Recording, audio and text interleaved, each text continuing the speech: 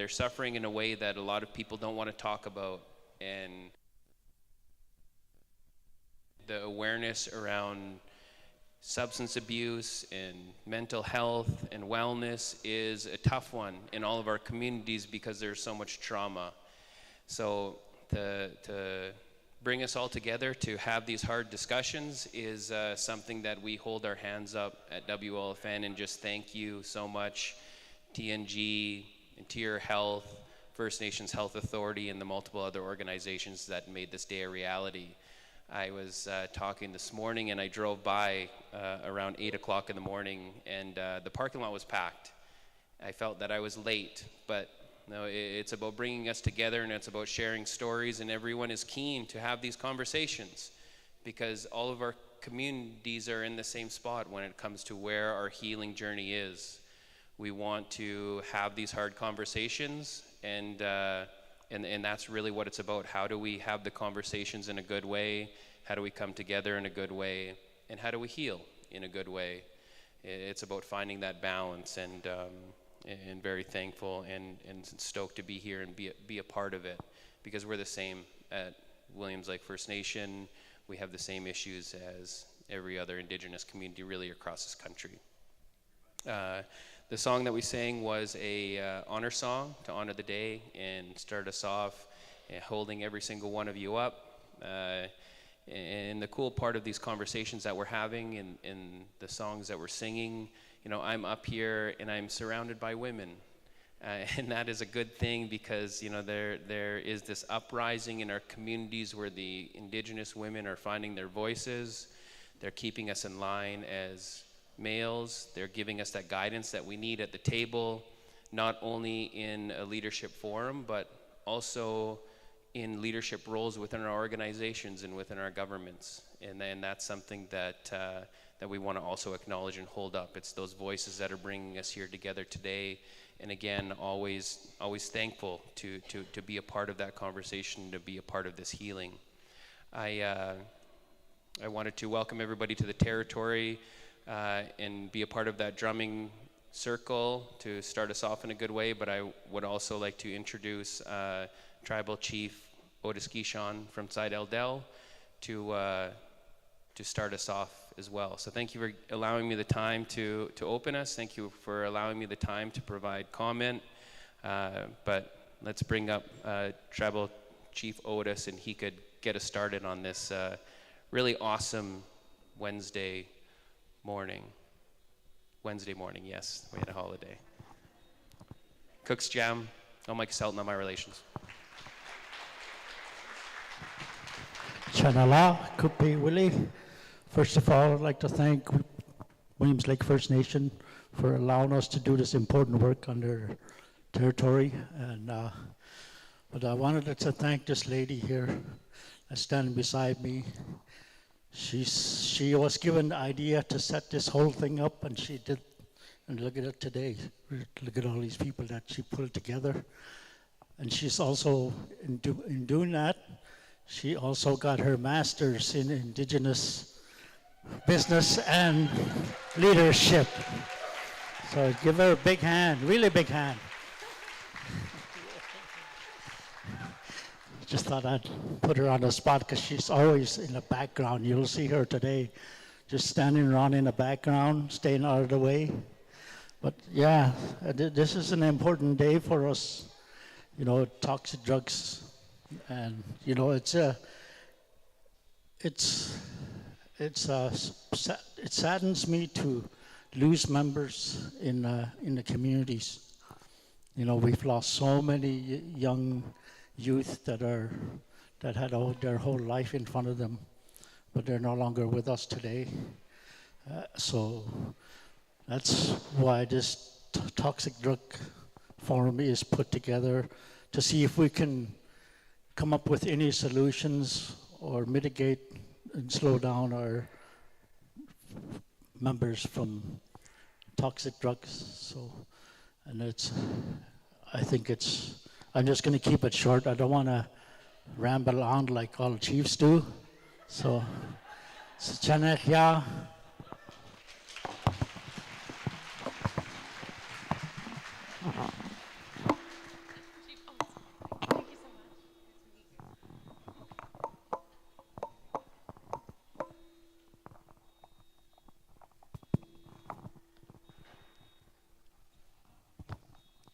Cook Chief Otis and Connie, Cook B. Willie, all the drummers.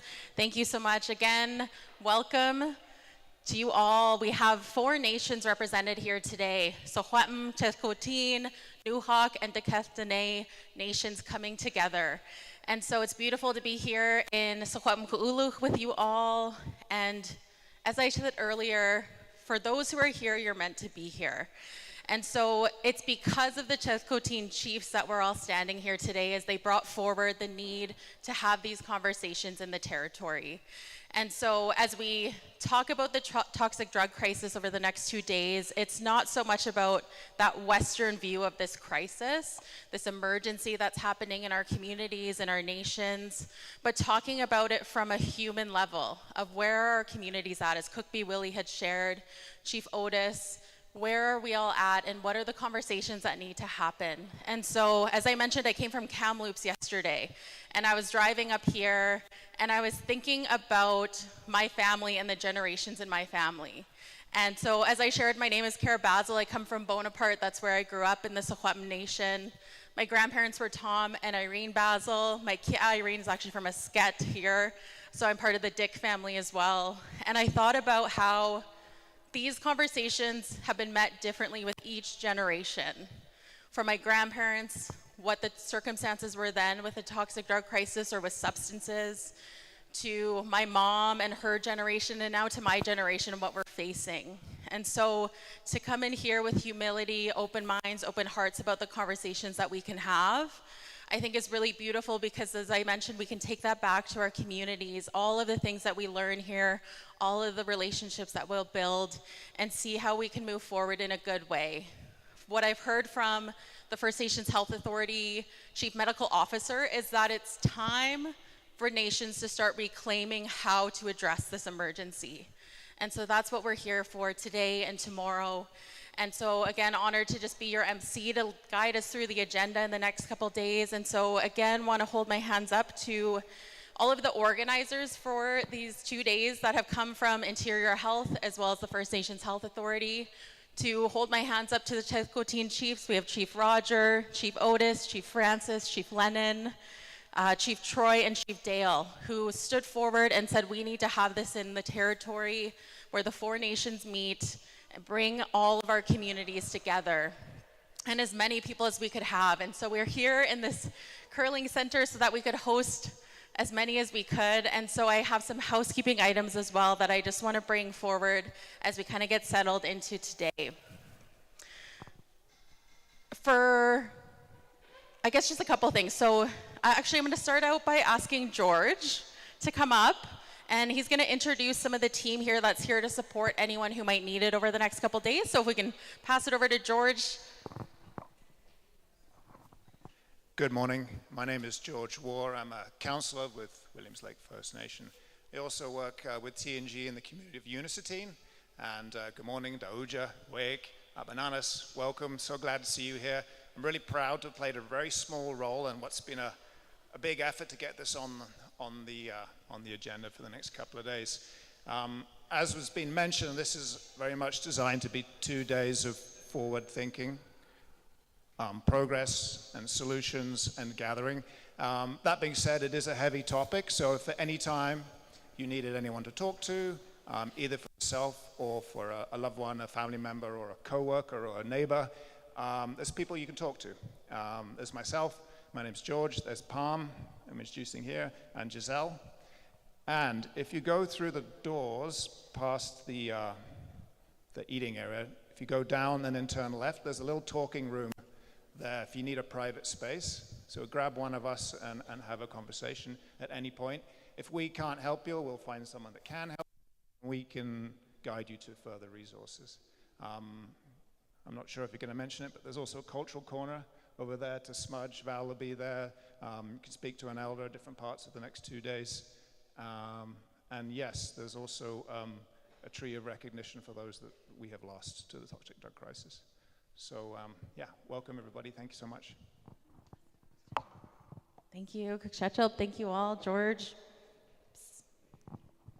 Knocking things over there. Yes, so that tree back there, be sure today to take some time to just go and have a moment to do a tobacco tie, put those loved ones' good thoughts and energy into those tobacco ties. Those will be taken care of afterward. And so there's many ways throughout today and tomorrow for folks to not only take care of ourselves, but also take care of one another. As George had shared, they're available. The space over here to smudge, the tree, to get some fresh air when you need to take breaks as you need to. Make sure you hydrate and drink lots of water throughout today and tomorrow. We have some great nourishing meals that are going to be provided for us. Tonight there is a cultural evening. There's going to be a light dinner provided, and that's open to everyone. So if you want to bring your families, let anyone know.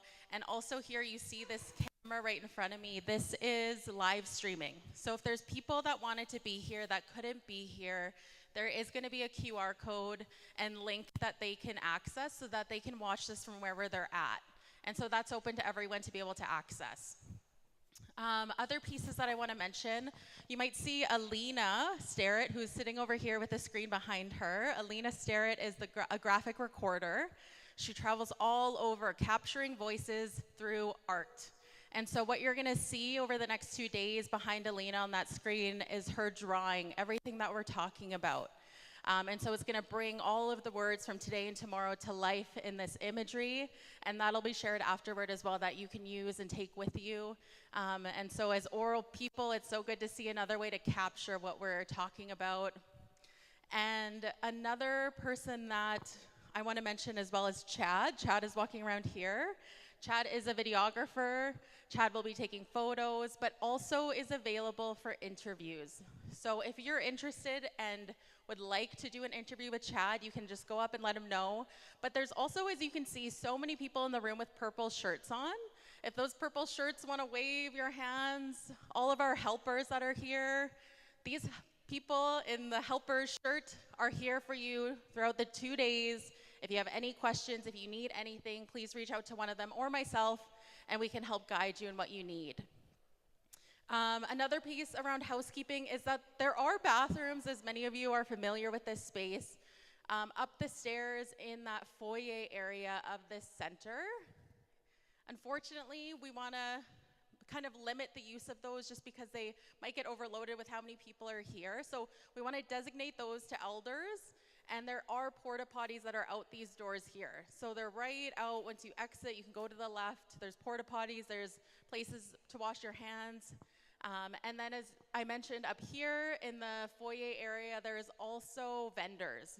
So if at times you just need a break, take a step away, you can go up to those vendors, and there are different booths from Interior Health, the First Nations Health Authority, Caribou Friendship Center, treatment centers, and they're all here to provide information. So if you would like to go and check those out at any time, please do. If you haven't registered yet, please register at some time today. When you walked in, hopefully through these doors, these are the correct doors to enter. You would have registered there with Judy and Wanda, who are welcoming us today. And that is also where you would provide consent for video and photo. So if you don't want to have your photo or video taken, please let us know. Make sure you let us know at registration. And then throughout today, we're going to have presentations. So we'll have a number of speakers come up. They'll share their presentations. They might have slides. And then at the end of the day, what we're going to do is have a Q&A panel. So we're going to bring all the speakers back to the front, and we're going to submit questions throughout the day to them. And so instead of a typical presentation and then open the floor for questions, I'm going to ask you throughout today to write those down as they come up for you, and we'll submit those and have the panel come up all together at the end of the day so that we can have some really fulsome discussion with them, and also encourage you through that to hopefully reach out to those speakers directly. Again, to build those relationships, to talk to them. If there's something that really stands out to you, to go and share more, hear more from them, connect with them. And so that'll happen at the end of the day with that main Q&A. There's also, before I forget, we have not only the helpers that are in the purple shirts, we have Stormy and Fanny who are here. Stormy, Fanny, round. Yes, okay, those are our elder helpers. So for elders, if you need anything, if you need them to bring you anything, whatever you might need help with, please reach out to them. And I think that's it for housekeeping. I'll keep you posted throughout today as we continue on if there's anything else that I need to share with you. For parking, if there's others that are coming that you know of, make sure to let them know they're gonna have to park further down just because it is getting quite packed up here as we do have a full house coming in. So just make sure that we're aware of that parking. If you need to leave, let anyone know if there's any issues getting out. And so with that, I think we're ready to get started to our first speakers. So we have Ciel and Bryn, who I'm just gonna ask to get ready to go here.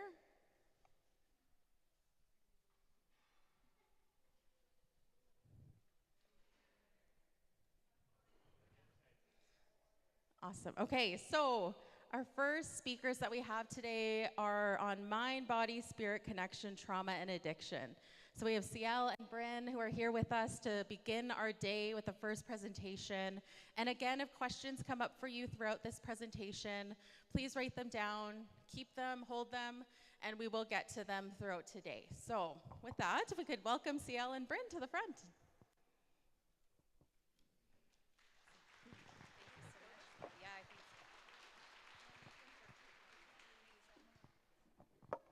Good morning, everyone. It is truly an honor to be here, to be the first speakers welcoming you to the next 2 days of this forum. Bryn and I we take such pleasure in speaking to you as an audience and talking about this very difficult but very necessary conversation. My name is Ciel. I am a therapist with Three Corners Health. This is Bryn, who is a friend and co-worker. We're going to introduce ourselves a little more comprehensively in a moment, but we just wanted to start you off this morning with kind of an overview of what we're going to be talking about today. The title of our talk you can see on the screen, Dancing with Discomfort, Indigenous Wisdom for a World Seeking Escape. Perhaps you can already kind of think about what we're going to offer here. We live in a world right now where a lot of the time we are numbing out, we are distracted. I say this with no judgment, myself included, we all do this.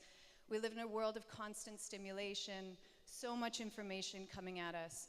And we believe, both as practitioners and as human beings, that Indigenous wisdom has something truly phenomenal and beautiful to offer to all of us to navigate this modern crisis.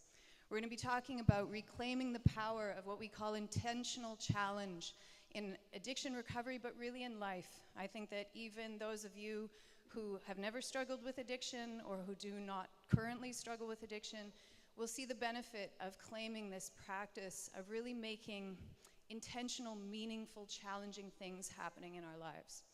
So we wanted to start this morning by asking you, how many of you, when you're standing in a lineup and the lineup is moving slow, pull out your phone? Be honest. Okay. How many of you woke up this morning and within 5 minutes checked your phone? And if there was a message, did you feel good? And if there was no message, did you feel kind of like let down, maybe? Or does it just feel like a habit? It's really just a habit, isn't it? Okay? So our phones have become something very significant for us in modern life, obviously. And so we're going to issue you a little bit of a challenge. I'm going to hand it to Bryn, and he's going to lead you into this.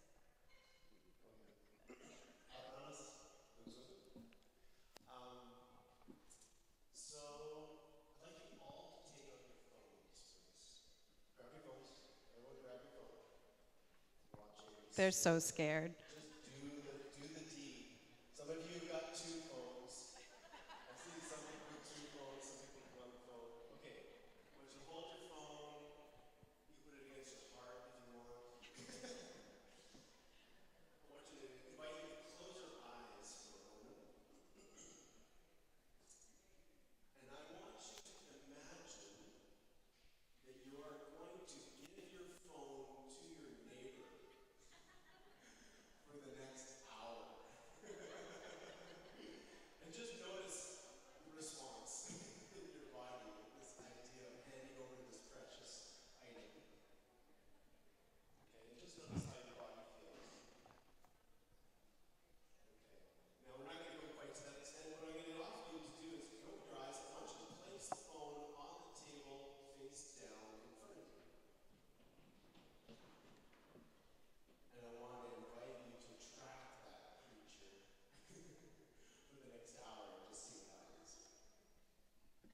There was some seriously nervous, like, giggling in the crowd there. Yeah, they were uncomfortable.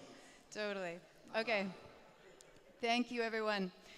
So, as I mentioned, my name is Sial Patnod. I am a therapist. I am also a traditional healer. I've been involved in a 16-year apprenticeship with a Bolivian indigenous lineage.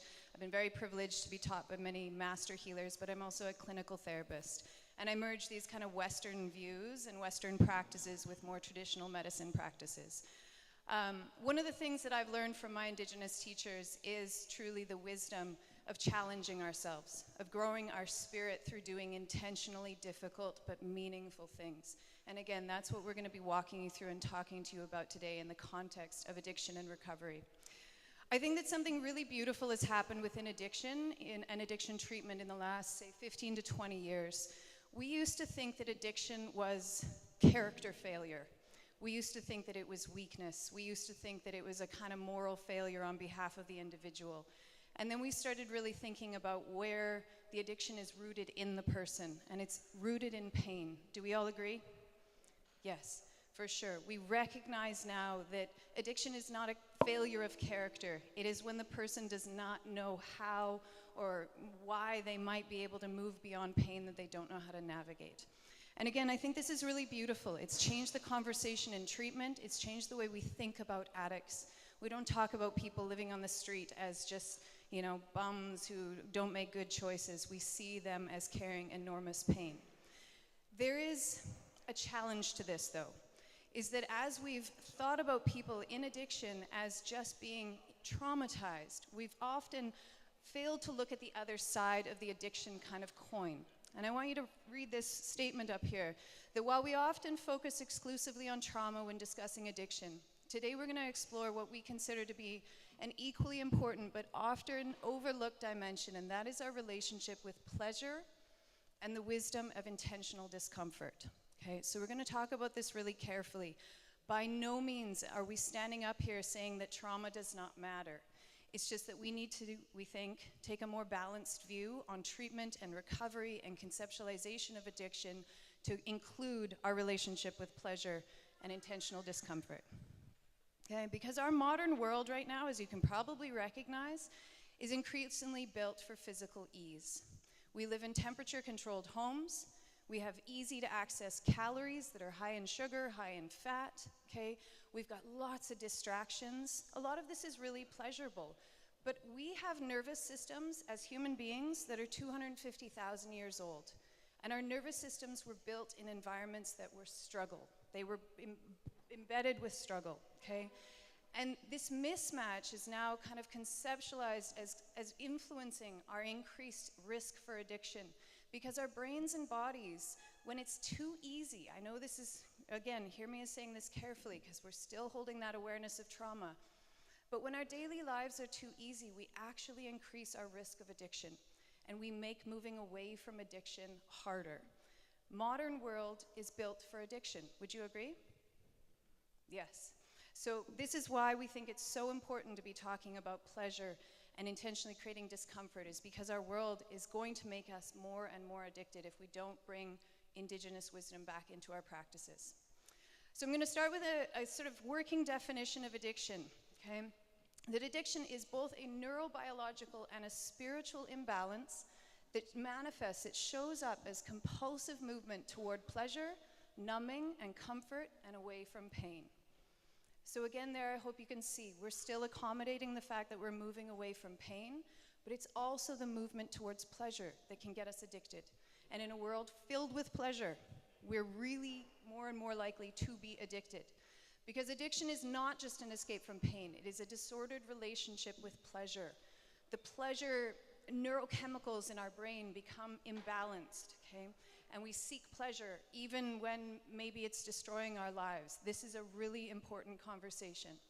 Addiction flourishes in environments that prioritize constant gratification and convenience. Do any of you get irritated when someone doesn't text you back right away?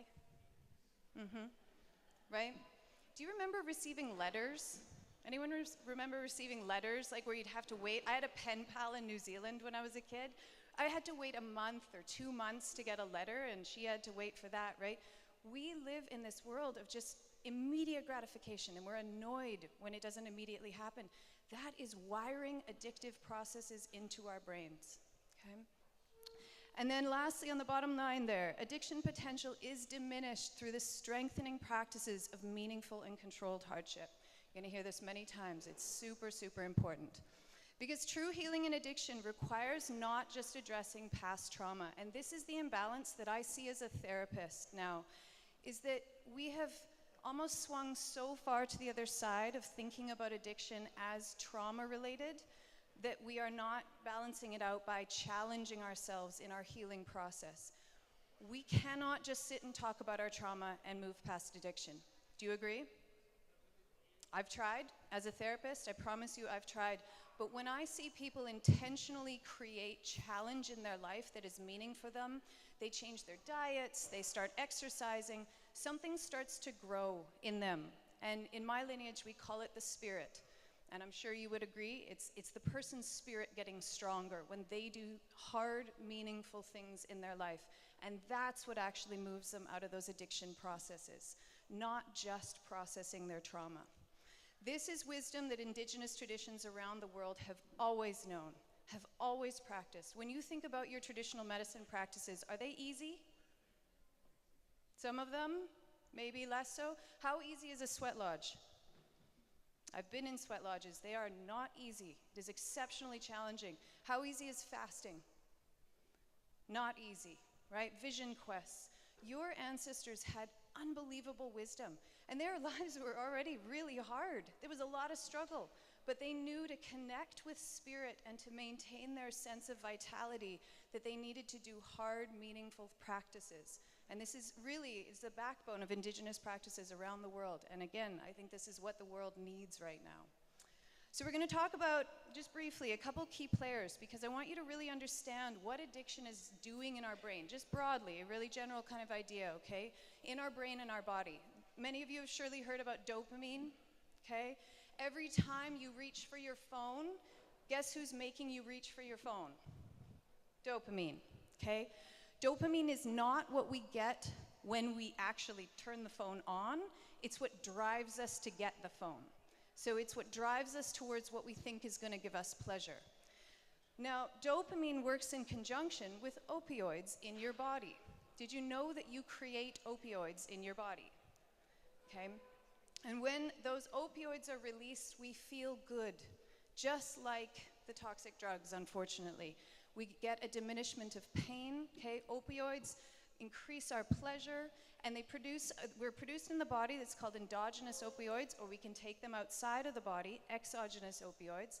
But they are kind of what we get. When the dopamine drives us towards our pleasure, then we experience the opioid release, and we get to feel calm and kind of relaxed for a moment. Does that make sense to you guys? Okay. So both of these key players are very important in our addictive processes. Now, we live, again, in a world that is filled with things that creates easy dopamine for us. Not to put anyone on the spot, but has anyone ever gotten in a fight on Facebook? Little tiny bit? How did it feel? Felt a little bit good, but really bad, right? Okay? You know what drives us to get into a fight with people we don't know on the internet? Dopamine. And it's really weird. Why would we do that, right? But it's because we're like, I'm gonna go tell that person how wrong they are, right? And we love to feel right. When we feel right, our brain releases dopamine. It's a bizarre thing, okay? So Facebook is a dopamine hook, okay? Easy food, sugar, immediate food, gratification. I'm gonna talk about a few of the things in a moment. But repeated exposure to what we call high reward stimuli. Okay, so Facebook, your phone, these are what are called high reward stimuli. They change the way our body produces and wires to dopamine. And as we have more and more high reward stimuli, basically our prefrontal cortex, which is the part of our brain that's responsible for us going, don't do that, right? Don't pick up the phone. Don't get in the fight on Facebook, right? It actually starts to get smaller. That part of our brain gets smaller and smaller and smaller, and that's the part of the brain that gets us to stop taking substances, that gets us to make clearer decisions in our life. So the more stimuli that we have in our environment, wiring our brain for dopamine, the less able we are to resist temptation, okay? And the brain forms stronger neural pathways, stronger connections when the stimuli are easy. So again, our ancestors, you know, you think about where dopamine came from for our ancestors, say, 1,000 years ago. Where do you think it came from? It's not computers. It's not generally getting in fight with people. It was largely from berry picking and from hunting. It was what drove us to go and do things, to connect with other people. We got dopamine from slow, difficult, physically challenging things, not from easy stuff. Our brains are not made for that. So the more easy access to dopamine we have, the stronger those neural pathways are kind of reinforced. And what that means is that we get more pleasure from getting in a fight on the internet than we do from berry picking. It actually wires our brain away from really good things for us, or that we do from exercising, which we get a lot of dopamine when we exercise, okay? So the bottom line there too, dopamine again, it just as a final kind of thought in understanding this process, dopamine drives us to go do things, but opioids within our body are what allow us to actually feel the pleasure of that drive. And both of those things are actually being distorted in our modern life. Okay, so as I mentioned, easy, fast dopamine and a deficiency of natural opioids is creating a brain that is primed for addiction. This easy, fast dopamine comes from processed foods, excessive sugar, digital dopamine, including gaming, social media, porn, instant gratification, ease of our controlled environments, and a lack of physical activity and challenge. When this is happening, and I can tell you I know a lot of teenagers, quite frankly, who are doing a lot of these things, and they have no motivation to do meaningful things in their life anymore. Their brains are being stolen. Our modern environment is making us addicted. We have to talk about this. It's not just trauma. It's everything in our world is priming the brain to be more likely to have addictions. Okay? And then this, a lack of dopamine or easy, fast dopamine, is also pairing with a lack of endogenous opioids. And again, I don't think we have this conversation enough in trauma work and in healing work around endogenous opioids. Endogenous opioids are like kind of spirit's gift to us in our own bodies, okay? They're released in physical exertion. Have anyone ever heard of the runner's high? Right, you go exercise intensely, your body creates huge amounts of endorphins and you feel phenomenal, okay? Lack of physical exertion, though, stops the opioid production in our body. We need controlled physical stress, cold exposure, heat exposure. All of the technologies your ancestors had actually produce more opioids in the body so that we have less pain. Rhythmic movement. Craziest thing, they've done studies on drumming. When you drum and the drum is vibrating in your body produces opioids. Anyone who drums, you feel that? Yes, it's like magic, right? The Creator gave us this beautiful gift in our bodies, and your ancestors knew how to elicit these things. Social connection creates opioids, laughter and play, what we call earned achievement. Anyone have kids who get participation ribbons at school? Yeah, that doesn't create opioids. It's nice, right? But earned achievement is a different thing. When we know we've worked hard for something and we've accomplished something, our body creates a massive amount of opioids, and that reduces our pain. And lastly, sunlight. How much time are we spending indoors now?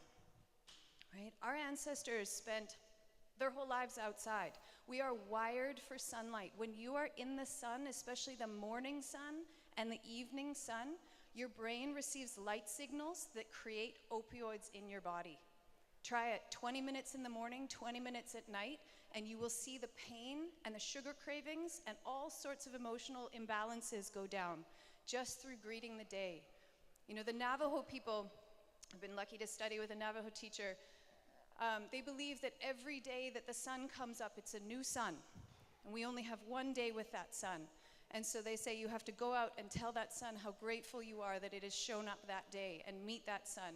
And then at the end of the day, you go out and you say thank you for all the life-giving energy that that sun provided. So Go out, give yourself that.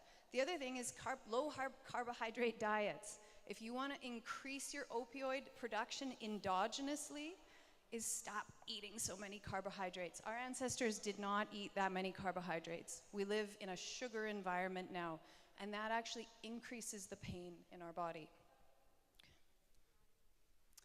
So lastly, kind of from a biological level, I want to introduce you to this one part of the brain that we've only recently begun to understand in modern neuroscience, and it's called the anterior mid-cingulate cortex. It sits right behind the front of the brain there in that blue section. And this part of the brain is involved in self-regulation, control of our thoughts. Anyone have thoughts that sometimes drive them crazy? Yeah. This part of the brain allows you to shut that off, to actually be the controller of your mental processes. It's involved in pain processing, but most importantly, it is involved in our sense of self. And they have done studies on people doing spirit baths, sweat lodges, and this part of the brain grows. It only grows when we do hard, meaningful things, like your ancient traditional practices. And when it grows, we see the person develop greater and greater confidence. This is where confidence comes from. I think in the modern world, we think confidence comes from maybe getting a bunch of likes, or because people tell us how wonderful we are, right? That's not real confidence. Confidence is something that we develop because we do things that are meaningful for us, that are challenging, and it grows in this part of the brain. And this, I think, is really associated with our spiritual sense of self, our sense of core kind of being, of like, we know that we can trust ourselves because we do these hard things that are deeply meaningful for us. Okay, so this is what we're proposing, that the resilience against addiction requires us to reduce the pull of dopamine. This is hard. You're doing it right now. Some of you are on your phones. I'm not going to call you out, but an hour without your phones, right? Just doing things where you challenge yourself to not immediately eat that thing, you know, get in that fight, do that easy thing that you want to do, right? Challenge yourself, and that starts to rewire your brain away from dopamine. And then we want to try to increase our natural opioid creation. And again, this is challenging, meaningful things, and we want to limit the fast dopamine as much as we can. Because in my lineage, it is from the Aymara people, an indigenous group of Bolivia. They say that our closest spiritual ancestors are trees. And they're called ilhqot'in, the spirit of trees in my lineage. And a tree, if you take a cedar tree and you grow it indoors, and you do not expose it to wind and cold and struggle in the environment, it will grow very tall and very thin and have very, very, very shallow roots. Because the tree needs the challenge of the environment to grow strong. It does not grow strong if it is not exposed to challenge. And we are trees. We are what is called anti-fragile. And Bryn's going to talk about this a little bit more. But anti-fragile is that we are the opposite of fragile. We don't get broken. Now, we're not talking about trauma. Trauma is a different thing. We're talking about challenge in our life. But we do not get broken by challenge. We get stronger. So the more we fast, the more challenge in physical activity we do, the stronger we get. It does not break us. Okay, so these, again, your Indigenous medicine practices. This whole forum is called Returning to Our Indigenous Spirit. As a non-North American Indigenous person, I am so grateful, again, to be the recipient of some of these practices and be involved in this work. But around the world, Indigenous wisdom has something so pivotal to offer to us as modern human beings. Sweat lodge, fasting, vision quests, physical exertion, spirit baths, deep self-honesty. There is so much scientific research happening right now on this, and we're finding unbelievable things. Did you know that when you take a spirit bath and you expose yourself to cold, cold water, that your cells produce light? Do you know that? You produce photons, little particles of light in your body when you get in a spirit bath. And those photons charge your mitochondria, the part of your cell that produce energy, and they rewire your brain away from addiction. It's an incredible, incredible practice. These are all sort of typically called hormetic stress. Hormetic stress means good stress. Again, Bryn's going to talk about this in a little bit. But we know that hormetic stress now, sweat lodge, actually regenerates whole regions of the brain that allow us to make more conscious decisions and move away from addiction. And it resets our opioid system so that we can start producing those natural pain control chemicals in our bodies again. Because this is where we are, again, our modern environment and the drug supply, it's not going to stop exploiting our pleasure pathways. Do you agree? We're only going to get stronger drugs. So we have to get stronger and stronger practices to support people to not be pulled in that direction. I am by no means saying that we do not need to talk about trauma. We need to talk about both ends, both sides of the coin, but we need to start talking about controlling pleasure too.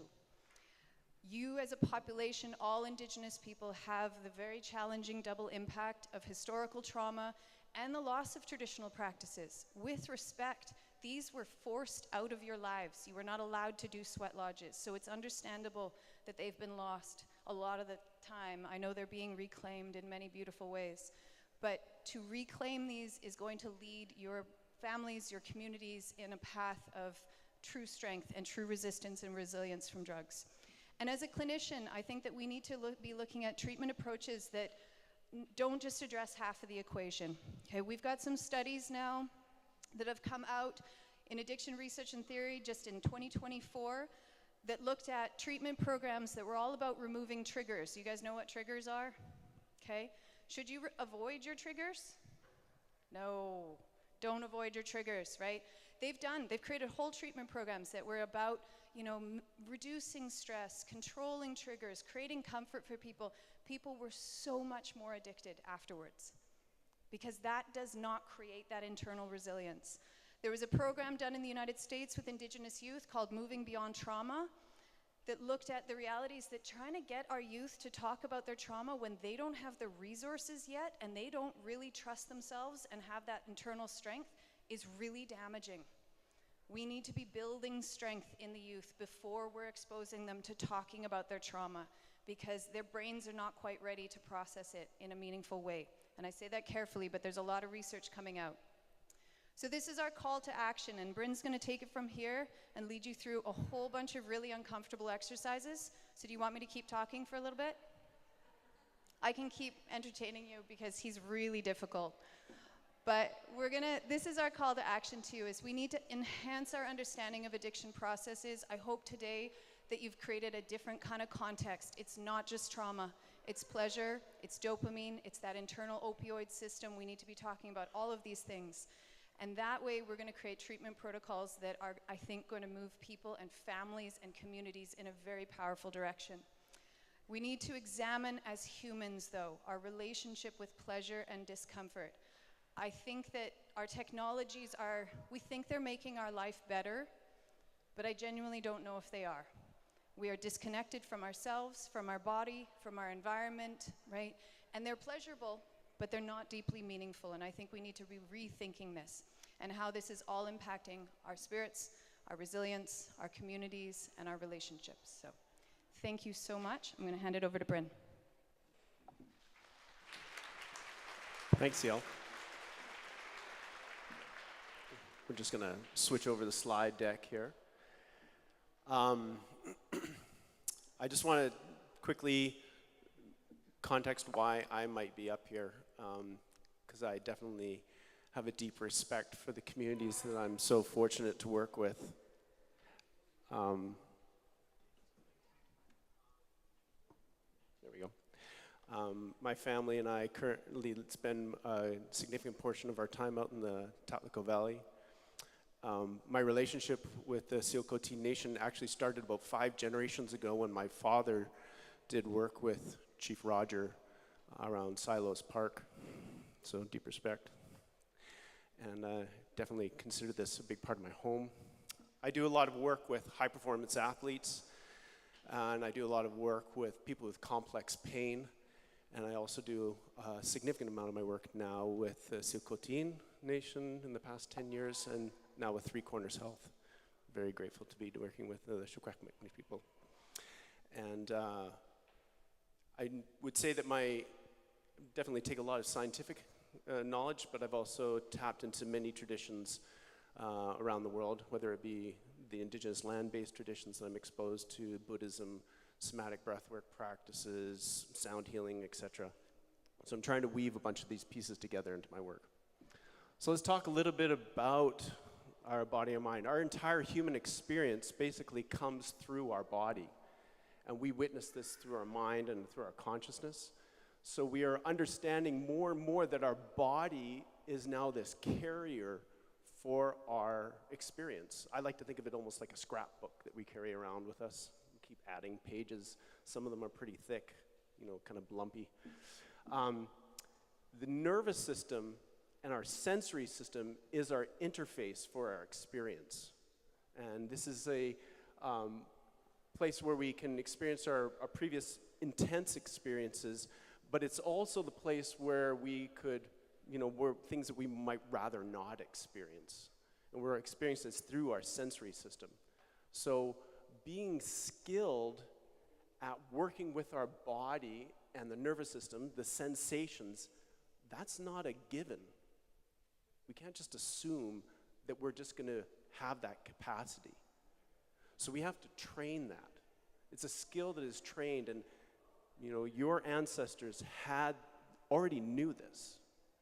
Hence, all the practices that would have existed through cultural traditions around the world in order to survive and grow and adapt. So we have to learn how to grow up in our own bodies.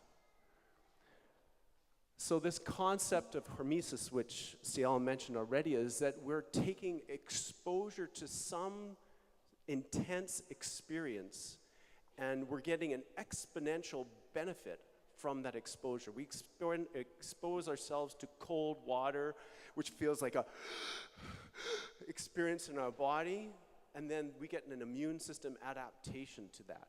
We expose ourselves to the heat of a sweat, we get an adaptation for that. We expose ourselves to fasting, we get an adaptation for that. And this concept is connected to this idea of being anti-fragile. We are basically skilling ourselves. We are creating the capacity to withstand future things. And so this anti-fragile component is a way that we are trying to grow up ourselves. We're trying to grow up our capacity. We're trying to grow up our nervous systems. We're trying to grow up our relational systems, my somatic intelligence, my emotional intelligence. And I'll talk a tiny bit about that later. So most importantly, though, I would say, and Ciel already touched on this, is that it has to be done with compassion. So we need to be doing this in relationship. Whether it's in relationship with a deeper part of ourselves, with a relationship with Creator or the divine, relationship with the land, we have to have what we would think of as right support, right challenge. So, you know, my body is a little bit shaky right now. I'm up here presenting in front of you guys. I'm feeling a little bit nervous. So I've got a little bit of support here. This is a little bit of a volcanic rock that I picked up with Darnell yesterday when we were visiting one of the fish ladders by Unicitine. So this is a little bit of support for me to give myself so that I can step out here in a little bit of a challenging experience to speak with you today. It's just a small example. So we're going to try a few exercises. Do you guys feel curious? What are we going to do? Okay, so we're going to try and grade this a little bit. Okay, so it's super important. You know, these are all by invitation, right? You don't have to do them. If you feel even just like a little bit curious, try it out. Okay, see if you can I want to strongly invite you to stretch yourself into that place of discomfort, into the discomfort zone, not the comfort zone, the discomfort zone. So having said all that, please take care of yourselves. If you're feeling at any point feels like, wow, this is a little bit too much for me, I'm just kind of going into that territory that I want to go into, just open your eyes, take some breaths, look around the room, drink some water. If you need to shift yourself out of the space, that's cool. Take care of yourselves. But let's just, let's try and have some fun with it, okay? All right. So it's, obviously we're in a large group, so we're going to have to contextualize some of this stuff as much as we can. Okay, so very simple. Let's just start with the very basic one. Let's get everyone to close your eyes, if you're okay with closing your eyes. And we're going to try and keep the room as quiet as we can here, so if all those that are around, we'll try and respect the space for a moment. So I just want to invite you to breathe only in and out through your nose. So your mouth is closed, and as much as possible, just breathing in and out through your nose. And don't change the pace of your breathing or the spacing of your breathing at this moment. Just in and out through your nose.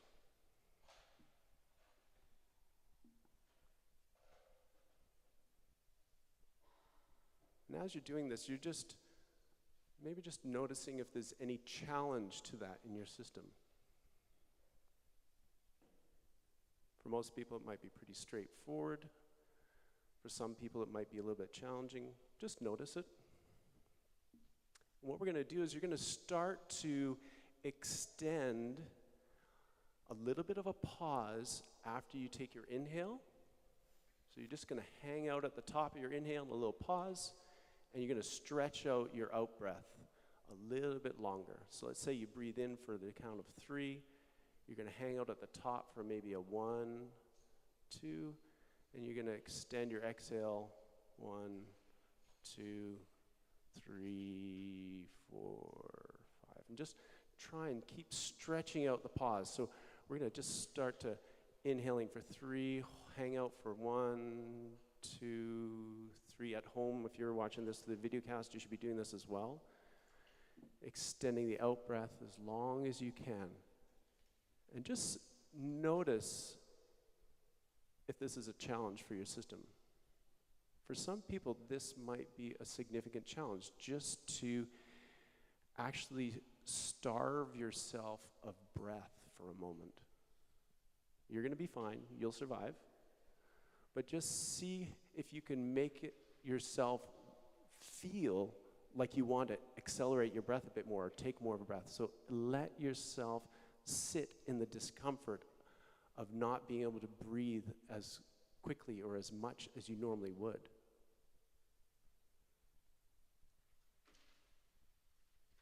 Do a couple more rounds of that. Keep trying to stretch out that breath even longer. Okay, and just and relax. Just raise your hands if you found that challenging. Did anybody feel like feel a little bit starved of breath? Feel like, yeah. So it's a little thing, but that's sometimes just like a beginning sensation experiment for you to feel a little bit into your body. Okay, now we're gonna take it up a notch. Okay, so that first breath is typically what many people would have been introduced to you if you've done any sort of counseling or therapy or self-work or cultural work. You'll be using your out-breath to help you regulate your nervous system, what we call a parasympathetic drive, or rest and digest. Try and relax, ground. So now we're going to go to the other side of the spectrum. We're actually going to try and turn on your sympathetic drive. Your sympathetic drive is what, in the context of danger, we would call this fight or flight. But in the context of safety, we might call it curiosity or challenge or play or learning or exploration, if you like. So what we're going to do is we're going to emphasize the in-breath, and the breath is going to be continuous, so you're going to take in to out to in breath. You're going to cycle your breath in a circular manner, and you're going to emphasize that in-breath a little bit more, so it'll feel like a little bit of it'll feel a little bit faster, a little bit stronger. We're only going to do this for about a minute or so. Typically we do it lying down, and you do it a little bit longer, but we're going to do like about 30 breaths or so, and you're going to do it with your mouth open if you can. So close your eyes, again, if you're open to closing your eyes, just to help you track your experience a little bit more. And just start to cycle your breath in to out, in.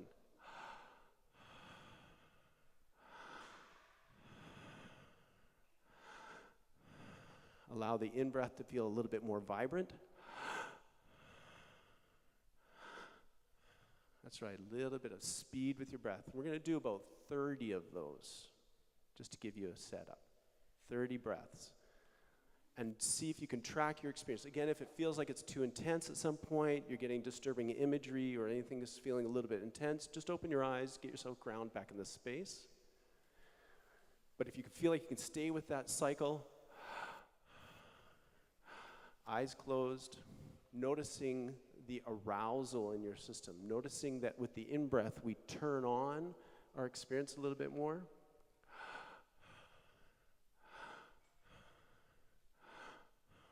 Getting up into like 20.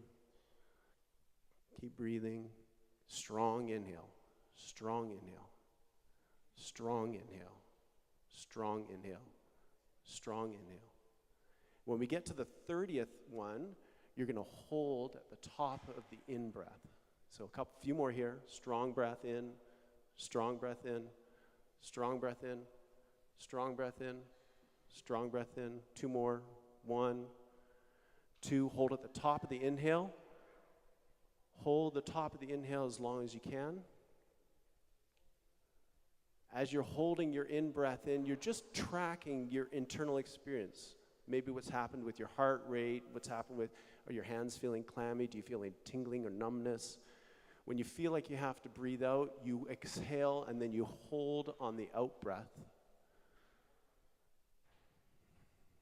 And again, just track your experience a little bit. What is it that you notice?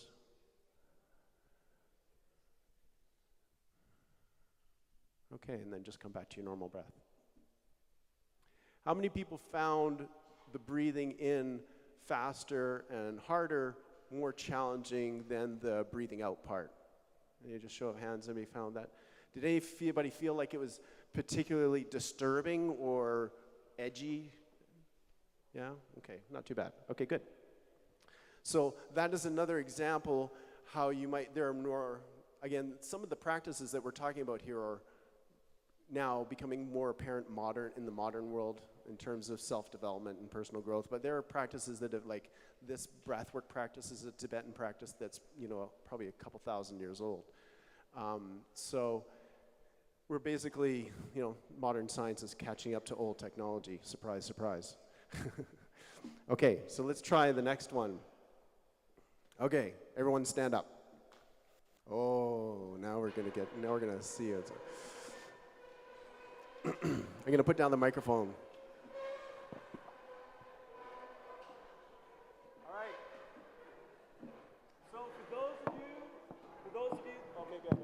So for those of you that have a shoulder issue, you're gonna wanna just pay attention to this and not overexert. But so long as your shoulders feel sound, I really challenge you to try this out. Okay.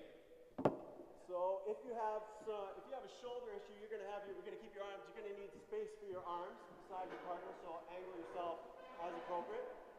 If your shoulders are good and sound and strong, you're gonna have your hands up here. Oh yeah, right on.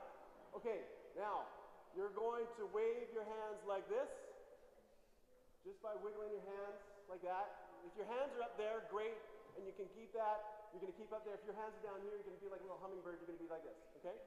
So now you're going to hold that for 3 minutes. Maybe not quite. Okay, but we're gonna go for a little while here. So I want you might have to, stand back and forth on your feet, but we're going to stay up here for a while. Keep those arms flapping. You can, look at your neighbor. You can smile. Go, hi, how you doing? You can think about your phone on the table. It's like, boy, I could really wish I could check my phone and see I need to check my watch to see what my heart rate is. Get my steps in. Stay up there. Okay, you might start to feel your shoulders start to burn. Might feel a little bit of tingling or numbness. Keep jigging them. Right? Keep flapping it. Just like flapping the arms back and forth. That's right. Take a breath of air in. I want you to notice that you're not going to die. Right? It's okay. You will not die today here flapping your arms around. But, your shoulders are getting tired. You're getting sore. Come on, you can do it. I think you guys have got another minute in you, at least. Look at this. Lynn's checking her phone. She's like, what? Which time are we on here? Come on. We got to be getting close to 3 minutes. Come on, you can do it a little bit stronger. Come on. Oh, I think come on, Chad, get your arms up. A little bit higher. Yeah, there we go. Come on. Okay. Okay, you can do hard things. Right? Is this feeling hard?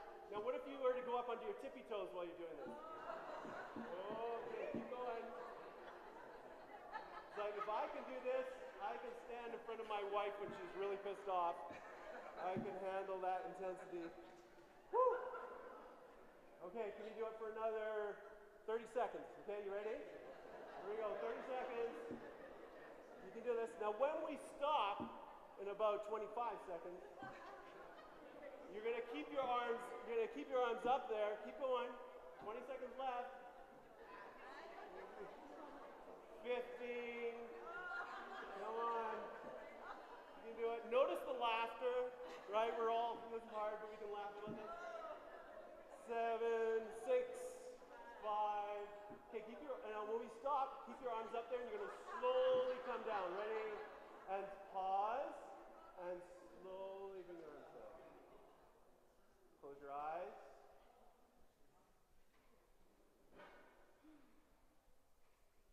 Let your arms come down by your side.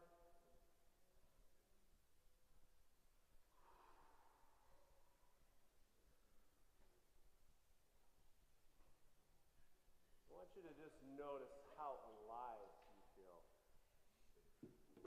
Notice how alive your system feels.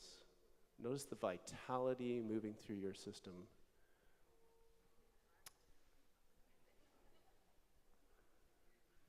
Okay, let's get you to have a seat.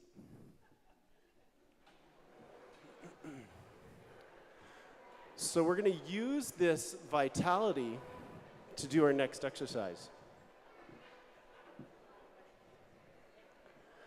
Okay. So notice that what we've done is we've actually created a little bit of a resource in our body. That was a Kundalini exercise from the ancient yoga tradition of Kundalini yoga.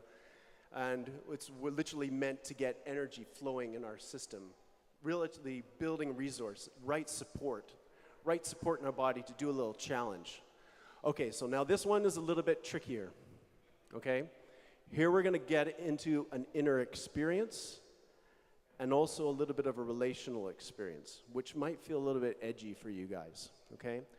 Okay, so you're going to pick one thing. One thing. You all hear me? One thing. It is not going to be part of your trauma pathway. It's not going to be part of your history, trauma history. It's not going to be part of a chronic thing that you're working with your therapist. You're going to be thinking about one small thing that you found challenging this past week. Somebody stepped in front of you at the grocery store lineup. You know, your kid dropped your phone. Well, maybe that's a big one. But you're going to pick one thing that you were exposed to this week that you found challenging, a little bit edgy. And you're not going to choose something that's really big, that takes a lot of work, and that you've been working on consistently, okay? So, you're going to close your eyes. This might have been a conversation that you had with a colleague at work. It might have been a thing that happened to you at home. And I would invite you to call that experience back up in your body. So there might be a visual associated with it. There might be a smell or a taste associated with it. There might be an experience or position in your body, a felt experience in your body. And what I'm going to invite you to do right now is I'm going to invite you to breathe onto it.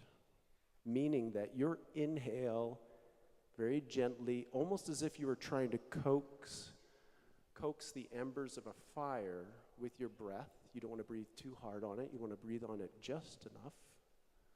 So you're going to breathe onto that experience to enhance it slightly. So you're going to allow your breath to add charge in your system. Every in-breath actually increases the intensity of the experience, intensity of the memory, the edginess of that experience slightly. Just take another 30 seconds to do that. And as you're doing that, I really want you to track what your felt experience is like. What do you notice with your heart rate, with your breathing rate, with the back of your neck, with the pit of your stomach, with the center of your chest? Maybe you feel it in your thighs, your legs, your calves, your hands. Track your experience. Try and connect deeply with that experience.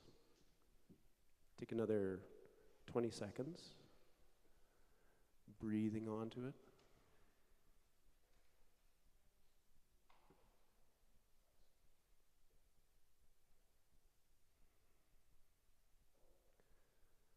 Now we're going to do this efficiently. You're going to turn to your partner, and you're going to take about 30 seconds to a minute to share with the partner next to you what the discomfort thing was that you were working with and how your body responded. Okay? Let's do that. You got 2 minutes, a minute each. Take a moment to share.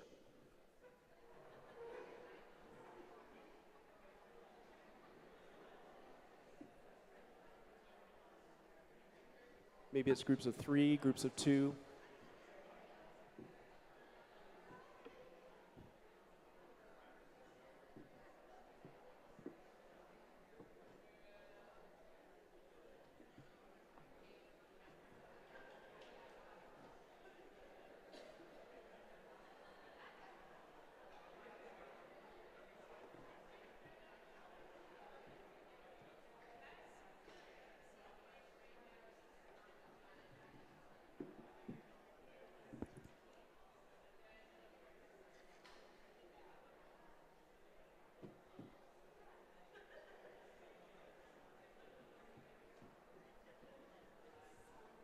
Okay, make sure you switch if the second person hasn't had a chance to share, switch to the second person or third person if you're in a group of 3.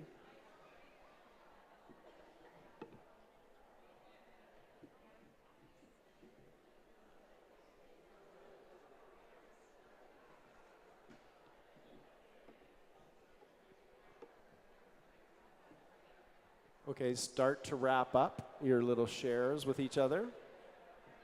It's just a quick hit.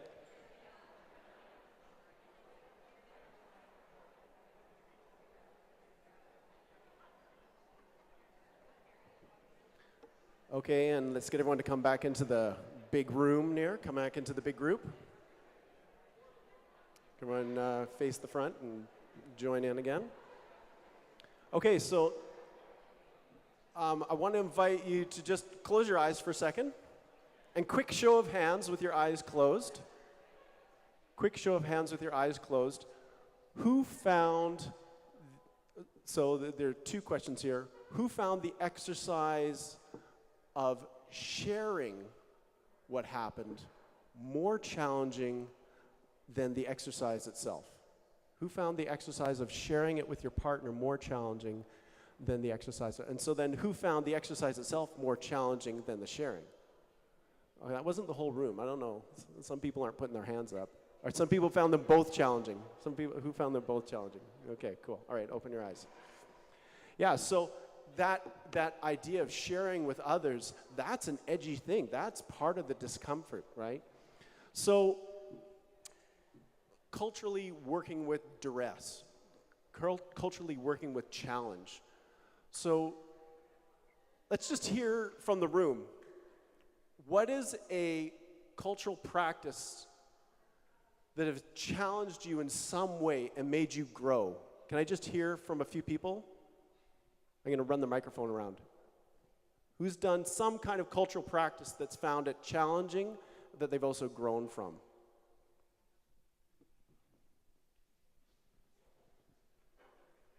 I just had a mountain bath last Friday, and that was in glacier water, so that was very challenging, and I believe it made me grow. What's your name? Shirley Hands. Thank you, Shirley. That's awesome. Somebody else?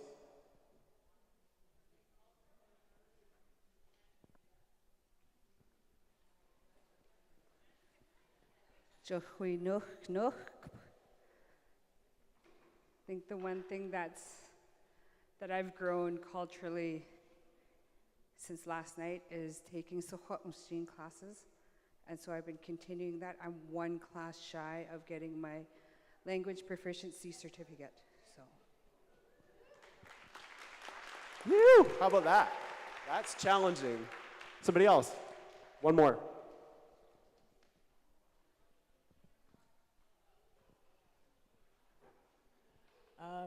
Doing the spirit bath was a lot. I was worried about doing it, and then after doing it, I was pretty happy, and I felt like I grew from that. What's your name? Jamie Napoleon. Thanks, Jamie. That's awesome. So when we're thinking about these challenging things, we're thinking about some of the physical things, like with Jamie, and also challenging things like with language, right? Or doing some other growthful work. So you're going to take 2 minutes, and you're going to break into your pairs again. I want you to share with your partner something, what practice is it that you have wanted to try? Maybe it's a spirit bath, maybe it's learning a new language, maybe it's holding a circle for your elders, or you're doing a challenging thing for one of the youth. I want you to connect with the person next to you and share something that you want to try, but you haven't quite taken that leap yet, okay? 2 minutes, 1 minute each. Here you go.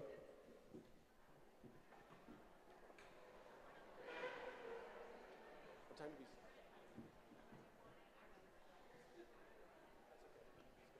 Yeah, you know, you can get the sense.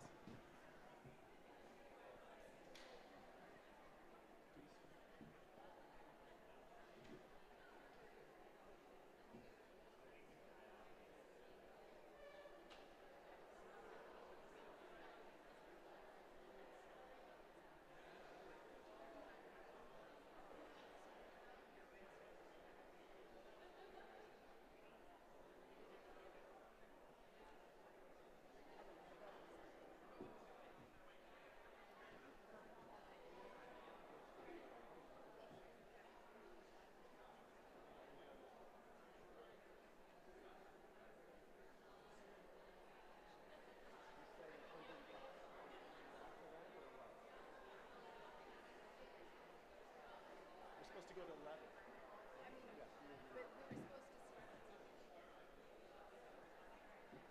Okay, make sure that you've chosen. Can you come back into the room? Okay, let's just hear from a couple people. Throw up your hand, and if you want to like state it out to the world, what is it that you want to be trying next?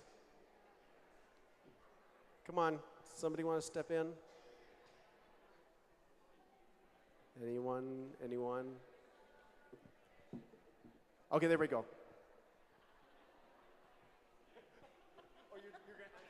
She made me do it. Linda McDonald, Nukantu Halau and Squatchich, Statlium. So I was telling my partner Ina that I do a lot of traditional, but I don't drum and I don't sing. But I really want to dance when there's hand drumming. My feet just start going and I get going. And I was telling Ina, when I hear drumming, that's where I go. And my feet need to start moving. So we're going to be watching for her dancing later, right? Is everyone going to be checking in to see? Thank you so much. Somebody else?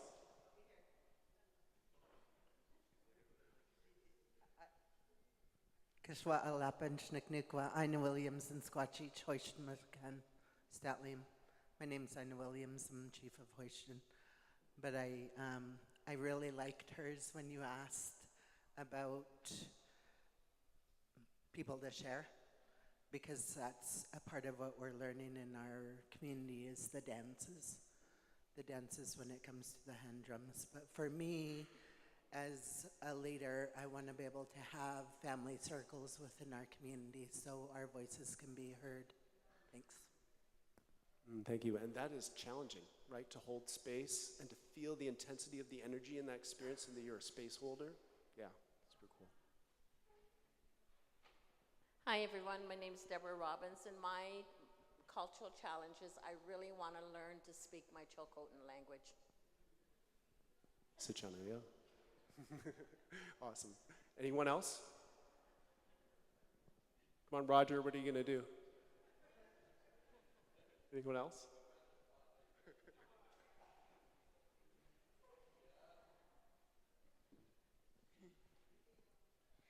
I talk a lot, but the one thing I'd like to learn to do is my grandfather, when he would, it's a teaching, I guess other people call it discipline, but he would say a story or say something, and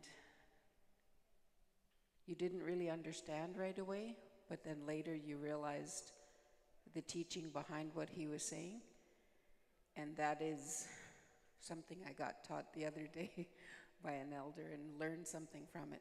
So I'd like to learn that ability. So the ability to share a story, to do the difficult task of remembering it, and to take the space to allow that message to land, to receive it yourself, and then also transmit it. Thank you. Awesome. Sorry for all those of you on the video that didn't see me running around. It was really cool.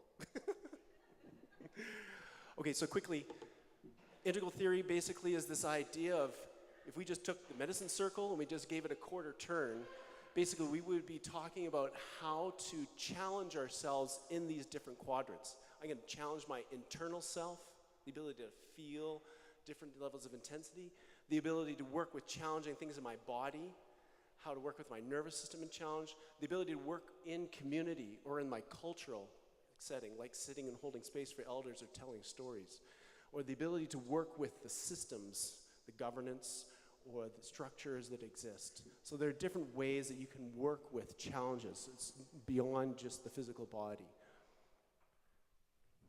Here we go. So back to the phones. So this phone pleasure pathway that we've been looking at, how many people were able to not check their phone for the hour? Raise your hands. Hey. Okay, how many people are willing to own up to the fact that they check their phone? Okay, there's some work to be done. You are perfect just as you are, and you need some improvement. How's that? That's an old Buddhist thing. So, yeah, did you want to say something about that? Thank you, everyone, so much for your attention, for your engagement. From our perspective, watching you all flap your hands like hummingbirds was next to some of the most beautiful things I've ever seen. That was amazing. So we hope that this message has broadened your idea of addiction treatment, working with and preventing addiction. And I hope you will take what Bryn has offered and look at those quadrants in your life and challenge yourself every day. That's how our spirits grow. And I think it's how we're going to meet the challenges of modernity that want to suck our attention into these pleasure pathways, and we need to resist it. So thank you so much. Yeah, and if you have any questions, as was mentioned early, we'll have the question and answer period at the end of the day. Make sure you write them down, get them to us, and bring them to that time at the end of the day. Thank you very much for your attention. Thank you. Your curiosity.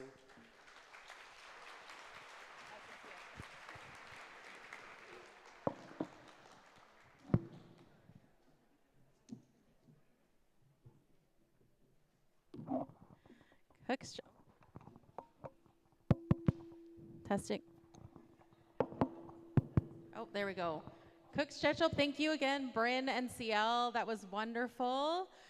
I'm taking so much away from that. And I don't know about you, but how many folks felt like, as they were sharing, especially in the beginning, we have so many of these tools in our community already, in our communities, in our nations, to be able to help with one another's wellness, with our own, with our families, with our communities. And so I want to challenge you today that after every presentation, every speaker, to write down, maybe you have a piece of paper or in your phone, one thing or a couple of things that you're really going to take home with you at the end of today. And to think of today and tomorrow as really building our toolboxes, all of these tools that we can take away and utilize from here, all of that knowledge that we're going to build over the next 2 days. And so really great way to start this morning. What we're going to do now is we are going to go into a break. So we're going to have about 15 minutes or so to have a break. There are some snacks from this morning, some fruit and cookies and things at the back. There's coffee for you to grab, so just over here. There's also going to be over here smudging and brushing off. So if you'd like to get smudged or brushed off this morning, you can do that throughout the break. We have heard from a couple of folks that it's cold in here. We apologize. If you have blankets or anything in your car, please grab them. We have Connie, who has run out to hopefully get some more for us to help folks who might be cold.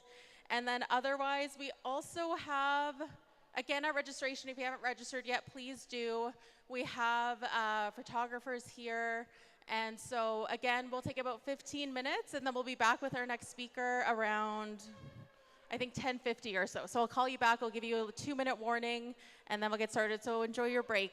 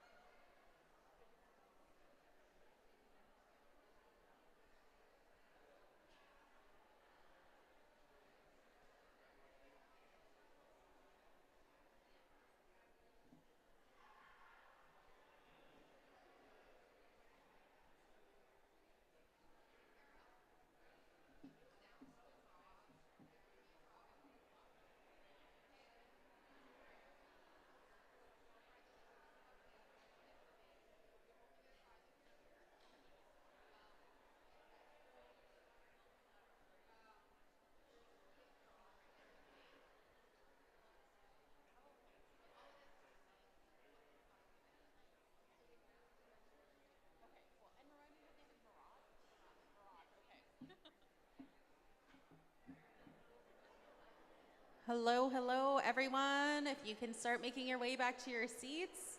I have a couple of announcements in the meantime as we come back and settle in for the next part of our agenda this morning. When you registered, you should have gotten a door prize ticket. And so for the door prizes, we're going to be drawing those at 1 p.m. And for any of the prizes that we're going to do, you have to be in the room to be able to get your prize. And so just to keep in mind, that'll be at 1 p.m., so we'll still be in our lunch break. But just to make sure you have your ticket. Again, if you haven't registered yet, you'll get that once you register. And then also at the end of today, there's an opportunity to fill out a survey. And if you fill out that survey, that's going to give you another entry into another bigger prize draw. And so tons of great things to be won throughout today, tomorrow, so just be sure to have those ready. If you have questions, aren't sure where to access those, please let us know. And then again for photos, if you didn't want photos taken of you, please let our registration desk know. But otherwise, again, there is the videographer, Chad, who is around taking the videos for today. And then there's also Marat from TNG who's here. Not sure where he went to, if he's around. But Marat is also taking photos for us today. And so if you just don't want your photo or video taken, just let them know. We'll be very respectful of that, of course.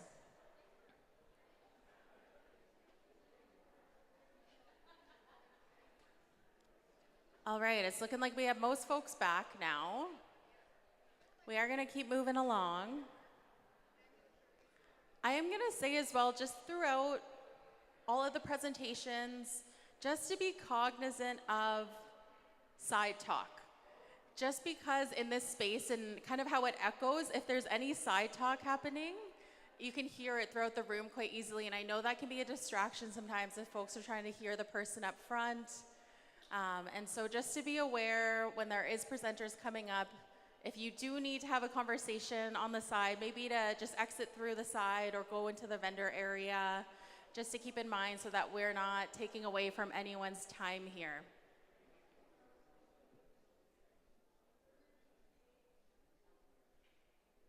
All right, so our next presentation is going to lead us into lunch. We are scheduled to start lunch at about 12:15. We'll have a full hour for lunch. And then coming back from lunch, we'll get into our first speaker and whatnot. But until then, we're going to start our next presentation, which is Trauma and Addiction, Tolerance to Distress. People have the power to withstand feeling they're feeling. And so again, to think about if there's any questions that you have that are going to come up, to make sure you write those down. We'll capture those at the end of today and be able to hear response from the panel, from all the speakers. And so I'm going to look and see for Jennifer Mervin. Jennifer is here with us. We're going to welcome Jennifer up to the front to begin our next presentation. Jennifer, do you want to cordless like this one? Yeah, I definitely do. So I'm going to move around and see if I can. And it's this one, the up one? Do you know which one I press? Oh. Yeah. So if you want for sure? Yes, I think so. Try it.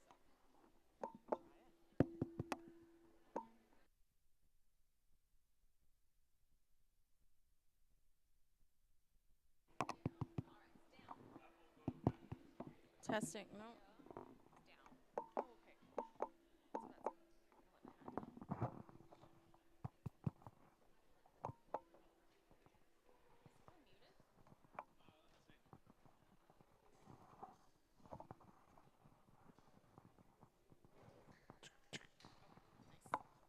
Okay, there we go.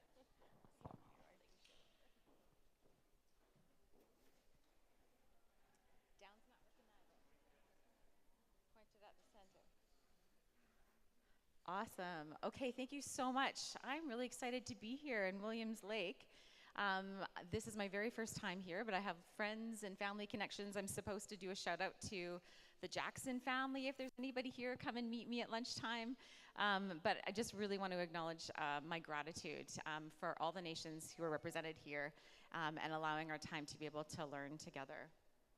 I'm gonna have to do that. So one of the things I will say is that obviously I am gonna talk a little bit about trauma. I was really grateful for Bryn and Ciel's presentation before me. But one of the things I think that is important is that we do hold some space to talk about and acknowledge how the trauma really impacts us, and especially our brains and our bodies. So we're gonna talk about, I really believe there's power. If you guys understand the neuroscience behind what hurts us and heals us, it has incredible power, right? To dismantle shame and to help provide opportunities for healing. So as we go through it today, if there is anything that connects with you and you need to get up and stretch or move around, please do that. I don't need any formality. Like, please go take care of yourselves, get a deep, fresh breath of air, do some grounding, whatever you need to take care of yourself in this time. And obviously, if you want extra resources, please come and connect with me after. And I'll be here on the panel this afternoon. So why the neuroscience of trauma? It's a heavy subject. I was talking with some people at my table this morning, and they were saying, you know, that's heavy work, and it is, but it connects with me personally. I grew up the oldest of 3 daughters in a home that was really impacted by mental health and addictions. And so by the time all of us were teenagers, all 3 of us were on the streets downtown Vancouver. And it's been a journey of healing and lots of pain, and trying to figure out, how do you regulate disrupted nervous systems when you've gone through so much? And I've done a lot of learning and healing and growing. And for me, I finally left Vancouver and got out of the city when I was about 17, moved to Montreal with a street kid that I met on Granville, and I started to get clean and rebuild my life. It was also not without some challenges, because my youngest sister, who's about 7 years younger than me, had gone through every foster placement imaginable and had run out of places to stay. So they flew her on a plane by herself at 11, and I was 18 when I got custody of her. And she was already exposed to opiates at that time. So long history of opiate addiction in my family, and my sister is probably the youngest out of all of us when she started using. And so the toxic drug supply, it is something that impacts me regularly.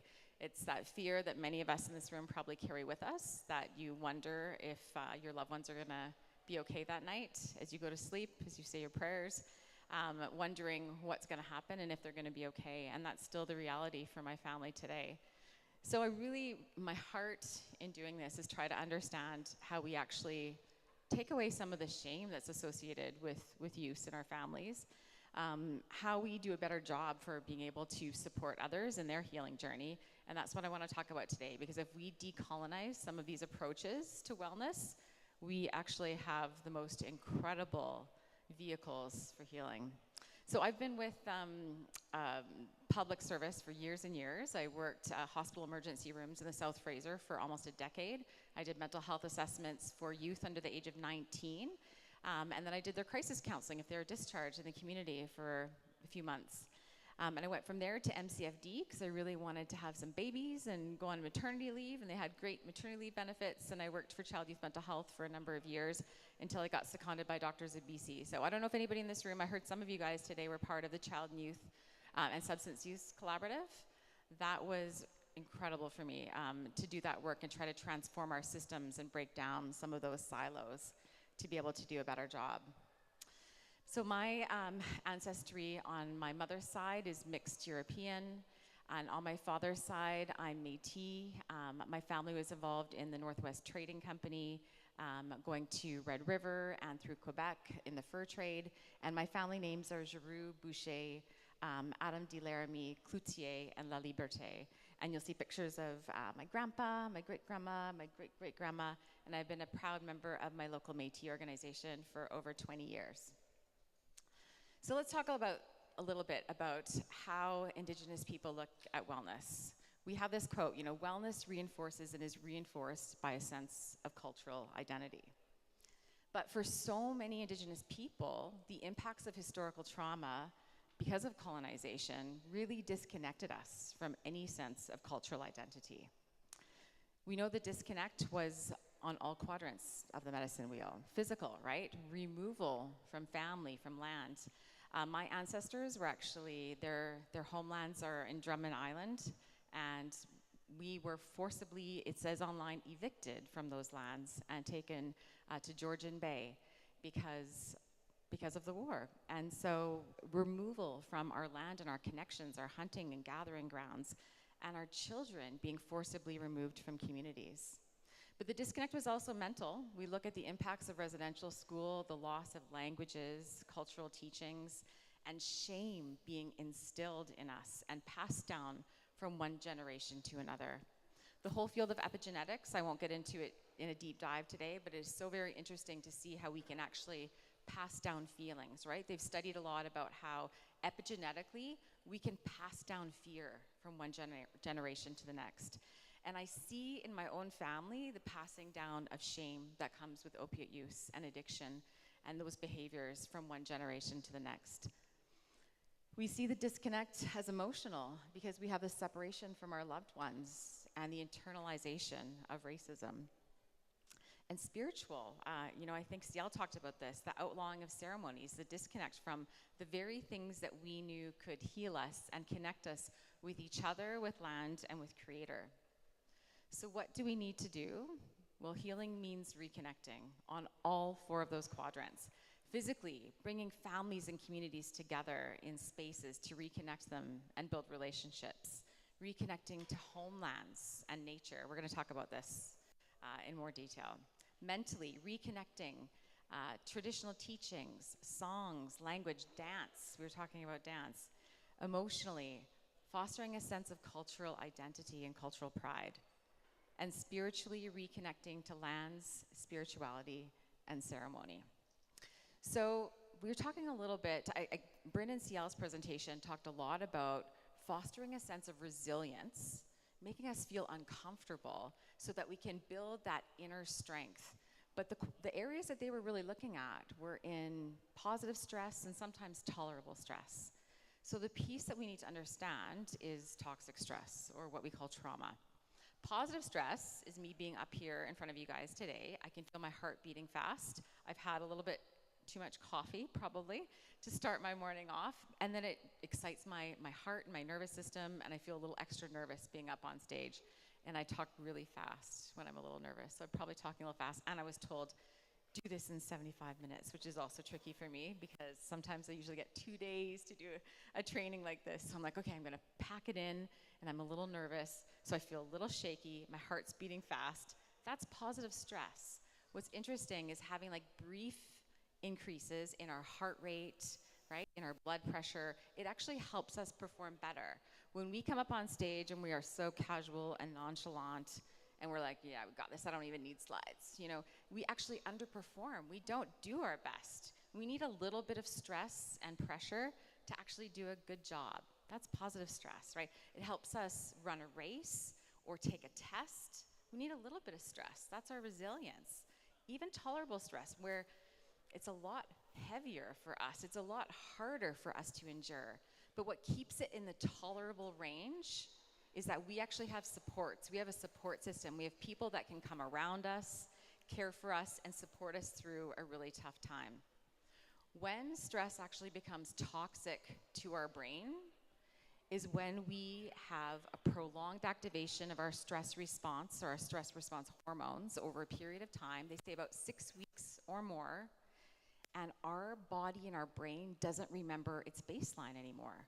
So if my resting heartbeat is, say 60 beats a minute, but I am worried that we are going to be homeless every day, even if we aren't homeless yet, but if I wake up every morning with the fear that I can't pay rent and I don't know what I'm going to do with the kids, I don't know what I'm going to do with our beloved photographs and our belongings, and I'm not sure what's going to happen next. 6 weeks or longer of those stress hormones, increased heart rate, our brain doesn't remember to come back down to normal. It's just created a new normal for us. And that's why it becomes toxic, because it's not good for our systems, for our organs to be overtaxed like that. We're not built to be revving high all the time with stress. That's when stress actually impacts our physical health, our well-being, and even how our brain develops. So when I was studying as a psychologist, we were taught a lot about like events that could be seriously traumatic, right? Abuse, accidents, war. We talked a lot about PTSD symptoms in relation to those events. But now we actually understand trauma very, very differently. It's not what happens to us, right? It's what happens inside of us, to our nervous system, to our heartbeat, to our stress hormones, to our muscle tension, to our thinking. It's what happens inside of us. And there's a landmark study I'm hoping everybody's familiar with, but back in the 90s, they looked at basically a middle-class white population in California, but thousands and thousands of medical documents and records. And they looked at how childhood stress actually impacts physical health and well-being and brain development years later, right? And so they looked at, they asked in these 10 different categories, right, about stress. They looked at physical, emotional, sexual abuse, physical and emotional neglect, and they looked at mental illness of a parent, of a caregiver, if your parent or caregiver went to jail, substance use or domestic violence in your home, and any separation, like divorce, from your primary caregiver. And they found that, you know, on average, you know, if you have an ACE score, one of those categories, if you have a number of 6 or higher, on average, you live 20 years less. Significant health impacts. And so this is the ACEs questionnaire, in case any of you guys are curious, and you will have access to some of these slides after. But the most interesting piece is that there are things that we can do to actually rewire our neurochemistry, re-regulate our brain and our body, and actually find healing so that we don't have to be impacted like in the long term. And I do this because I'm a single mama. I've got 3 kids who are also Creek Muskogee on their grandpa's side and a mixed European on their grandma's side. And I really wanted to have something different for them. I wanted them to be raised in a home where they were connected to culture and identity, raised in a home where they were supported and their needs met and cared for. And I really wanted to break cycles. And I'll be honest with you guys, very vulnerably, I really thought, oh, I can do it. I'm gonna raise them with ACE scores of 0, and I have not. All right, it's one of these like areas of deep pain because you so hope that you're gonna do it and you're gonna be, you know, a cycle breaker and you're gonna make it different, and life happens. And this is why, like, that teaching of it's gonna take generations for us to be able to really get there impacts. But every difference that we make is a difference, and epigenetically it's gonna shift from one generation to the next. So this is who I do it for, and definitely still my mom and my baby sister are still really struggling with homelessness and addiction. My dad struggles as well, even with health challenges. And my whole family, I really want to make a difference so that the families that come after us will not struggle in the same ways that we have. We talk a lot about mind-body connection, right? We were doing some of those mind-body exercises earlier. And it's so interesting because we have historically talked about it as this connection between the mind and the body, especially in like Western medicine. And now we actually know it's not like a connection between 2 separate systems, but they're part of the same integrated, complex system that we need to actually work through. And if we look at how to regulate and rewire some of the impacts our brain gets because of trauma and toxic stress intergenerationally, right, on the daily, we actually have the capacity to be able to buffer and build resilience like our last speakers were referring to. My mentor for the last decade or so has been Gabor Mate. He's a dear friend, and I think probably because we see so much of this very similarly through the same lens. And I remember a long time ago when we were talking about the different ways we approach wellness. And you know, what do you promote? Like CBT is the big thing for psychologists. Everybody's pushing CBT.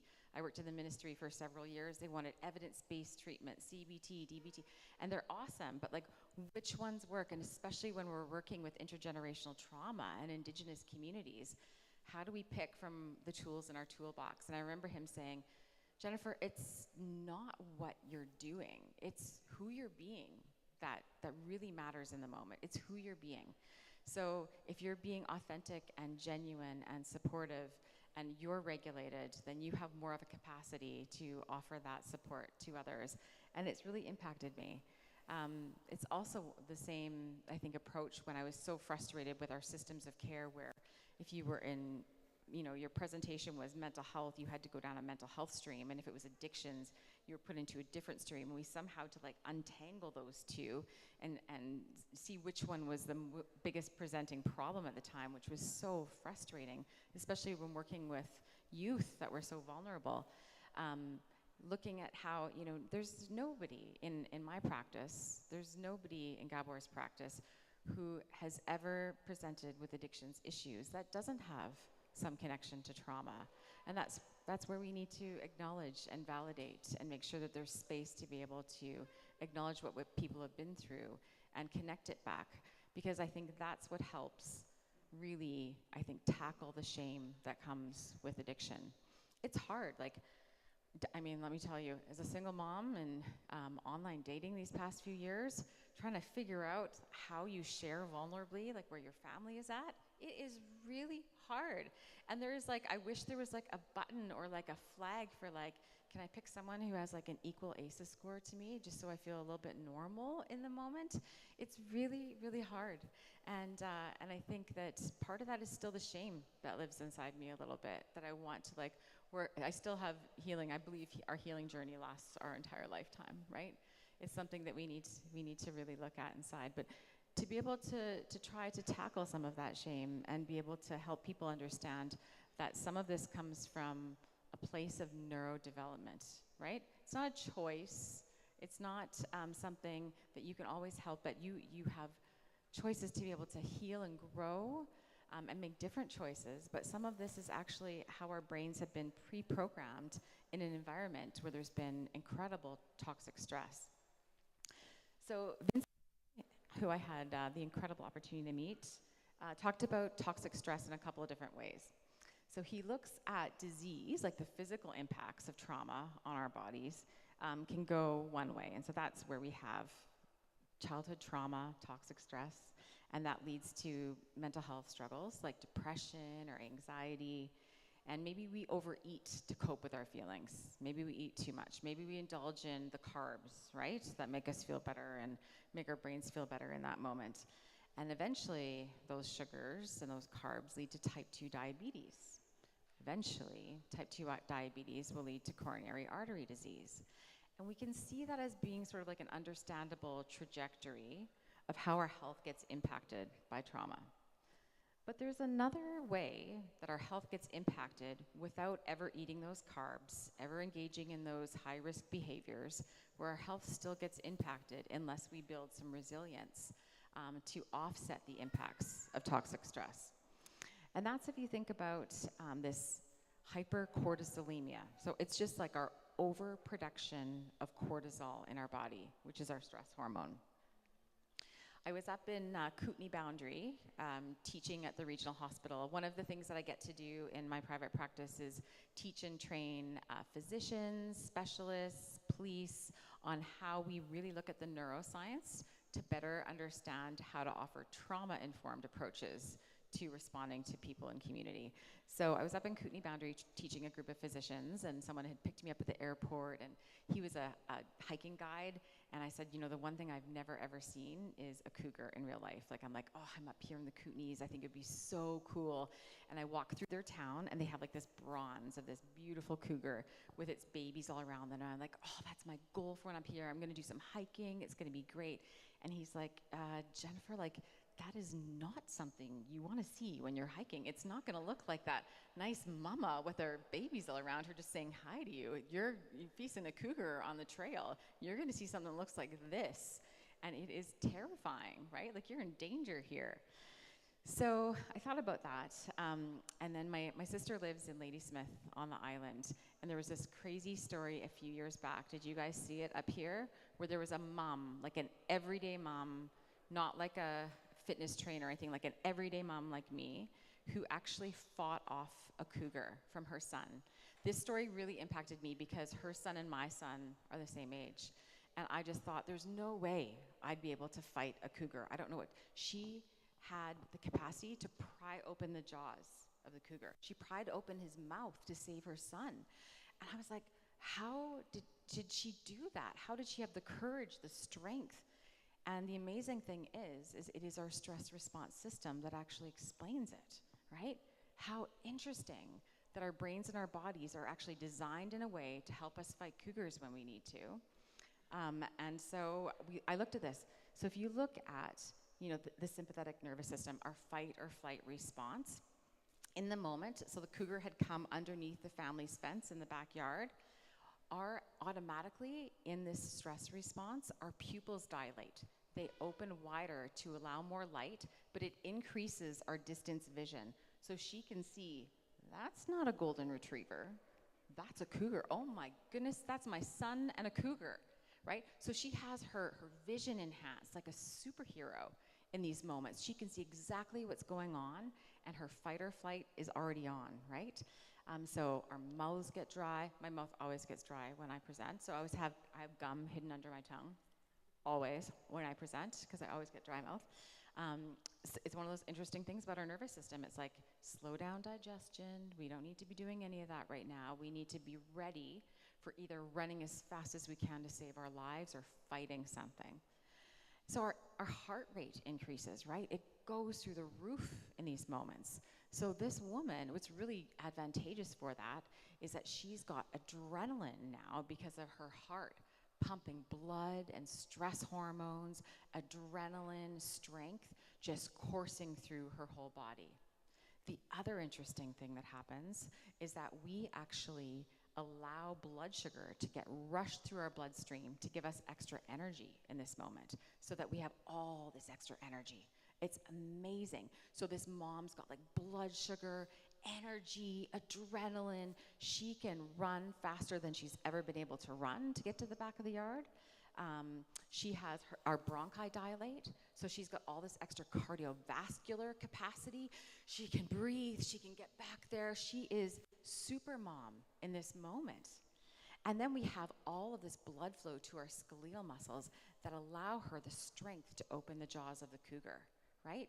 We are superheroes, superhumans when our stress response is turned on. And all of that being said is that, like, how wonderful that we have this built in to our nervous system, to our brains and our bodies to be able to respond in this way. And this is how an everyday mom saves a child from a cougar. But what happens is that over time, if that response is triggered regularly, on the daily, multiple times a day, our body and brain is not designed to do that, and our systems fail. Our organs experience extreme wear and tear. We don't need that all the time. In fact, what happens, we see this so much in Indigenous community. So if we get that blood glucose so high, we get the extra blood sugar that we need for extra energy, and then we don't engage in fight or flight, guess what, guys? We actually reuptake that blood glucose, and we store it as belly fat for future use. Isn't that interesting? So if you're chronically stressed and triggered, you're going to store all this in your belly so that you're going to be able to use it on a quick minute the next time you're faced with danger.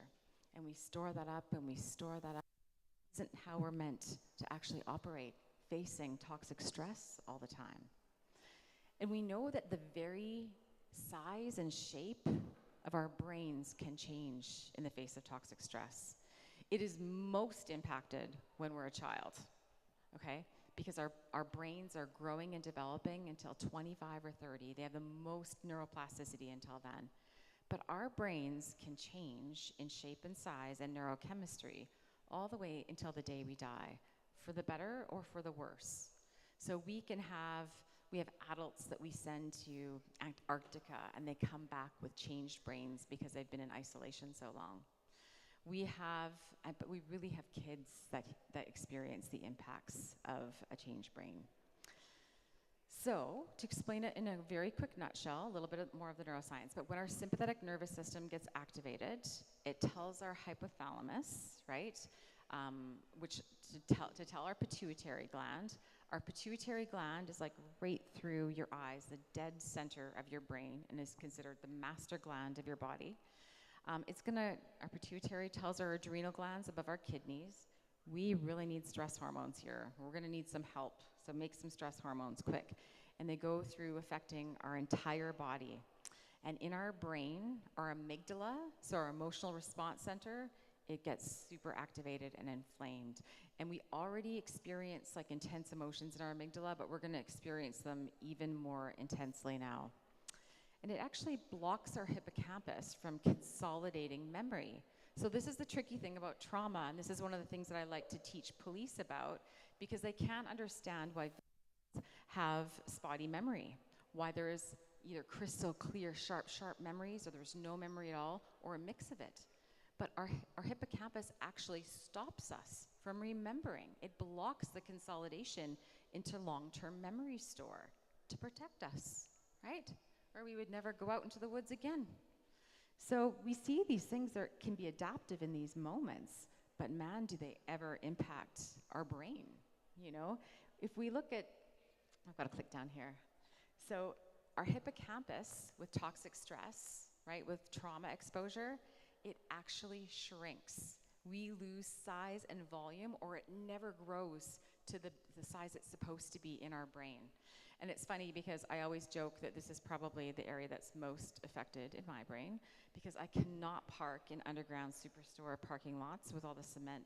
I have done thousands of dollars to my mama minivan because of those parking lots. I don't have visual spatial skills very well at all. And that is one of the things that gets impacted by our hippocampus. And people like London taxi cab drivers have found to have enlarged hippocampi.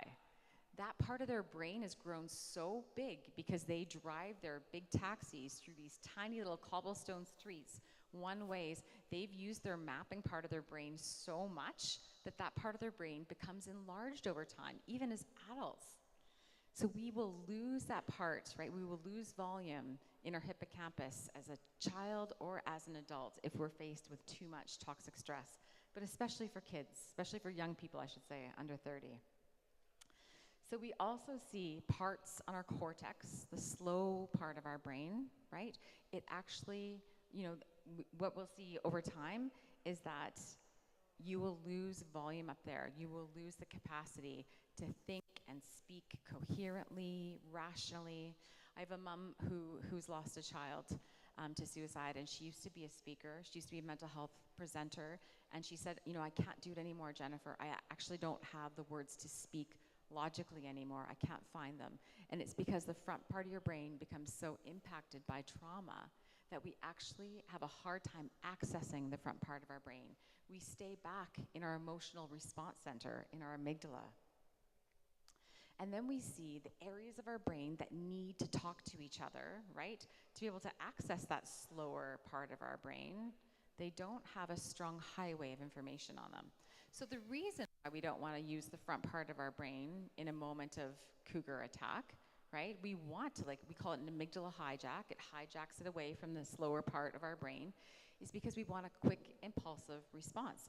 We don't want that mom to be analyzing, should I make a call to 911? What weapon would be the best to use to grab out of the kitchen to fight off that cougar? We want a quick, immediate response to save a life, right? It has to be quick. So the part of our brain that responds impulsively, reactively, and instinctually is our amygdala. And then we wonder why so many of our kids who have enlarged amygdalas can't sit through a day of school. My son is one of them, right? He's got dyslexia and ADHD, and let me tell you, academia and regular school environments are very, very hard for him. And we wonder why, but if you've been exposed to trauma, your amygdala can actually enlarge, right? Over time, your amygdala enlarges. And then we see weaker connections between our amygdala and our prefrontal cortex that is allowing us things like impulse control. Our prefrontal cortex allows us things like compassion, empathy, pausing before we act, slower analytical, logical, rational thinking. Our brain gets impacted in so many different ways. So if we look over time, our neurochemistry and our neuroanatomy, they get changed. They get altered in the face, in the wake of toxic stress. And the neuroscience, right, it's fairly new. It's only been around like the last 15 years or so that we can actually scan brains and look at some of this in the detail and depth that we've been able to. But like our other speakers referenced and acknowledged and honored, traditional wisdom and traditional ways and teaching and healing practices actually align very carefully with the neuroscience. So our people, long before any brain scan ever happened, knew how to heal a brain in response to toxic stress. So what are some of the antidotes, right? If we have weakened neural connections and impacted brain structures, what's the answer here? Well, we're going to talk a little bit about the healing medicines. And the other presenters actually mentioned all of these, and I'll talk about them as well. So connection, land and nature, motion, and culture. Connection in and of itself is medicine. So those of you guys who work in child youth mental health, I worked in it for so many years. It is still to this day, the research still stands that one caring, connected relationship with a healthy adult is still the best protective factor for any child's mental health, right? Connection is medicine. So it activates the neural circuits that facilitates our neuroplasticity in our brain. And it boosts our cognitive resilience and the impacts of toxic stress. That's what keeps stress tolerable. If we have healthy, meaningful connections and supports, this is what helps protect us, but this is also what helps to heal us. Connecting, meaningfully connecting. So the Surgeon General, this quote is by the Surgeon General, but the Surgeon General also said that loneliness, how crazy is this one? Loneliness is equivalent to smoking 4 packs of cigarettes a day for our health. Loneliness, right? We have all these warnings all over the cigarette packages, but we have no warnings about how loneliness can actually disrupt our neurochemistry. Loneliness hurts us. Isolation hurts us. Being lonely and isolated impacts the way we think, how we feel, how we connect. Loneliness really impacts our brain and causes toxic stress and trauma. When we feel lonely and rejected, those areas of our brain associated with rumination, where we can't stop thinking, we overthink, we overanalyze, right? Those get impacted. So we start on the hamster wheel of overthinking as soon as we're lonely, right? And it's significant, but we actually do and think our best when we're connected, when we're socially connected, when we're connected with our family, with our friends, with our community, with our culture. And I think it's one thing I can say that I really messed up on as an early clinician. I graduated really early and started working in child youth mental health early. And we had these huge caseloads, and especially as a psychologist, I had these huge caseloads. And we would talk so much about confidentiality for young people. We would say, I don't have to tell anybody that you're here. I don't have to tell anybody that you're going on medication. It's completely private and confidential. It's just between you and me. No one ever has to know. And I even give them a piece of paper that says all that.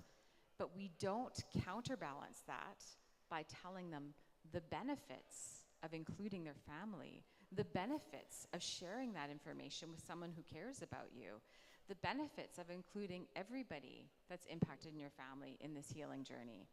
And we still don't do a good enough job in that because we're working within individualistic Western approaches to wellness. So the reward circuitry of our nucleus accumbens leaves us feeling happy when we're socially connected. Relationships truly heal us. As much as possible in my clinical work now, I try to bring youth together. I do a lot of wellness retreats. I try to bring youth together. I get them to make friends. We do connections with them, and we encourage them to build relationships. We have a concept, right? All my relations, how we are all interconnected and a part of one another. And the neuroscience tells us, we're all wired to connect. We want to connect. It's part of what makes us human, is the desire to connect. But for Indigenous people, right, that collective worldview, it is even more important. It is absolutely essential to sort of who we are. And then we talk about sharing circles. Why does group work or wellness retreats where we're doing circles around the fire work every night? Well, what's so very interesting is, they're saying it's not just because we need to share about what we're going through. We need to talk and unburden ourselves. That's an important part, right? Talking about our pain and being validated for it or supported through it, that's really, really important. But what's also very important is for a listener to be able to provide support, no matter where they're at. We look at peer support models. My sister is actually a peer support counselor in our community now. and she's doing like naloxone training, and she's not required to be sober all the time. Like, it's something that no matter where you're at in your healing journey, right, you still have something to offer. You still have something good in you that you can do that's good. And hopefully when she does that, that helps increase her sense of purpose and meaning in being able to do something for her community or her peers. And so we know that impacts all of us, right? If we feel like we have purpose and meaning, we can hear the struggle of someone else and support them or validate them. It actually impacts us and our own neurochemistry. It puts us out of the stress response and into our rest and digest response. But healing also requires recalibration of this hyperactive nervous system, right? We have to recalibrate somehow. We have to bring those baselines back down to normal. We are not going to find healing if I don't know if you guys wear devices where you can tell your heart rate or how much you've slept, but let me tell you, we need to look at those measures and figure out how we relax it a little bit.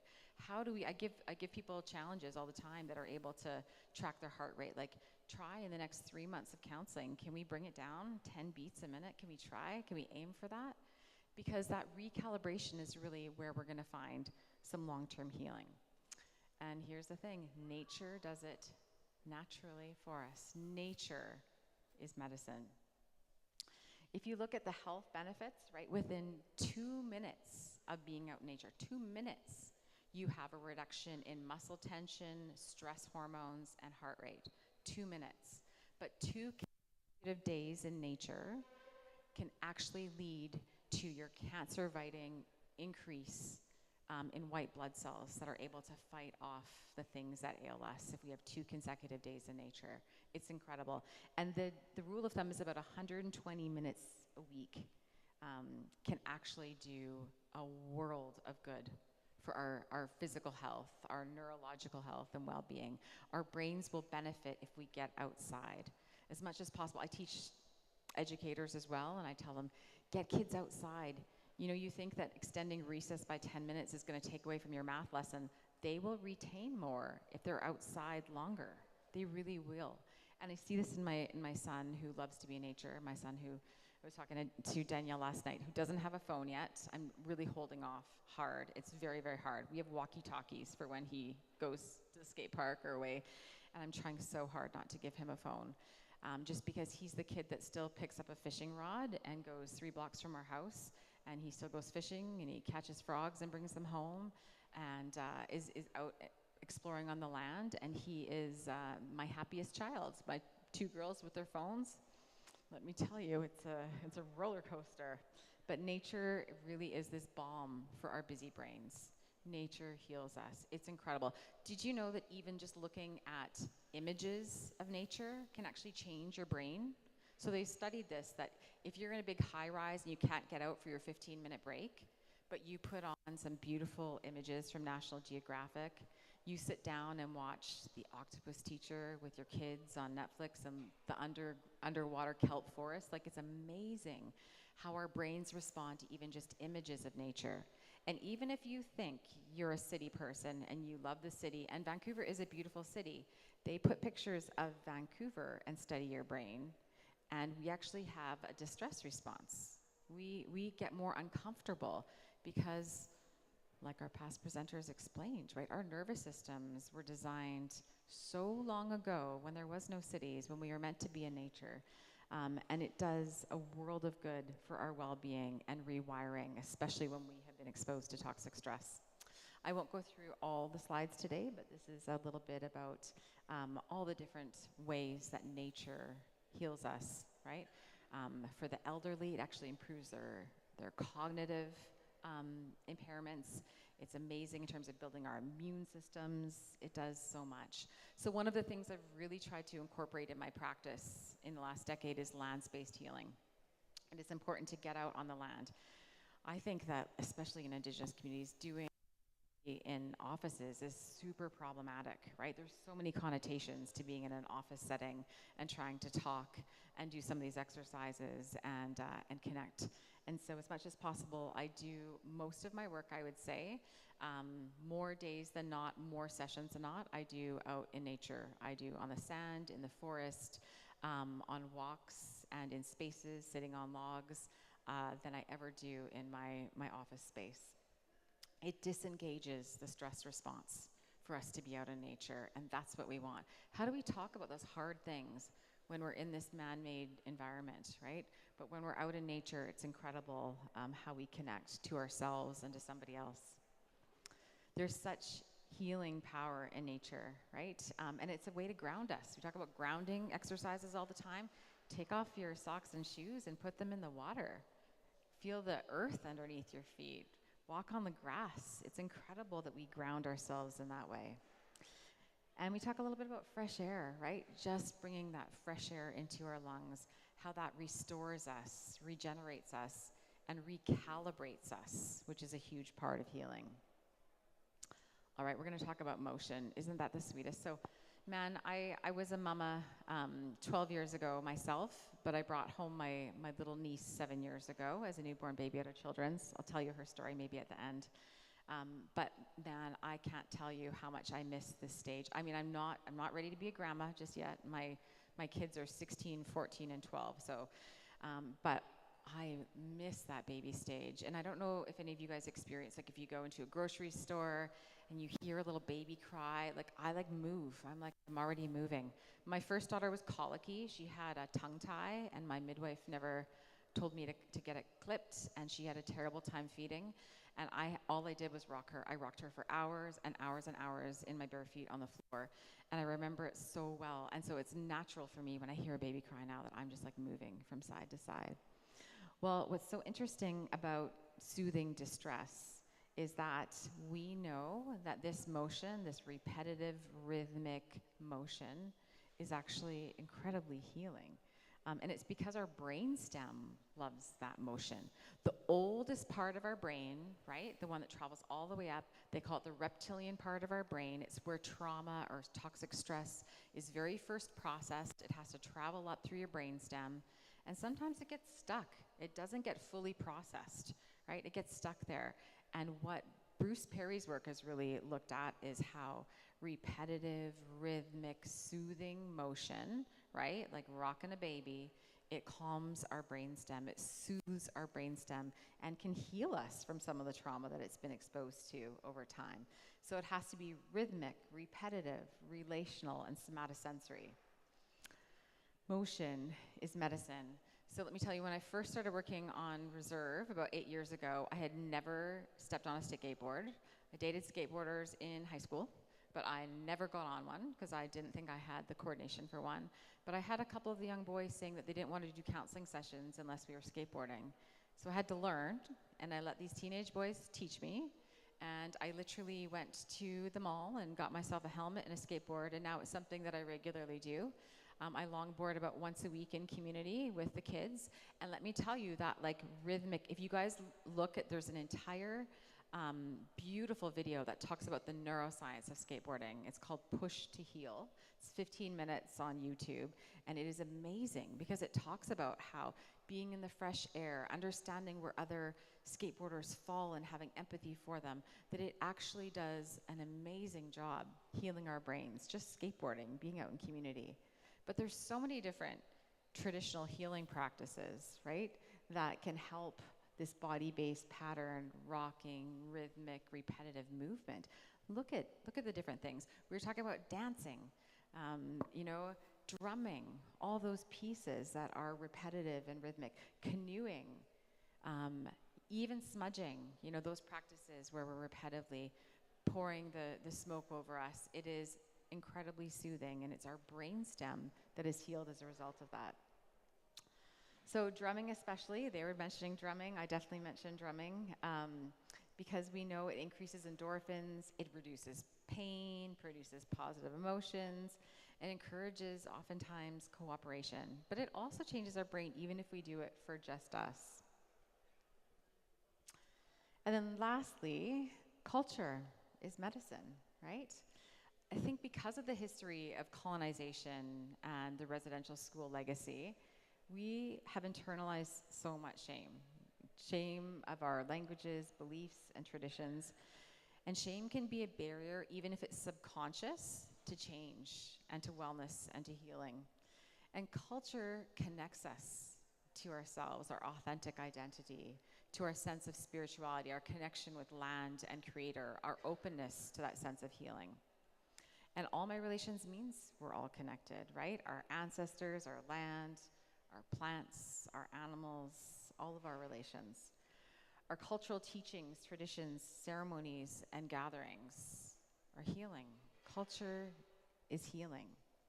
This is one of my very best friends, Oscar, and he gave me permission to share this photo, and he wanted to pass along how he's been impacted by, especially with a long history of trauma, going back to dancing. So he's a first-year dancer. We will attend his coming out ceremony the first week of June in Mount Currie, and it has been transformative for him.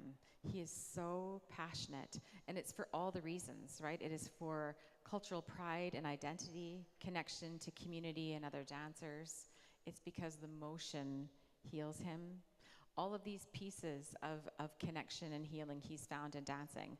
And he said, he wanted me to bring to you guys today that he believes there's like a drum beat inside all of us, and that we need to find that and connect with that in order to start our healing journeys. And that's what it's been for him.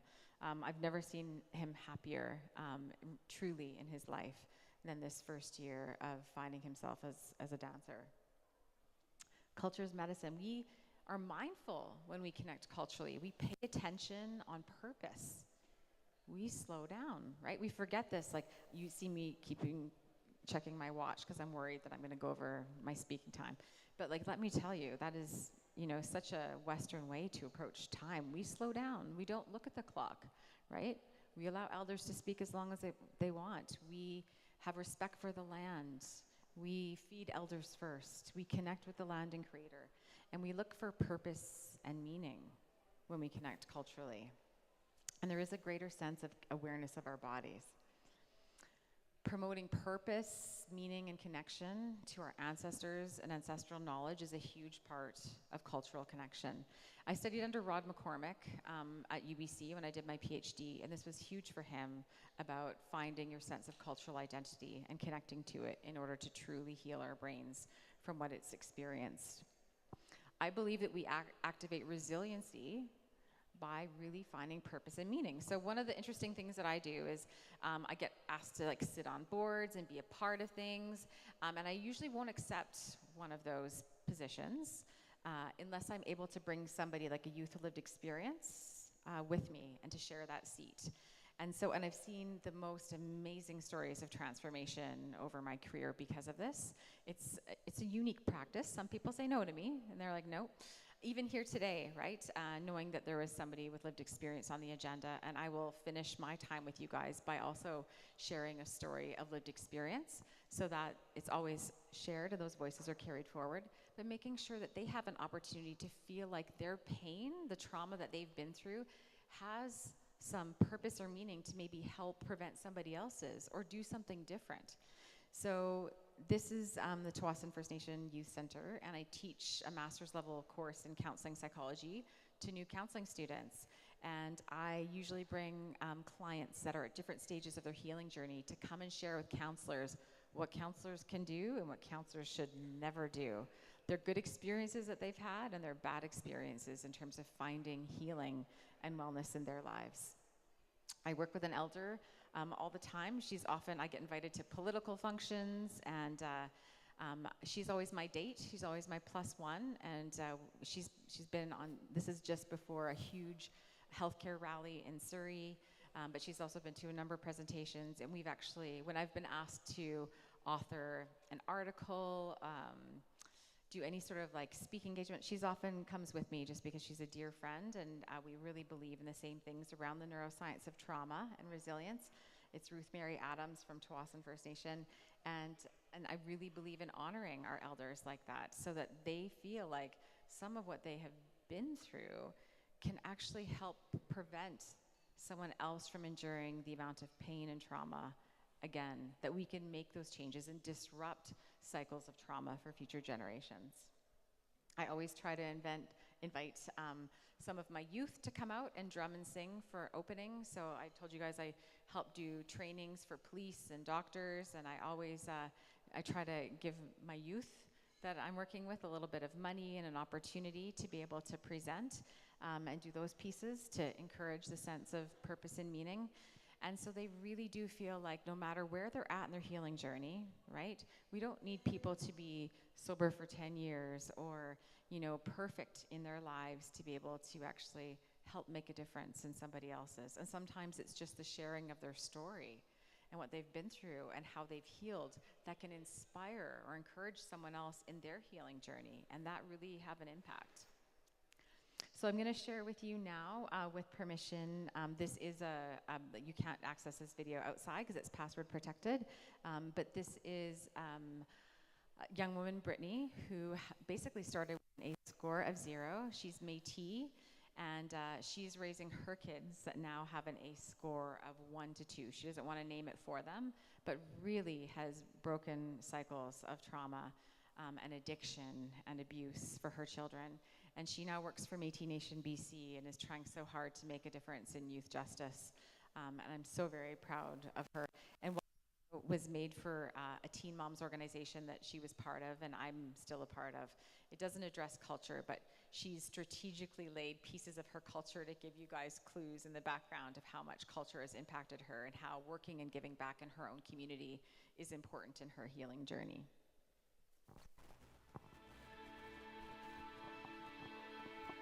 If you're in the middle of a forest and you see a bear, you want, you know, your adrenal system to kick in, your pituitary to kick in. It gives you superhuman strength. It allows your airways to open, your eyes to widen, and you can run away from a situation. You can get out of the forest with a bear chasing you because our bodies are created in this beautiful way that allows us to do that.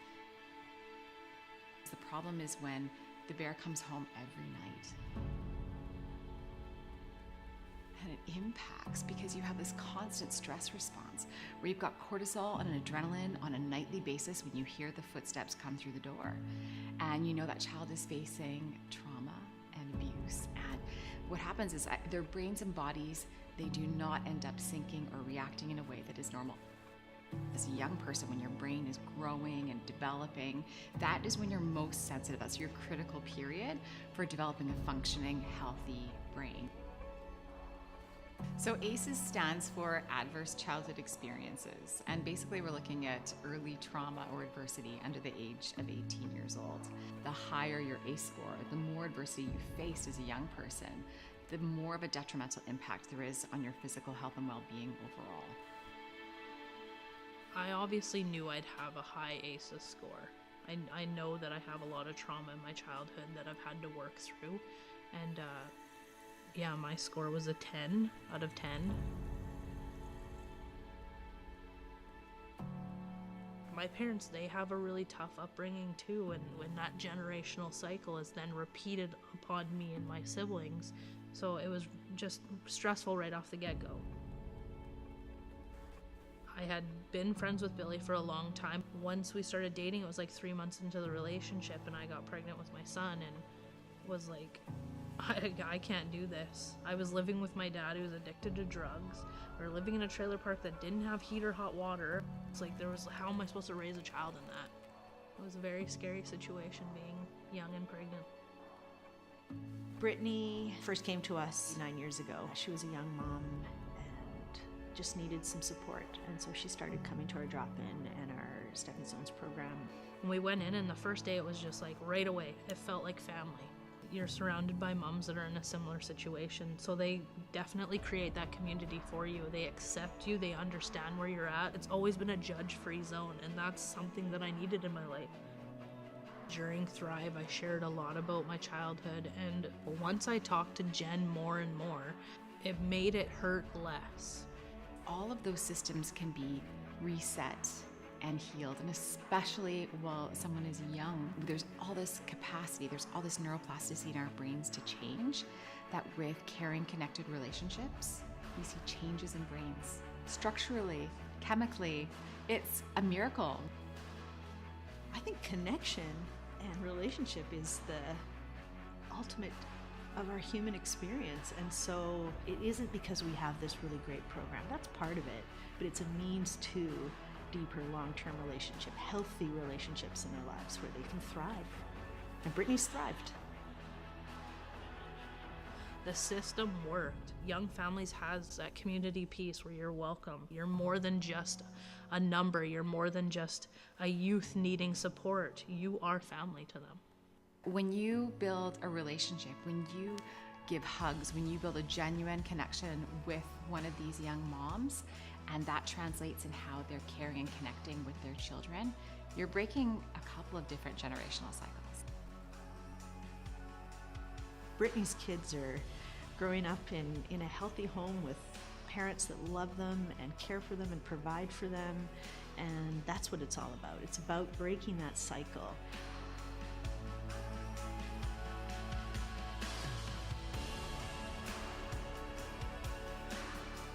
Where I was before to where I am now is a huge difference, and if it wasn't for the support of Young Families, I wouldn't be where I am today. I would definitely say my children have a low ACEs score. I'm living proof that when you support an organization like Young Families, it means more than just a little bit of money and a little bit of diapers. It means long-term healthy lifestyles that are coming from this.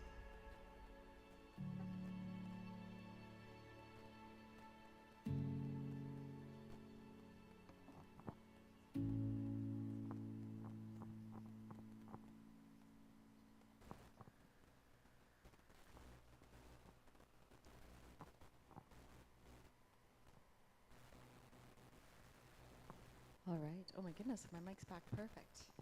Such a beautiful story of hope and resilience. I'm so very proud of her, and she's doing incredible work, right?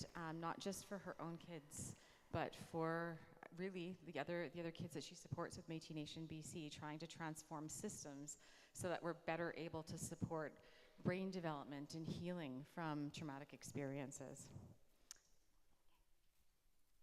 Give me one sec, guys. We just need to realign the clicker.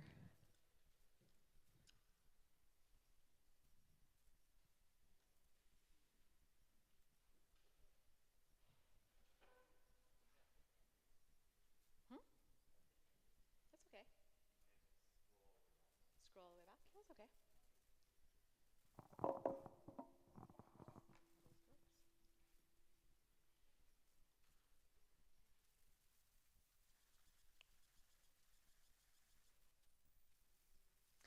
Well, maybe I'll just end up with sharing a little bit about how I think that decolonizing wellness is so important, right? And I think that if we look at culturally informed best practice examples, include treatment approaches that combine the pieces of things that we talked about today. So cultural identity, land-based environments, body-based rhythmic methods, and opportunities that connect people to healthy connections and community with purpose and with meaning.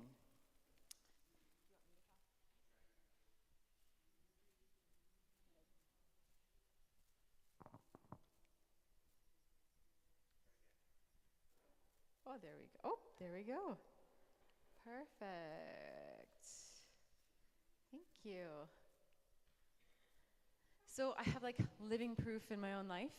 It was a miracle that even with my sister being on the downtown east side in an SRO, she got pregnant 7 years ago in the middle of her addiction, and she was in the sex trade since she was very, very young, and has been on opiates for decades, and amazingly had this beautiful, incredible baby. I was at Children's Hospital to help greet this beautiful little girl. Sadly, my sister left the hospital before meeting her. She was delivered by emergency C-section and was back on the street. But my other sister and I believe so much in ACEs and what we're able to do that we stayed there in the hospital 24/7 so that medical staff did not do the feedings, they did not change her. We learned how to do feeding tube, we did everything. She was born addicted, so she was given opiate replacements, and amazing, and exposed to HIV, and my sister never took her antiretrovirals, and she was born HIV-free and is healthy and happy and in an advanced reading program today in her elementary school. She is thriving, she's connected to peers, and she is so incredibly loved. It's been such an amazing journey to walk alongside her and see her. But I so believe that it was because of skin-to-skin contact, love, care, connection, cultural identity, getting her outside all the time. We were on the land, we went to powwows together. This child was so loved and connected. This is her today. Isn't she beautiful? And this is like my proof that like if we do this well, we actually can see us overcome health challenges and hurdles. There's every doctor said there's no way she would be born HIV free, right? There's no way, because she wasn't given any of the protective factors in utero.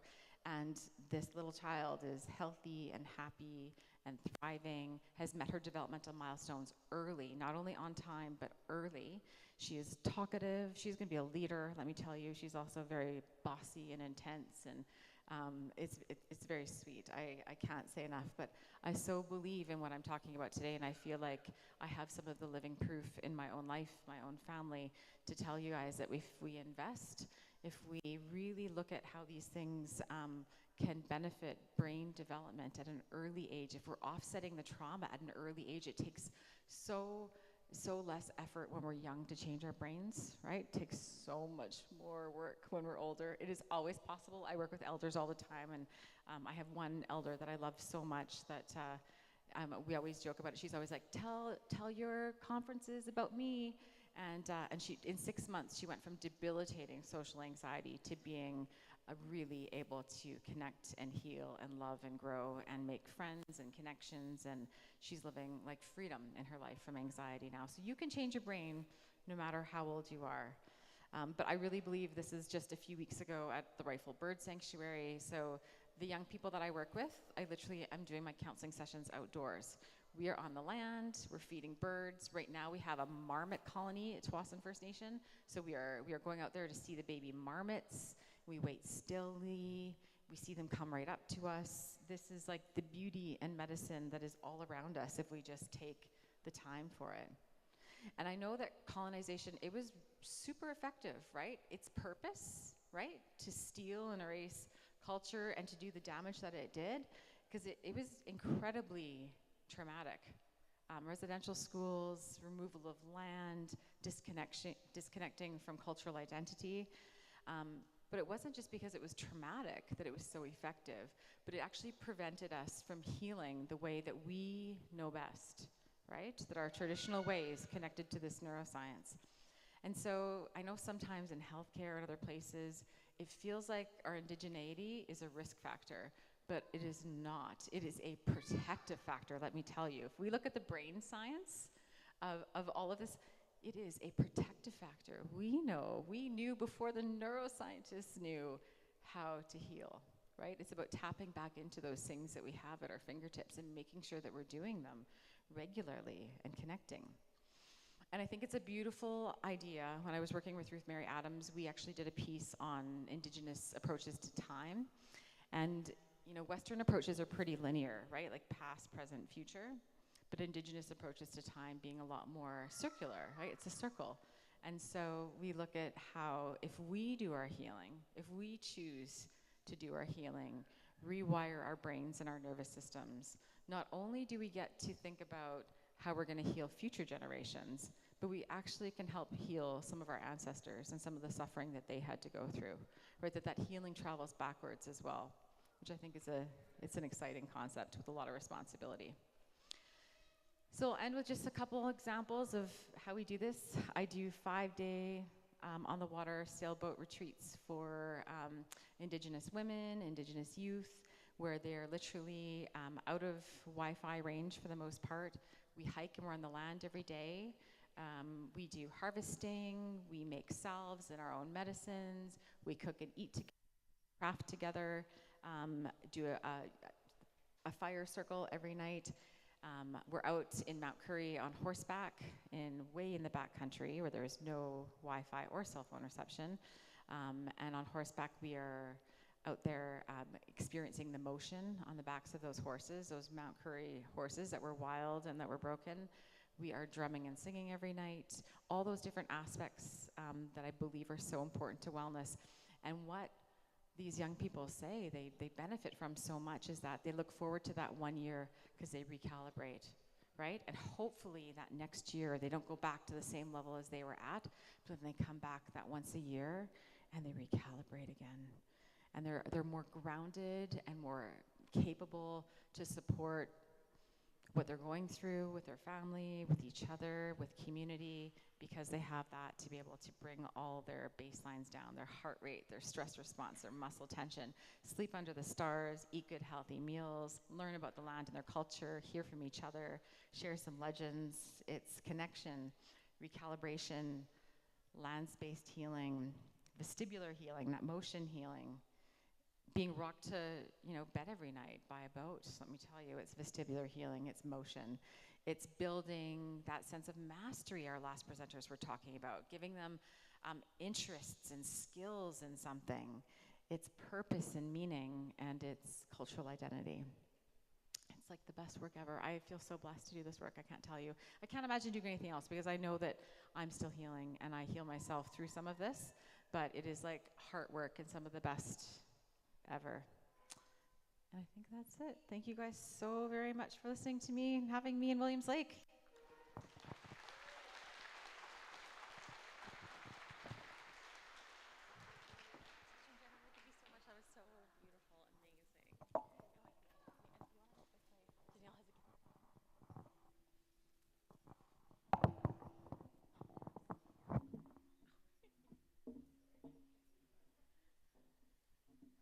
Housekeeping Jennifer, thank you so much. If we can give her a big thank you for her presentation again. What beautiful work Jennifer is undertaking, and just the stories that you shared, your niece, that was so moving to witness, to see, and just taking so much of away, and especially that huge message there about decolonizing wellness. What does that mean? Decolonization is such a big word that we continue to throw around today in our communities and all the work that we all do. It makes me think in our nation, and maybe I'll challenge the other nations to think about this, but what does health mean from our languages, from our worldviews? In ilhqot'in, we say "hohwelt," which from what my kid taught me, my grandmother, when she was searching for this word for health in our language one day when I was sitting with her, she said, "We don't have a word for health. We have a word that means to be whole." And so what does it mean in our worldviews and our ways to be whole and to feel whole as individuals? And then in turn, within our family systems, our communities, our nations, and ultimately that connection to land that supports that. And so we see incredible work for land-based healing here in our nations as well. I was thinking about Tlaxcala in sugarcane. When we had funding come from the nation, they built this beautiful, accessible sweat lodge. And this area that has been invested in since to continue to support their community members to go access the sweat lodge, this place of healing. So just thinking about all those different ways that we can do and support each other's wellness. So some really beautiful work happening there that we can continue to look to. And with that, want to mention that after today and tomorrow, all of the presentations are going to be available for you to access. So hopefully you were taking photos and there's things that really spoke to you, but you'll be able to access the photos on the ilhqot'in National Government website in their health area. So you'll be able to go there, get all of the presentations. And also, again, if you have questions that are coming up for you, you'll see on each of your tables those question boxes. There's paper, there's pens for you. If there's even just comments that you want to share to one of the speakers that maybe you don't want to go up to them and share right now, you can write on those in those question boxes, and we're going to be bringing them up later during the Q&A panel. So just wanted to mention those pieces for us. And then also, again, we'll have a door prize draw at 1 p.m. So you got to be in the room. If we call your number and you're not here, we'll have to call new numbers. So just a reminder, because we are going to have lunch from now until 1:15 is what our schedule says. If things change, again, I'll let you know. But just to know, we'll start with our, and I'm missing my phone, sorry. So we are going to start with lunch in just a moment, but I'm just going to double check.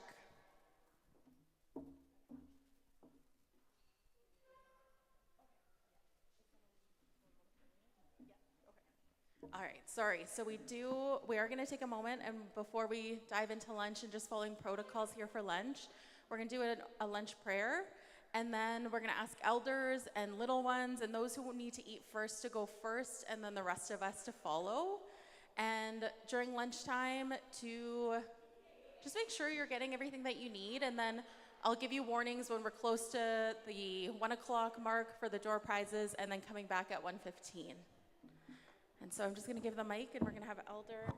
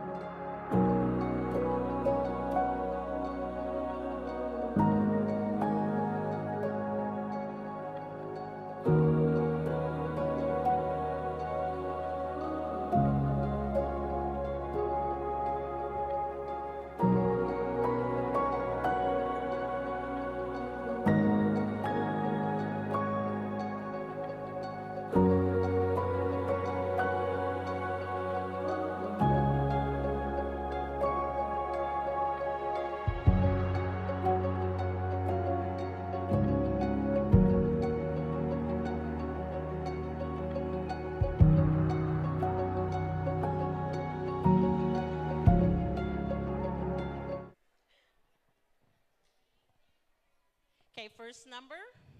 Last four numbers is 6499 on a red ticket. Come on up. Go on, check. Second number, last four numbers is 6501. 6501.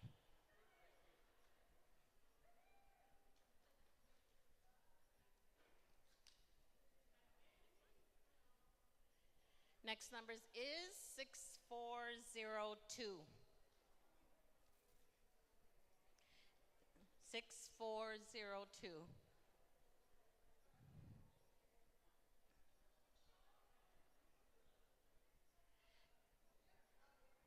Next number, 6357. 6357.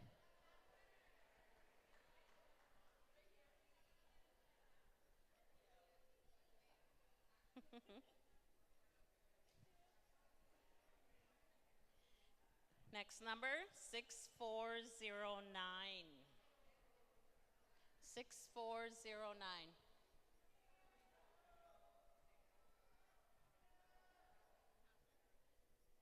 Six four zero nine.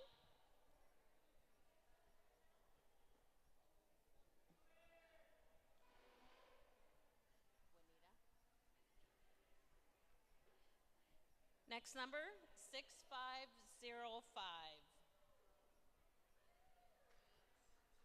Okay. 6505. Oh, Darlene.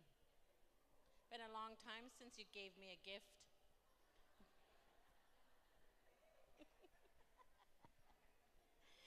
Yeah, 6440. 6440. Come on up. Right there. Last one. This is 6265. 6265.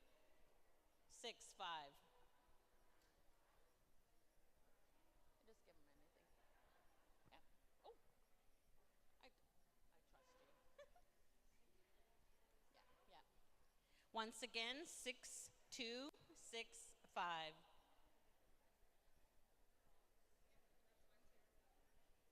Okay, last one. Last number. Right there. Yep. Last ticket number is 6480. 6480.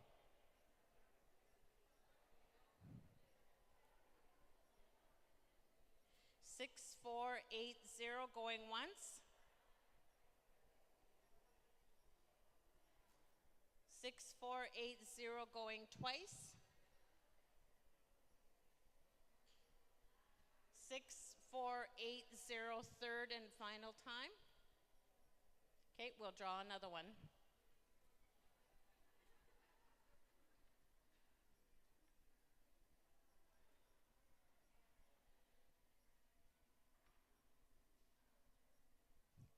Final ticket number is 6467. Just like bingo, hey? Close.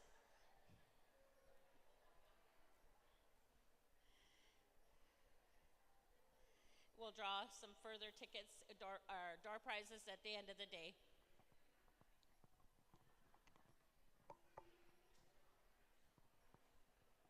Testing.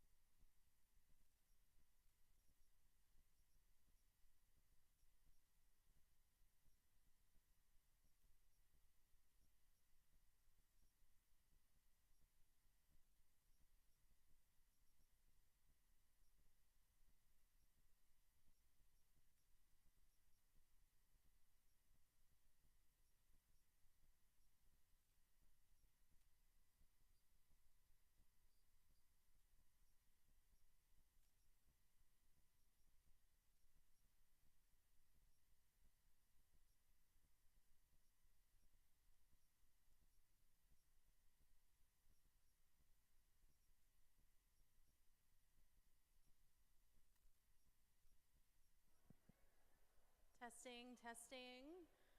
Everybody, this is your 1-minute warning until we get started back into our schedule for this afternoon.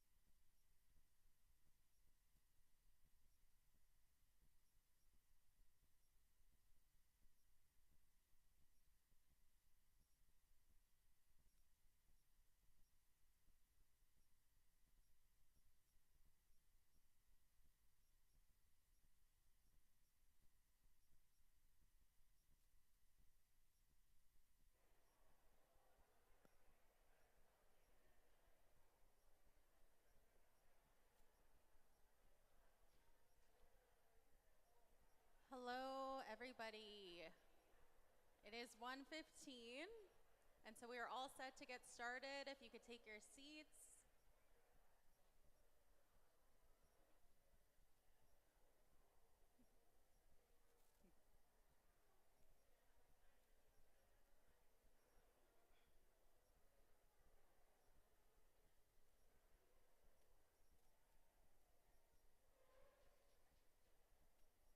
We can get everyone's attention to the front.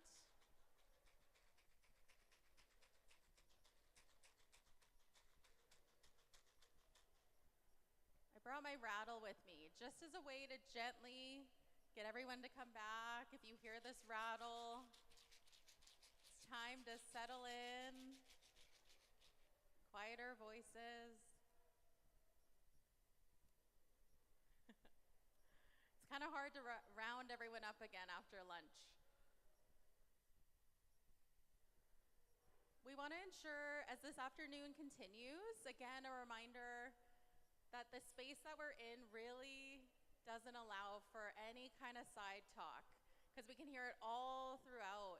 And so I just want to really urge you, if you're going to have any conversations on the side, and I know these are protocols, right? These are protocols from our nations, to sit and listen with discipline and to be able to not interrupt or to take away from others' experience, all those things. And so I'm going to ask you really, really firmly to think about this afternoon. If you have to have a conversation, just to take it outside, that's totally okay. But we just want to ensure that the noise in this room is to the lowest point we can, to hear our speakers, to really take in what they're here to share with us. And so if I'm at the side and I'm hearing some noise, I might just gently shake my rattle just to kind of bring folks back. The speakers might take a moment to kind of bring you back in. And so with that, if we can have everyone's attention to the front, we're going to get started with the next speaker. We have a beautiful speaker coming up who's here to share her lived experience, her story with us to get us going this afternoon. So seeing most people in their seats ready to go. All right, so this afternoon we're going to get started. We're coming back from lunch. We're going to hear from Valerie West. Valerie comes from Ilhqot'in. You saw Valerie this morning opening us up with the drumming song, the honor song, and sharing in the back that she's on her journey to learning ilhqot'in as well, our ilhqot'in language. And so really excited to hear Valerie. And so again, if we can give her all of our love and attention this afternoon, we're going to pass it over to Valerie. Thank you, everyone. Oh, all of a sudden I was nervous when I was walking up to the stage here. I'll be fine. Quite up, Valerie West from Squawks, ilhqot'in the Statwin. Echwa Moomtwin Skudletin Iaw's Yucht. Len Gakacha Richard Duncan Senior Luke, ilhqot'in the Statwis. Len Gigacha Lillian Squalian Luke, Tidaldels de Aquas, Lengacht, Richard Duncan Jr., Lu El Gacho de Aquas, Len Gich, Crystal Duncan Lu El Gacho de Aquas, Ren Jaja Juanita Duncan Tlajo de Mudas. My name is Valerie West. I come from Canoe Creek. My parents are late Richard Duncan and late Lillian Squallion. My mom was from Redstone. My dad was from Canoe Creek. I have an older brother and an older sister who are now gone. They're both from El Gacho, Richard and Crystal. One was murdered because of drugs, one passed because of an overdose. And so my story today, I celebrate 6 years, 6 months, and 6 days clean from crystal meth.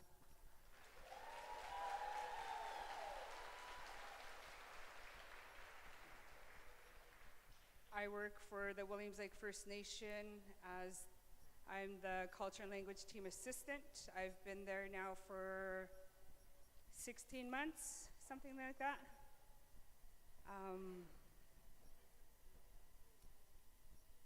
When I was in that dark place in my life, I wasn't ready to feel those feelings of when I lost my mom. You know, as all little girls, our moms are our heroes. They're who we want to be when we grow up. And so I wasn't ready to feel those feelings. It was really hard on me. My mom and I, we were really close. And I ended up using drugs during the fires of 2017. We were all displaced. Everyone who was from the Caribou, we were all displaced. Kamloops, Prince George, Vancouver, wherever we were at. I was actually in Prince George when I started using. But it wasn't like an everyday thing. It was, you know, every few days. But I was drinking quite heavily.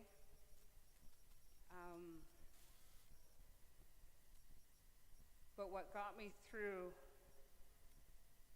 and why I got clean and sober, I was in Quesnel on the side of the road by myself. It was raining.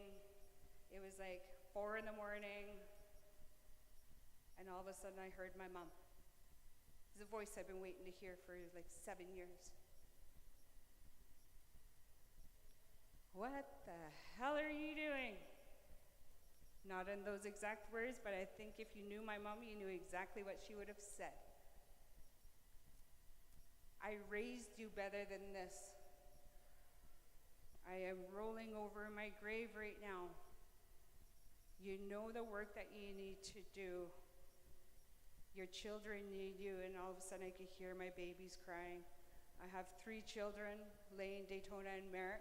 They are 10, soon to be 13, and 18 years old. And I could hear them, Mommy, Mommy, Mommy. And I was like, okay, I hear you, Mom. She's like, okay, I'm gonna tell you to get up and you're gonna start walking. Okay, so I got up and I'm walking down the highway by myself. It's like 5 in the morning, still raining, and I was cold.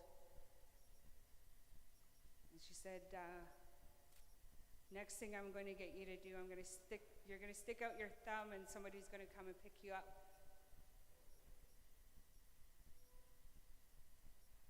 So I waited, I listened, you know, and I'm coming off of the drugs and I'm seeing shadow people. It was really scary, like it's, you know, it was like a room full of people, but with no faces. They were driving vehicles. It was the scariest moment in my life. By myself, nobody around. But I got me to where I was. It wasn't my sister or my kids or my dad or my siblings. I chose to do those drugs. Nobody forced me to do those drugs. then all of a sudden I heard my mom, stick your thumb out. So I said, okay, so I stuck my thumb out, and then this blue van pulled up, and it was an elderly man. His hair was long, it's pulled back, and he said, where are you going, and why are you traveling by yourself? So, well, I'm trying to get back to Williams Lake. I need to get to my friend Sabrina, and I want to get clean, I want to get sober. I have 3 children I need to be there for. And so he let me hop in his car, soaking wet, and then he told me his story. He was actually traveling down to Chase at the time to go bury his nephew who had passed from an overdose. You know, that could have been me. That could have been my sister picking me up, bringing me out to Canoe Creek to bury me. That could have been me. So when I got back to Williams Lake, I asked to use his phone, said I need to call my friend so she can come pick me up. She's clean and sober. He's like, you don't need to tell me your story. I said, yes, I do, because I need somebody to know that this is my plan. I need to get clean and sober. I need to voice it to somebody so then I know it's real and you know it's real. And I didn't do the traditional going to treatment because for me, I didn't think it would work because I wasn't ready to do that work, but I found a system that worked for me. I created a support group around myself, people who I can call at any time of the day or night. And I still call them to this day. You know, and Sabrina didn't have to let me stay in her house. She didn't have to let me detox in her house, but she loved me enough that she knew that detox wasn't going to work because I would take off at any time I wanted. You know, I really wish she was here today, but you know, I'm really, really grateful for Sabrina in my life, for doing the work that she does, for loving me no matter what, no matter where I was in my life. She always made sure I had something to eat. She would come and find me downtown. You're coming over to my house and you're going to sleep.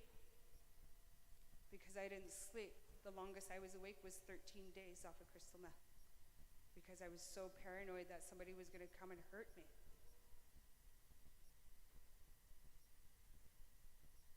You know, and then I was asked to share my story.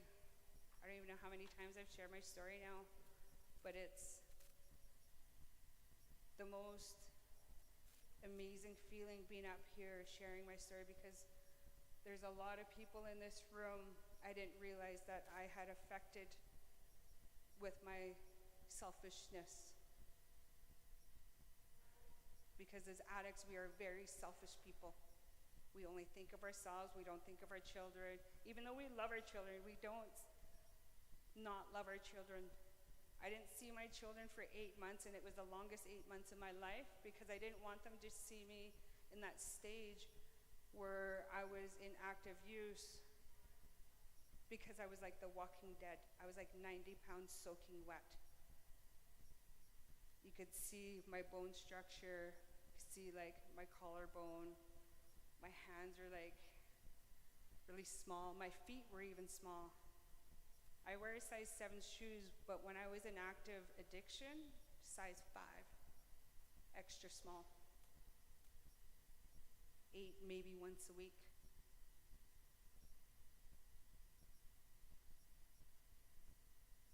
But I want to get to the good stuff. That's all, that's the past.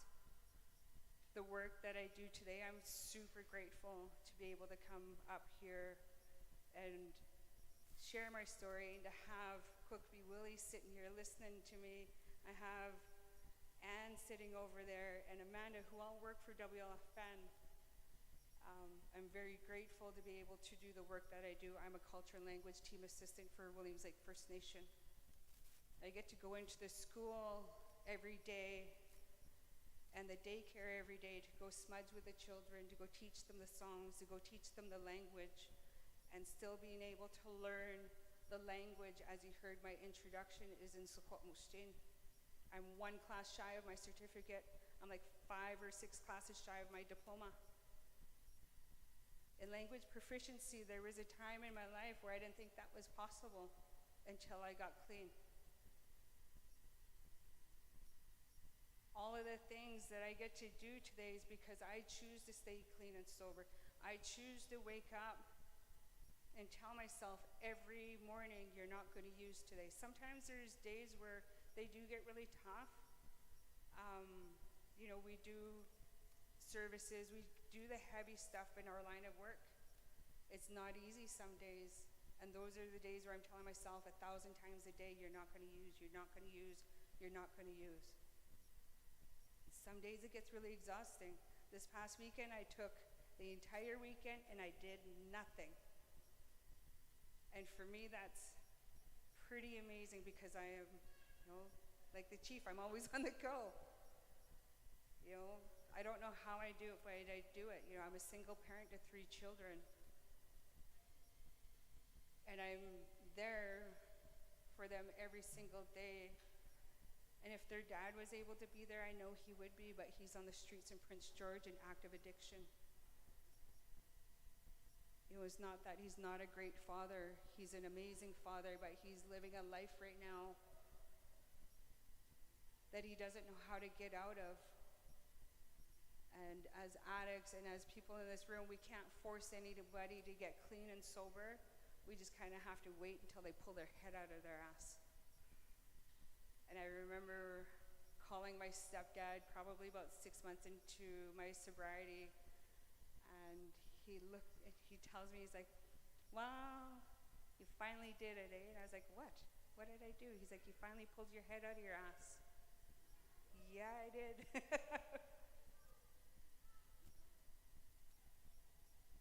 You know, and in my recovery, I've lost some pretty amazing people in my life. First, it was my brother, Rich. He was murdered down on Mackenzie Avenue. And not even a year later, I lost my eldest nephew, Titan, to suicide. And a year later after that, I lost my big sister to an overdose. 5 months after I lost my sister, I lost my dad. My dad had to bury his 2 oldest children, so my dad died of a broken heart. So with all of these hardships that have gone on in my life, I am still here, I'm still clean, I'm still sober.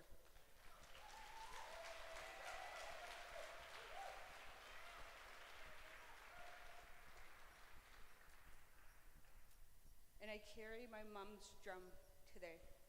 And in order for me to carry her drum, to use it, to bring it to ceremony, to bring it to events like this, my mom was 32 years clean and sober when she passed. This was 13 years ago. She would have been 43 years. My entire life, she would have been clean and sober. And so when I'm out there doing the work that I do, being able to share the songs with anyone, with everyone, it's the best feeling. I don't know how to explain it. You know, when you get to wake up and you wash your face and you're like, you know, that refreshing feeling, that's how it feels for me when I get to drum. And I get to spend all the time that I need with my sister because it's just her and I left from our family. And all of the children that we help raise, my sister's been there for me our entire lives. My brother-in-law, he's been sober now 2 years and a month. I helped him get clean and sober. So when I get to share my story, I know that I get to help at least one person, that one person sitting in the room. And I'm super proud of this man because I said, you know what? There's nobody else that's going to walk in this room and tell you enough's enough. But I knew at that time that if I didn't go into to his house and just sit there, just to be there, I wouldn't see him again, because that was the path that he was going down. And I wasn't willing to lose him. His children needed him. I needed him. He's my best friend. My sister married him. You know, now I get to sit with my sister and we get to do the work that our parents did. So, you know, when I talked about our parents were our role models, they were who we wanted to be, I've become them. My dad was a drummer. He was a slukmotwas player. He played Lahal. We're out on the Lahal Trail now. His family's become my family.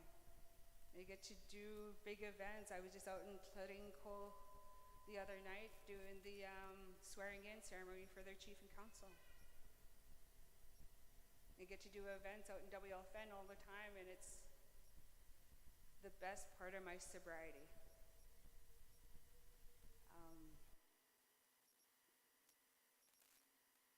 I want to share a song with you in closing, and I want to thank each and every one of you for allowing me to come up, to share my story, to be here, to be able to do the work that I'm doing, smudging people off.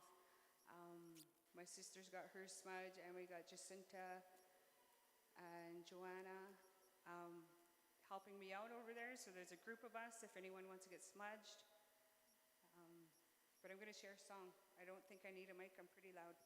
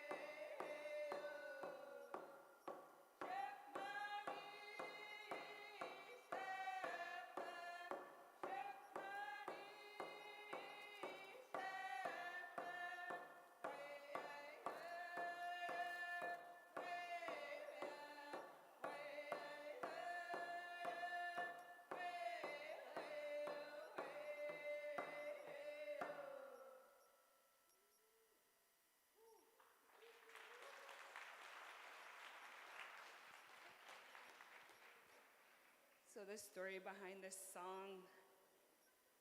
When we lost our Uncle Pat in 2019,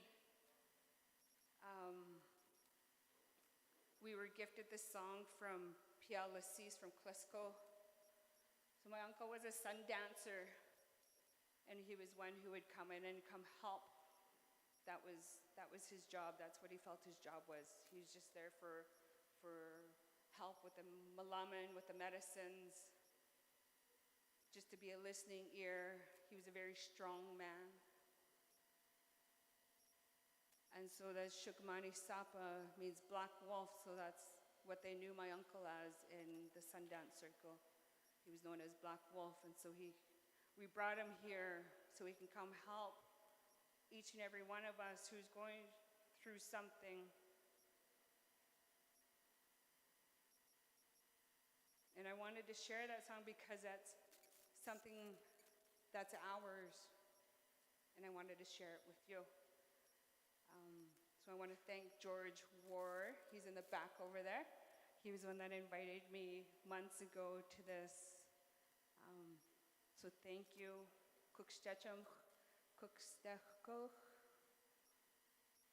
Thank you for letting me come up here and share my story with you all today.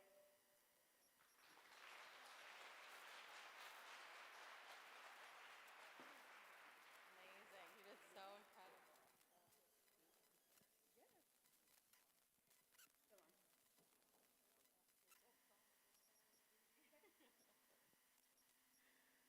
Wow. Valerie. Just hearing Valerie's story, that's why we're all here today, right? To hear more and more of our loved ones come forward and be able to move through addiction and into recovery, whatever that might look like for them.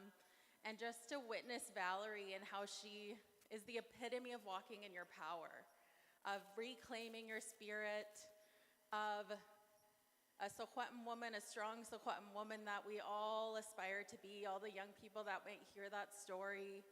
So I just really want to lift Valerie up in this moment. If we can just give her another really big thank you.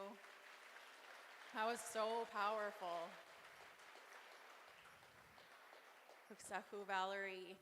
And to just continue to share that story, because that's going to move mountains. That's what it looks like to really make change, and for that to just have it come from that inherent strength that we all carry as Sohwa'im, as ilhqot'in, as Nuhawk, as Aketh Dene. I see Statlium relatives here, other relatives, as Indigenous peoples. And so what a good way to come into this afternoon to hear Valerie's story. If you have a time, give her some love and good energy to carry on that strength and that path. And just thinking of Valerie's story, how she said that she heard her mom's voice and she was walking into knowing she wanted to go into her recovery journey, what that looked like. And she said she didn't go into a treatment center like some do. And so just thinking about how this isn't a one-size-fits-all model when it comes to addictions, when it comes to substance use, treatment, detox, recovery. There's all these different paths that folks take. And so this afternoon, we're going to hear from some more speakers who are going to share some of those paths that are available through avenues like Interior Health, like the First Nations Health Authority, and others, like within our communities, within our nations, as we have a number of different methods to support loved ones in their journeys. And so that can be Western models like detox, like treatment. That can be our ways like land-based healing. That can be just spending time in our families and our communities, whatever that looks like. And so we're going to hear a lot about what that is, what that can be this afternoon and then also tomorrow, and many of the ways that we heard this morning as well. And so what we're going to go into now is we're going to hear from FNHA and Interior Health on some updates and services that they are providing and what that can be. And so this will be some really great information to bring back to your communities, to bring back home, and to share with others, because I know personally the urgency you might feel sometimes to support loved ones in accessing those services and not knowing where to go, how to navigate them. The system is so big. And as someone myself, I work in health often, and I still don't understand those systems very well. And so There's so much to learn, and we can learn from each other here. And so we're going to have Cora and Mitch from Interior Health come up, and they're going to share from Interior Health. And then we're also going to have Deborah and Shaylin, who are going to come up from FNHA. And so I'm not sure if you all want to come up together, if we have an order here. Interior Health first, perhaps? Yes? Okay, awesome. So I will pass it over to Interior Health.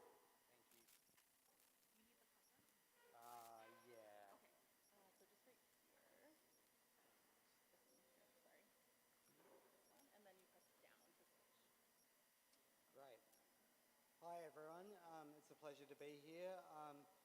I'm just going to kind of introduce myself, my role, and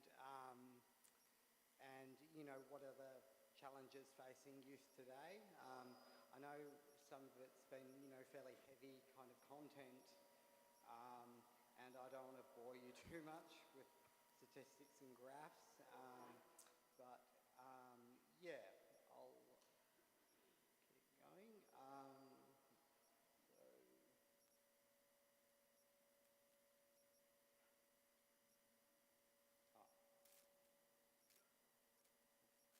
So I'd like to begin. Okay. So I'd like to start with a land acknowledgement. So I'd like to acknowledge, honour and celebrate that I am studying, playing and living within the ancestral traditional and unceded territory of the Williams Lake First Nation, of the Suswat Nation. I would like to acknowledge also that I'm working on the ilhqot'in Nation land and the communities of Unisatine, Honey and Keith First Nation community of El Gacho.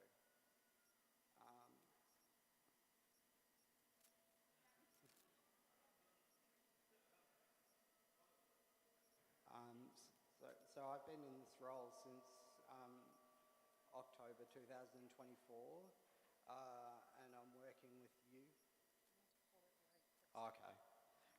12 to 24 years old who have been experiencing mental health and substance use challenges. So I'm often in schools, health centres or in community seeing clients. I was born in Auckland, New Zealand, and my father, Paul, is a white New Zealander, and my mother, Carlina, is Singaporean. So I have a twin sister. I've moved around a lot. We moved to Australia, went to uni, worked as a lawyer, worked in government, which was pretty boring. So I had a career change and did a Masters of Social Work. And worked in Australia as a counsellor for the Salvation Army.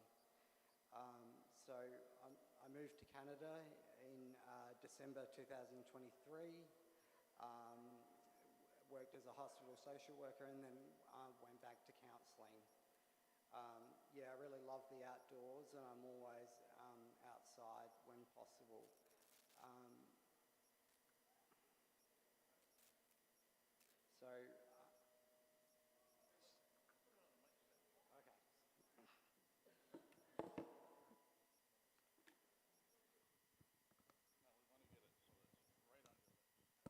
Nobody can hear you. Right on you, partner.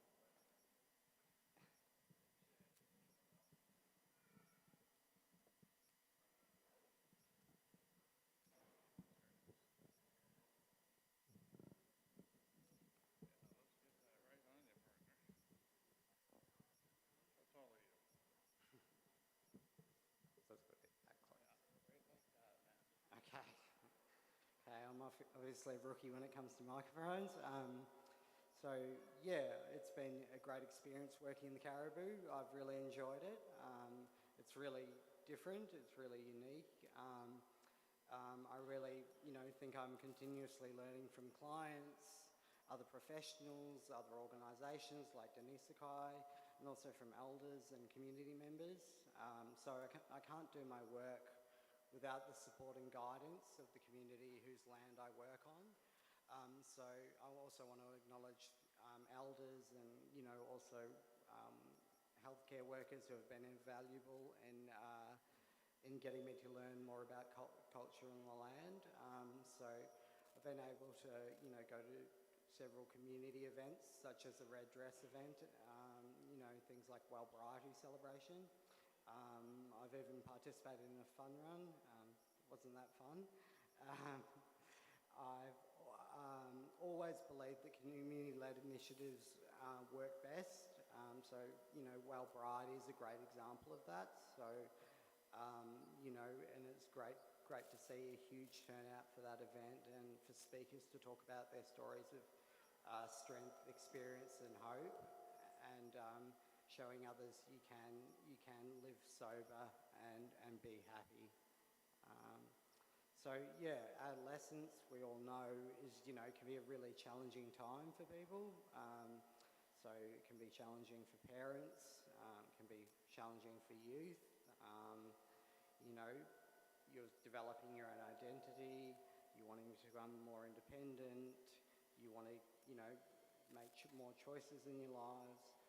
However, you know, the downside of this, you know, you might be taking risks, you know, like drinking too much, falling in with the wrong crowd and making bad decisions. So there are always, there's always old challenges like peer pressure, bullying, but there's also new challenges like technology, bullying and technology, and drugs and alcohol.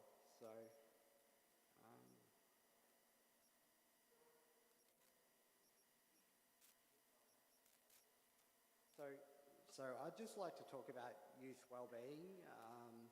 You know, I came from a family where, you know, my grandfather would have said, you know, if I said, oh, I'm depressed, I'm down, he would have said, harden up, be a man, you know, just get on with it, you know. So I personally don't think that would have been helpful for me. And we're just looking at youth wellbeing in Canada generally. We can see that, you know, in particular, you know, youth wellbeing, you know, has been declining. So if you look at youth saying that they have, you know, good mental health, you can see how that's been declining quite rapidly.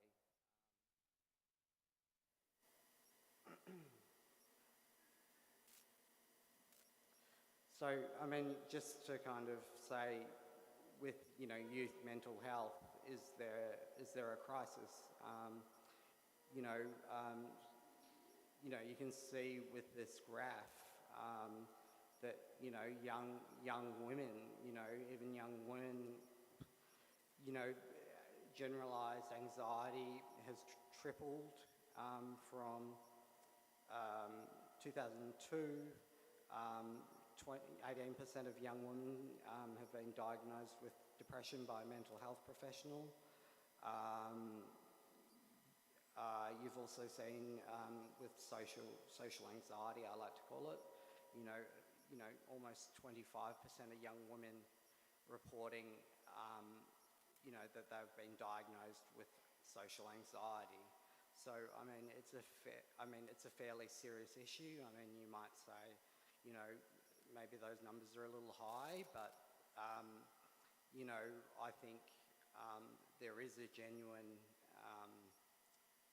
in my view, my personal view, a crisis amongst, and this is just generally amongst Canadian, and it's the same with Australian youth, it's the same with New Zealand youth, it's the same in the States. So it's really troubling.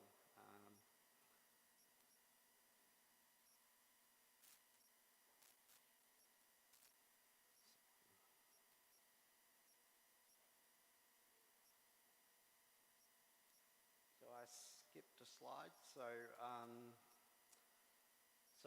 yeah, if we look at, you know, things like substance use, it's the same thing. There's a lot of substance use disorders amongst young Canadians from 15 to 24 years, largely males. You know, everyone's got a story about substance use. You know, I had a friend who, you know, used to drink with, we used to drink heaps, lots. You know, he used to black out and do, you know, silly stuff, you know, and one day, I wasn't there, he blacked out and he, you know, punched someone in the head and killed them. So, yeah, he's now in jail for something that, you know, when he was sober, he was the nicest, smartest guy. You know, he was a nice guy. But, you know, he's now in jail for something he didn't mean to do and something that he doesn't even remember. He just woke up in the cells the next morning and, you know, his life has gone downhill from there. So, I mean, it's, yeah, it's really concerning. And, yeah, everyone's got a story, you know, relating to, you know, mental health and substance use. But, so in regards to cannabis use and youth, abstinence is really the best option because we've really found that, you know, amongst young people, if you regularly smoke cannabis before you're 16, you kind of, so you're 12 times more likely to develop psychosis than, you know, other youth that don't use substances. So it's a really, for me, it's kind of a concern. You know, we're seeing a lot of people, you know, in the hospital for psychosis related to cannabis. You know, we're seeing a lot of, you can see there, a lot of young males, a lot of young people aged 15 to 24. And, you know, psychosis, it's very serious. So the kind of the message is, you know, don't smoke cannabis regularly when you're pregnant. Don't smoke cannabis until you're 18 or preferably 20, because it does increase the risk of developing these schizophrenia, psychosis, and those related, you know, those really kind of negative complications. So I think trauma's been, you know, discussed multiple times. So obviously intergenerational trauma, colonialism, the residential school system is one example of current intergenerational trauma.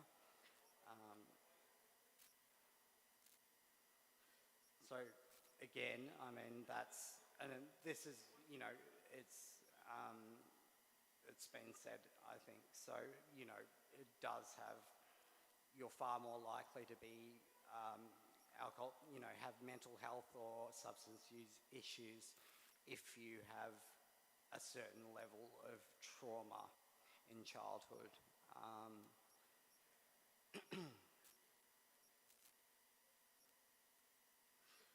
So I guess the next slide would be how to help youth with mental health or substance use challenges. So, sorry, a lot of text, but remember that youth are still growing emotionally and mentally, and their brains are growing and maturing. They, like everyone, will make mistakes and make bad decisions. You know, I think you need to listen, not judge, provide hope, and provide them or link them with appropriate support. So, I mean, a lot of youth have never said to anyone, maybe have never said, you know, oh, I'm depressed, or oh, something terrible happened to me, or, you know, sometimes, you know, you're the first person they're opening up to them. So, you know, that's really frightening and scary. You know, talking about your feelings is frightening and scary.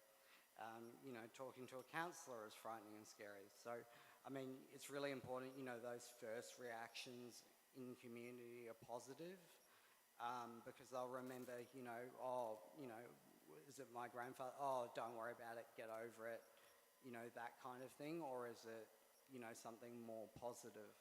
So, you know, really try and provide them with a safe environment in which they can talk openly and honestly. So, I mean, encourage youth to, you know, talk about their feelings, problems, hopes, and goals. So, you know, talk through and help them problem solve situations with them to foster resilience. So obviously everyone needs to feel needed, of worth, supported and loved from parents, peers and community. So don't say, oh, in my day I had to walk 50 miles to school, kids have nothing to worry about. When I was a teenager, men don't cry, toughen up, you'll get over it, or give them a lecture. So ask, how would you treat a 12-year-old child with a badly broken leg? So yeah, as treatment and recovery means something different to everyone. It could be exercise, it could be doing cultural activities like drumming, participating in a grief circle. It could mean taking medication, or it could mean talking to a counsellor.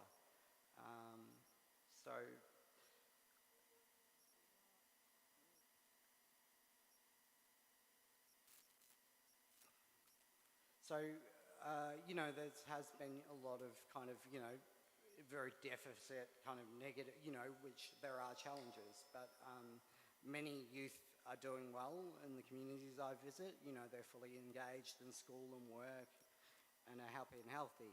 I think now they're more aware of their history and culture, and they have more opportunities than ever before, such as educational opportunities, and they are more aware about mental health and substance use. So yeah, it's important to note that if you have a terrible childhood, you're not going to, you're going to be an utter failure, and that's not true at all. It's not determinative, but it definitely, everyone reacts to things differently. Several people in this room would have survived, fairly bad childhoods and been perfectly happy and healthy.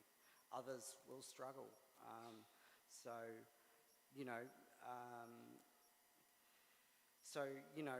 Many youth, do need that extra help due to trauma, mental health, and substance use.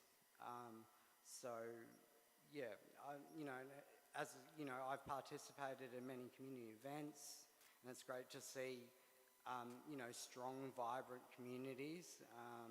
And it's in schools, it's great to see children learning their language and culture, and I'm proud of their language and culture and the values and traditions of the community.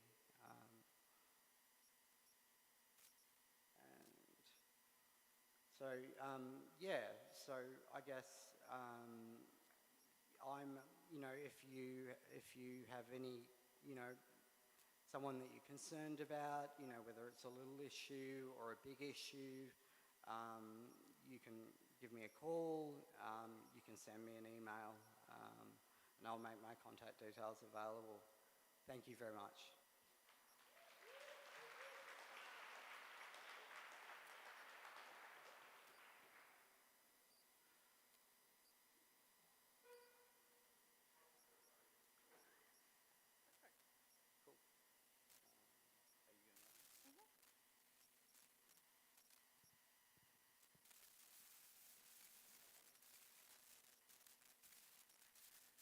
The Huja, Sambuzi Korafreli. Thank you to Algacho for teaching me some of the Dekelt language and the carrier language so that I can introduce myself. Hi, my name is Cora Fraley. I am a substance use clinician with the youth team at Interior Health, and my presentation will be nice and short. The first thing I do is great speakers, I believe, always start with a joke. I only know one good joke that I can tell kids. So how do you make a tissue dance? You put a little boogie in it. So I've been blessed to be able to do the role that I do. First and foremost, I will share that my name is Cora Fraley. I'm of Irish, English, and Shoshone descent.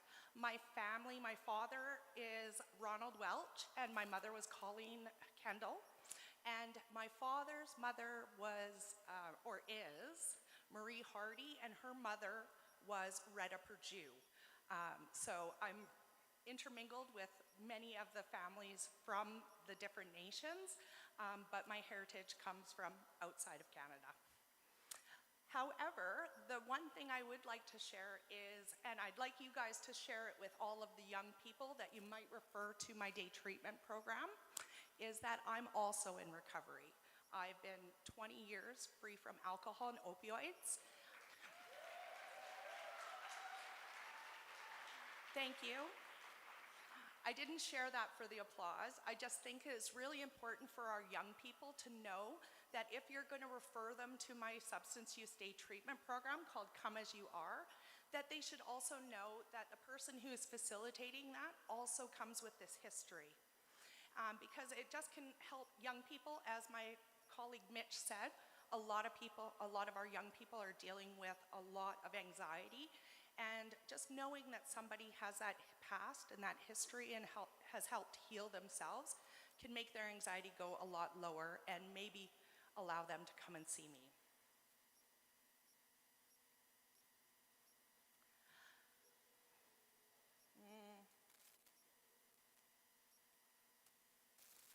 Oop, I went too far. I don't know if, are you guys able to change that back to the beginning? Technology is not my friend.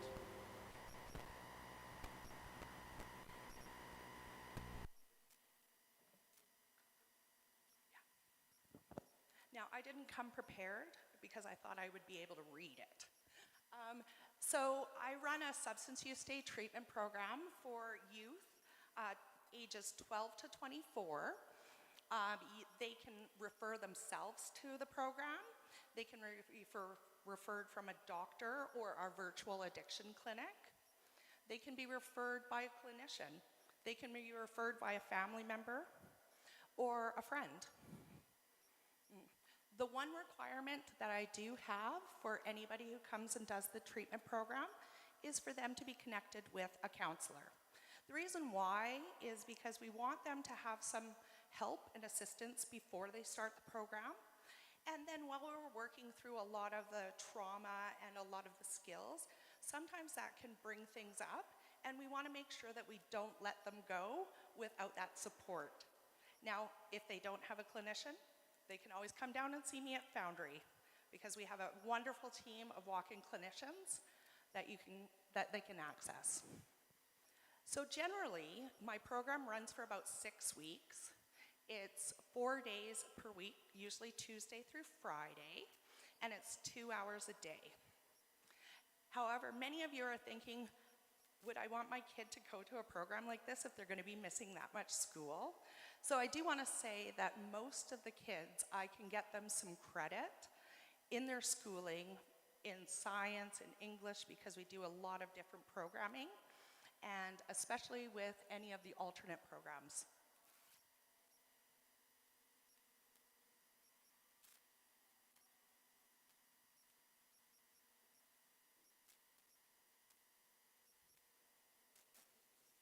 Sorry, guys.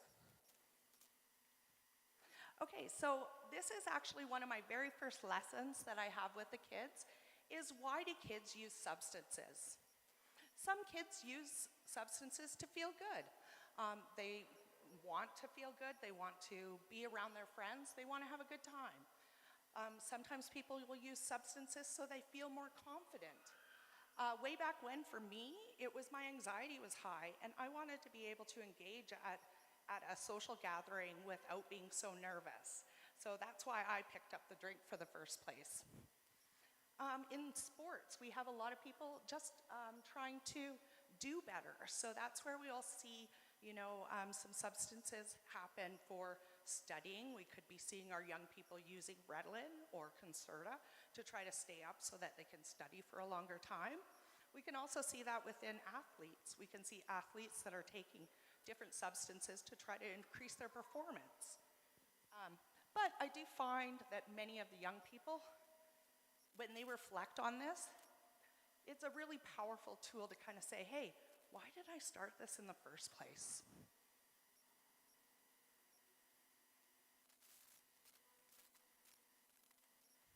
I wanted this presentation to be very, very easy for you, and I have 3 simple questions that you can ask any youth to know if they've gone from experimentation into problematic use.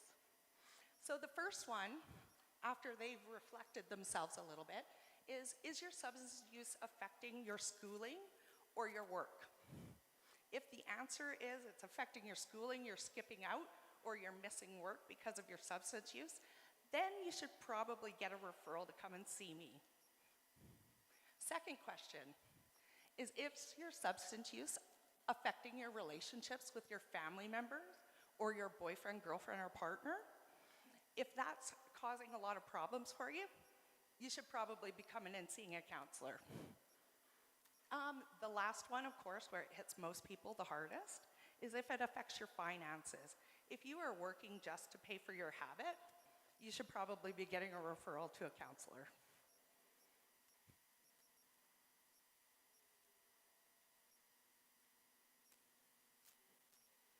This is another really powerful tool that I use in my substance use program. And we actually get the young people to put themselves on this continuum of use, from non-use, experimental use, all the way to problematic use and misuse. I get them to put this on themselves in every substance, and we kind of pick out which ones are the ones that we should be working on first based off of this model. Feedback from the youth says that this is one of the most powerful tools that we use in the whole thing.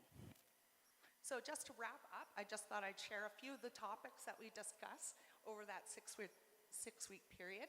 So we talk about what is a substance. Why do people use substances? We try to talk about emotions and start figuring out what feelings are, because some people have never been taught about different feelings or drilling down into our feelings, into finding out the core reason why we're doing or acting the way we are. We talk about adolescent development, harm reduction strategies. We talk about different substances and how they affect the brain. A big piece of my program, and I've gotten amazing support from my manager, Katie Matichewski, is I have the ability to bring in an elder into my program. I bring an elder in to start us off in a good way. He will usually drum and pray for us that we have what we need in the program. I bring him back a second time where he shares his personal journey from being an active youth to how he got sober and how culture helped him. Being a drummer, being involved in rodeo, and going out on the powwow circuit is how he got sober. We bring him back a third time towards the end of the program, and he does a teaching on the 7 sacred teachings. And we talk a lot about how we can use these values to help guide us make good decisions in the future with regards to lessening our harm of our youth or moving towards complete abstinence. Yeah, so that's my program. I'm sorry it's very brief, but I didn't want to bore you too much. But yeah, I'm based out of Foundry, but I work with Interior Health. So if you've got anybody or anybody has any questions, feel free to pop down and come and talk to me. And if I don't know the answer, what I can tell you is I will find out and get back to you. Thank you. Cook's Jam.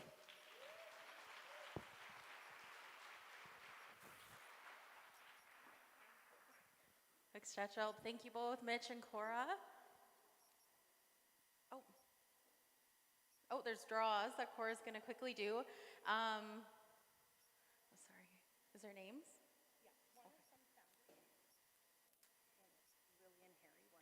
Lily and Harry, you've won a shirt. Lillian here.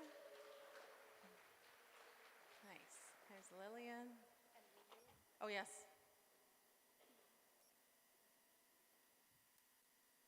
Oh, Norma Stump.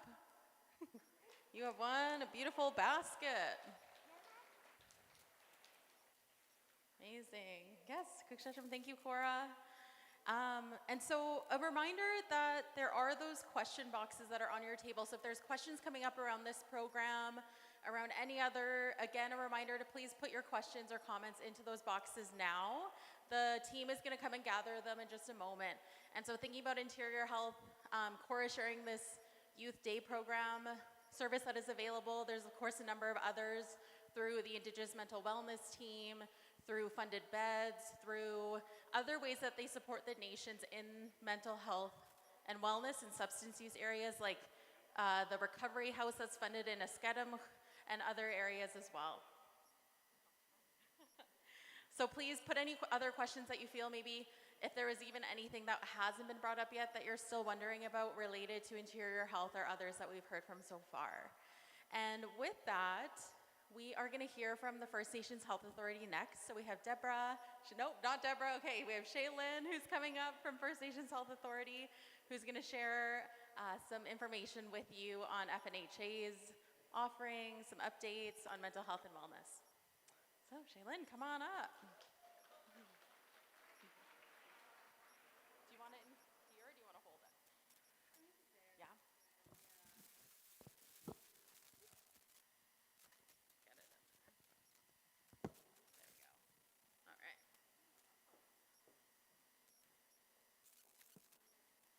Awesome. Oh, I see Danielle's taking a picture. I guess I should smile. So Dinesh Hotier, Shaylin Boyko Ushier. So good day, my name is Shaylin Boyko. Sorry, 1 second, I'm just gonna try to adjust this a little bit. So I'm a member of the Tahltan First Nations located in northern BC, and I'm part of the Craig family. And I'm also part of mixed European ancestry from my mother's and father's side. So I currently work as one of the regional addiction specialists with First Nations Health Authority on the mental health and wellness team. Ooh, I may be missing the clicker.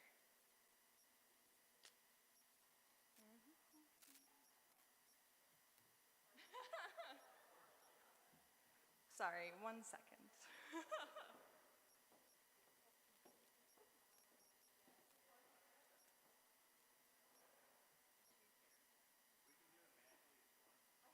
Yeah, sure. Manually would be good.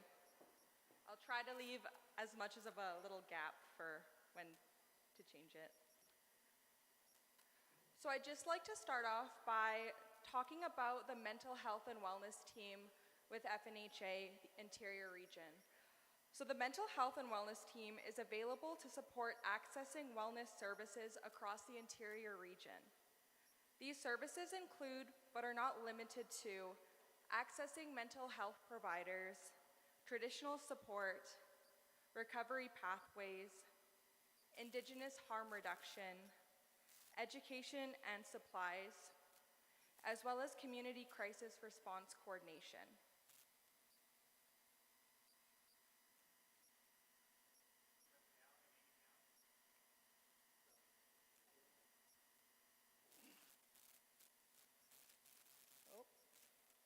Technology. Maybe it was better when they were clicking for me. Okay, so the next slide, I just want to introduce or reintroduce you to some of our members of the mental health and wellness team. A lot of them you've probably seen around this event. So we have Deborah Robbins right here, our mental health and wellness manager. We have, oh, good applause. Very lively crowd. We have Angela Aspinall also at the table as one of our regional addiction specialists who supports with treatment navigation as well as detox. Oh, lots of applauses. We also have Kathy Bellotti as our Indigenous harm reduction educator. She was also around today. We have Stormy Sandy as our crisis response lead. Stormy's also at the table. Ooh, we have a celebrity in the house. And we have Destiny Dendowitz, who is working today out of the Kamloops office as our mental health and wellness liaison. And we have Rayleigh joining us as well for the summer months as our Raising the Canoe student.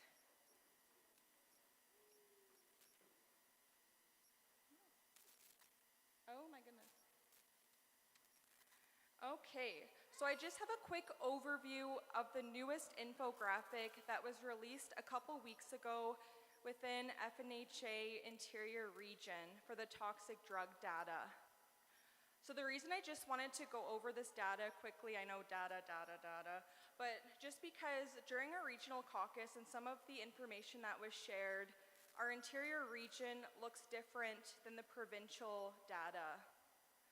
So with our toxic drug poisoning crisis in the interior region, we've seen a 9.7% increase in toxic drug deaths that were reported from January to December 2024. So toxic drug deaths, since they've increased provincially, the provincial data has said that they have decreased, but in the interior region, they have increased. First Nations people are experiencing toxic drug poisoning deaths 4 times more than other residents. 60.3% of the toxic drug poisoning deaths were male and 39.7% were female. And 35.3% were 40 years old or older, whereas 64.7% were younger than 40 years old.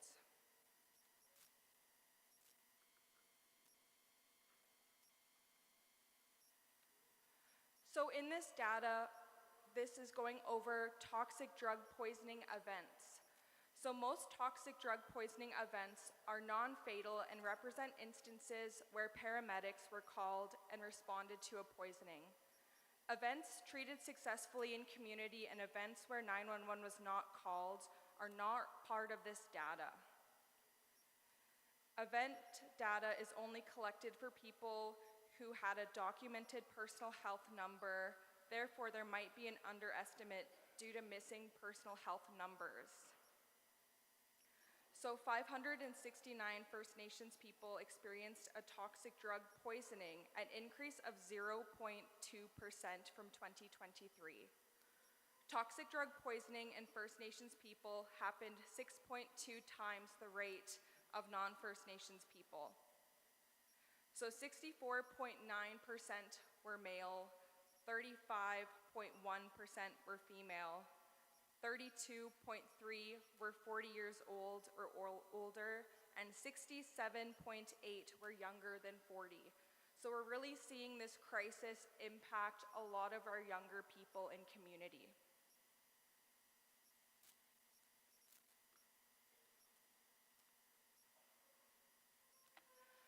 So the FNHA Interior Region has taken meaningful action based off of nation-led feedback from the 2024 Toxic Drug Crisis Forum, which happened in April.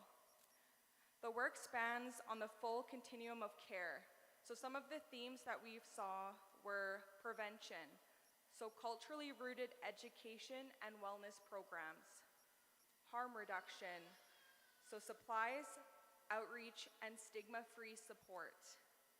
Treatment was another large topic and theme that was discussed, so detox access and culturally safe services.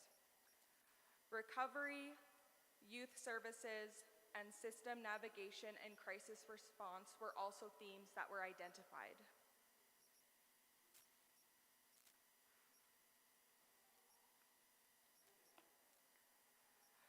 So in response to concerns about detox access, advocacy has been undertaken to prioritize Indigenous clients at Day One Society. So our regional addiction specialists are continuing to form relationships with the detox centers in the interior region, as we know that that's a huge gap that we see. And we also see that especially in this area. So what we're doing is we're trying to have continuous connection and relationships with those programs to really recognize and address those gaps. So treatment navigation. So Angela has been doing a lot of work on knowledge sharing sessions on treatment beds and including rapid access beds. So we really want to make sure that we're able to get that information out to all of you. So how to access treatment beds, how to access funded treatment, which is, the big word funded, so where people aren't, going in financial deficits to be able to get support.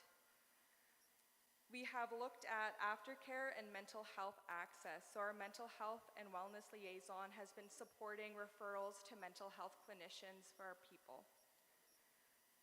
Hospital system barriers was also another response that we are looking at. So we do host monthly meetings with the Indigenous patient navigators through Interior Health to really have discussions on what the barriers are, what needs to be worked on, and how we're able to support. And also as well, our Interior region has a nursing team, and we have nurses who are able to prescribe opioid agonist treatment. So if any community member needs support, we can refer them over to the FNHA nursing team.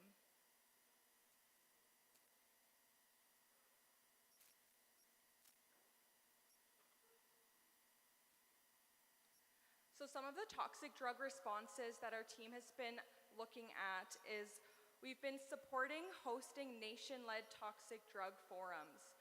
So this forum is one of the specific forums that we've been requested to support with by the nations and communities as well as leadership. So we support the not just naloxone training, so that's doing intramuscular naloxone training as well as nasal naloxone training. This request was directly made by the nations for more localized education as well as engagement. Our harm reduction education is also a piece that we support communities with, is really helping build that capacity.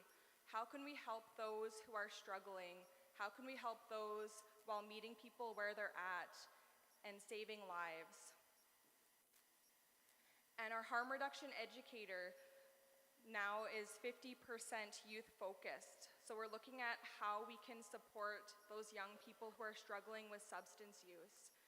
That directly comes from the nation's request to support youth services, as well as looking at the data. Our youth are really struggling, so we want to make sure we can increase that capacity in communities and support nations on how to best support their youth who struggle with substance use, while also meeting them where they're at.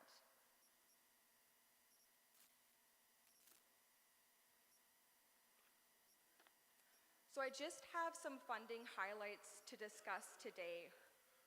So in the Interior region, FNHA Central and FNHA Interior has supported 9 First Nations communities in the Interior to get public health vending machines.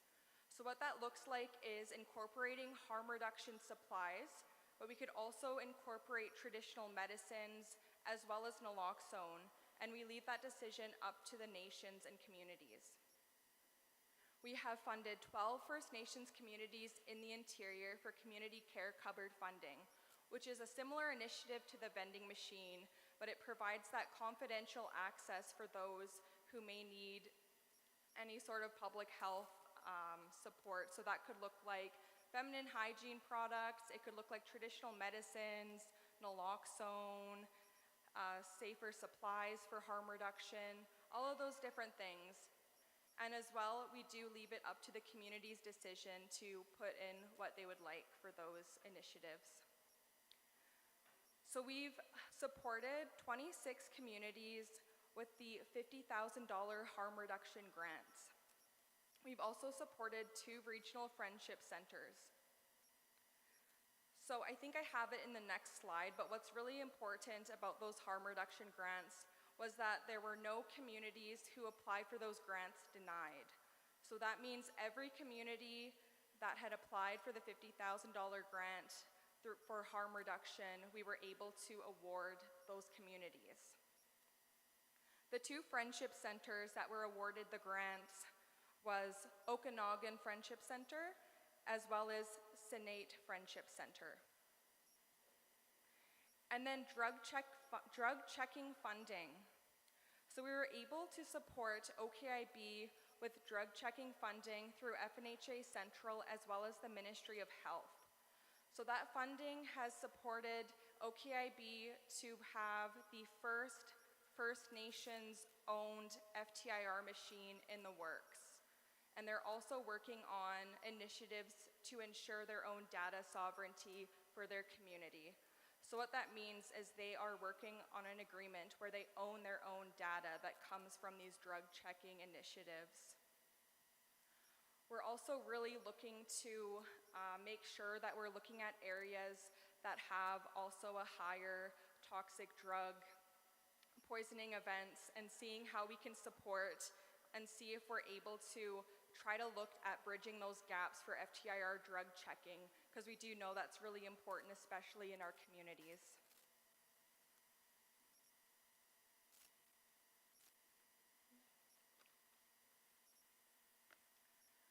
So communities have utilized the grants to plan and host events that foster connection, compassionate care, cultural revitalization among their First Nations people. So some initiatives that communities are using the funding for are organizing on-the-land wellness camps for youth. So there are quite, again, for the $50,000 grant, it's up to the communities on how they would like to spend it and what that looks like and what's best for their communities in terms of supporting their loved ones who currently use substances, or even looking at that prevention. How do we prevent our loved ones from experiencing bad reactions from their substance use?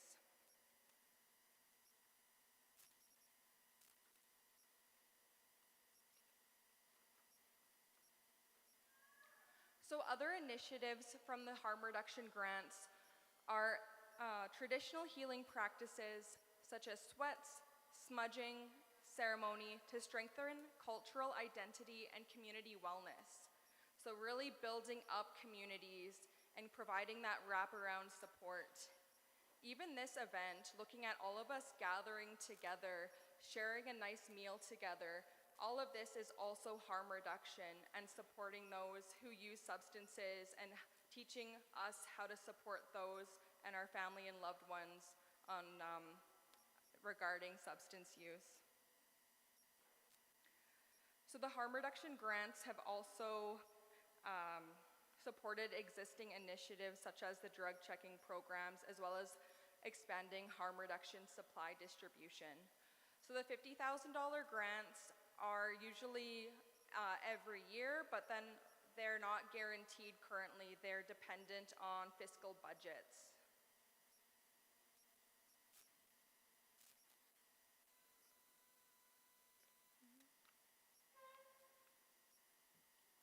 Sorry, all my pages are stuck together.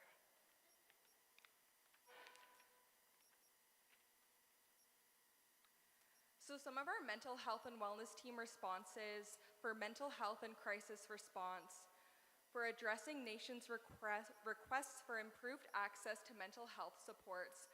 We've had our lovely student Rayleigh really supporting and breaking down that FNHA clinicians list. That list is very small and it's really scary to look at, especially when you're trying to find somebody to support with mental health or finding somebody to support a client, community member, family member.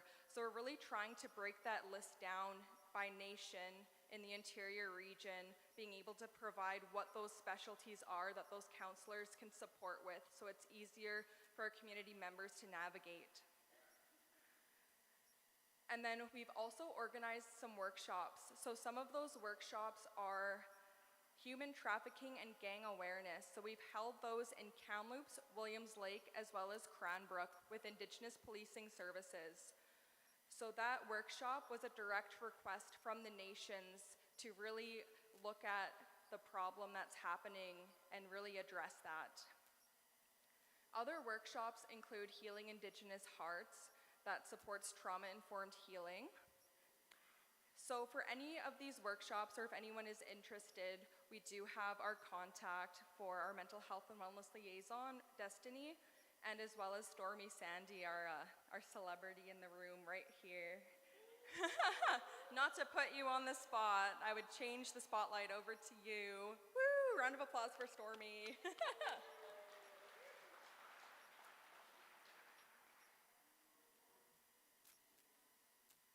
And then just to wrap up here, we just have some new and adapted roles with our FNHA mental health and wellness team. So it's a little bit of a time of change for us. So we have our Indigenous harm reduction educator position. The adapted part of that role is that 50% of that role will focus on youth. We have our Wellness Navigator for harm reduction, as well as a Wellness Navigator for family, child, and youth that's upcoming. And we also have a toxic drug specialist role that is going to support our health emergency management team and also support our mental health and wellness team in terms of supporting through fire season and other environmental emergencies, because we do know that that also has an impact on the toxic drug emergency. So for any of these positions, you can inquire with FNHA Careers. And then we also have the peer support outreach positions that are incorporated directly within community. So the new funded positions, there was one with Okanagan Indian Band and one with West Bank First Nations. And there was one with Penticton Indian Band as well, and Latmalaman Society.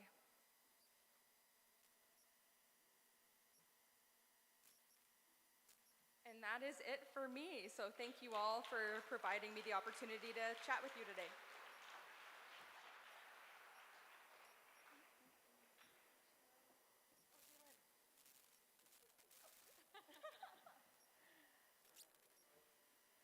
Checho, thank you, Shaylin, again, Cora and Mitch for your presentations. I don't see the question boxes taken just yet, so you still have time to submit questions in there.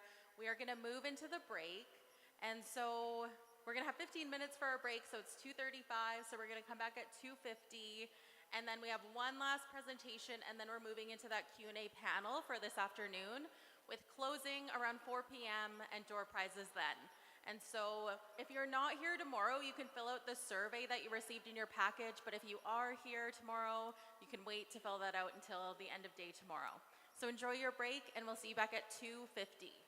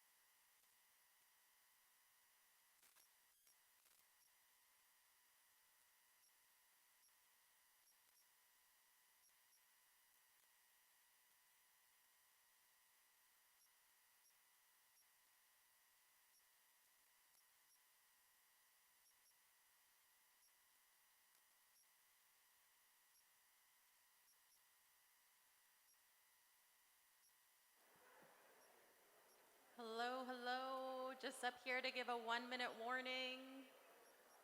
Going into our last presentation today.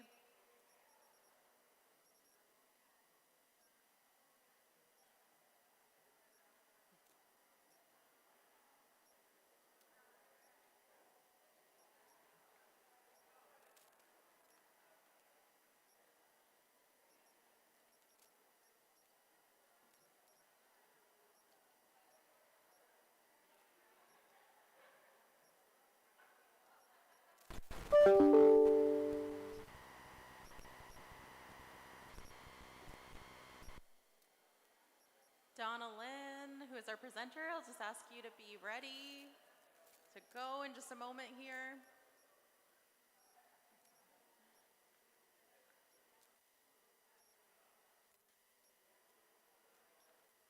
All right, if everyone can take their seats, it is 2:50.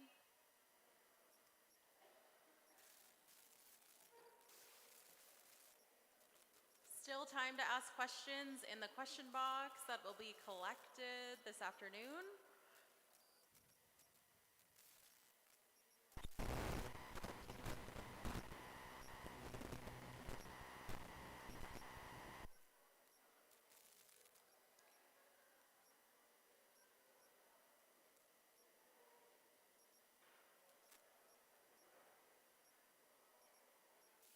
All right, last call to take your seat. We're gonna get started.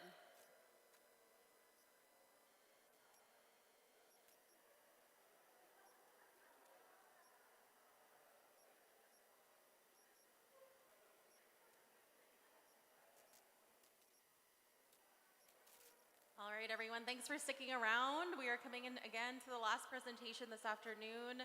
Following this presentation, we will do a Q&A with all of the presenters that we heard from earlier today, throughout today.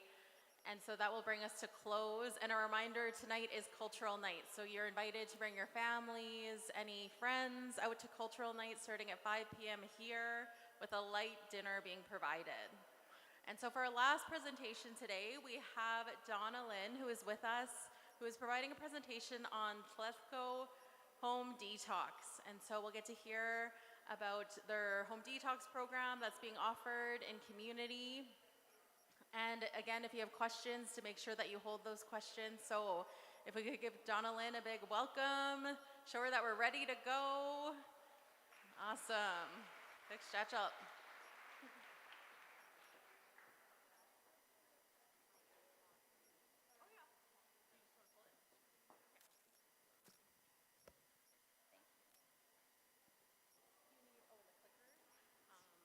Just press down. Go down, yeah.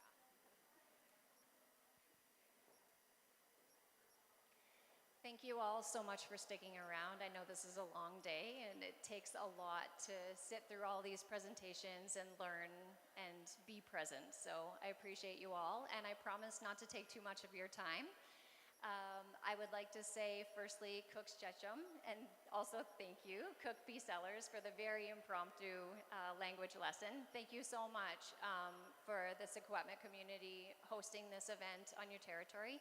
It means so much, and I'm truly honored to be able to be up here sharing the program and the presentation that I have for you guys today.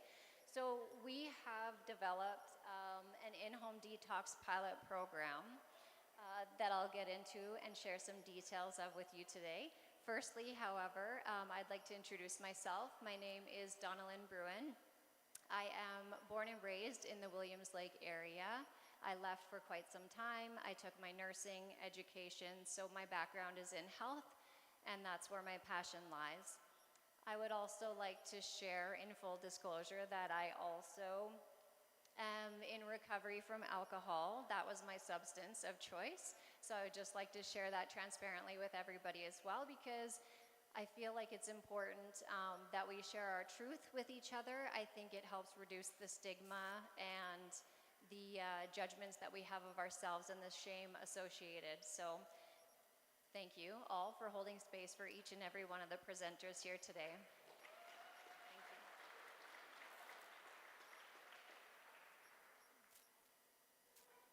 So here's a very brief overview of what we'll be covering today. I'm not going to bore you with those details because we'll get into it.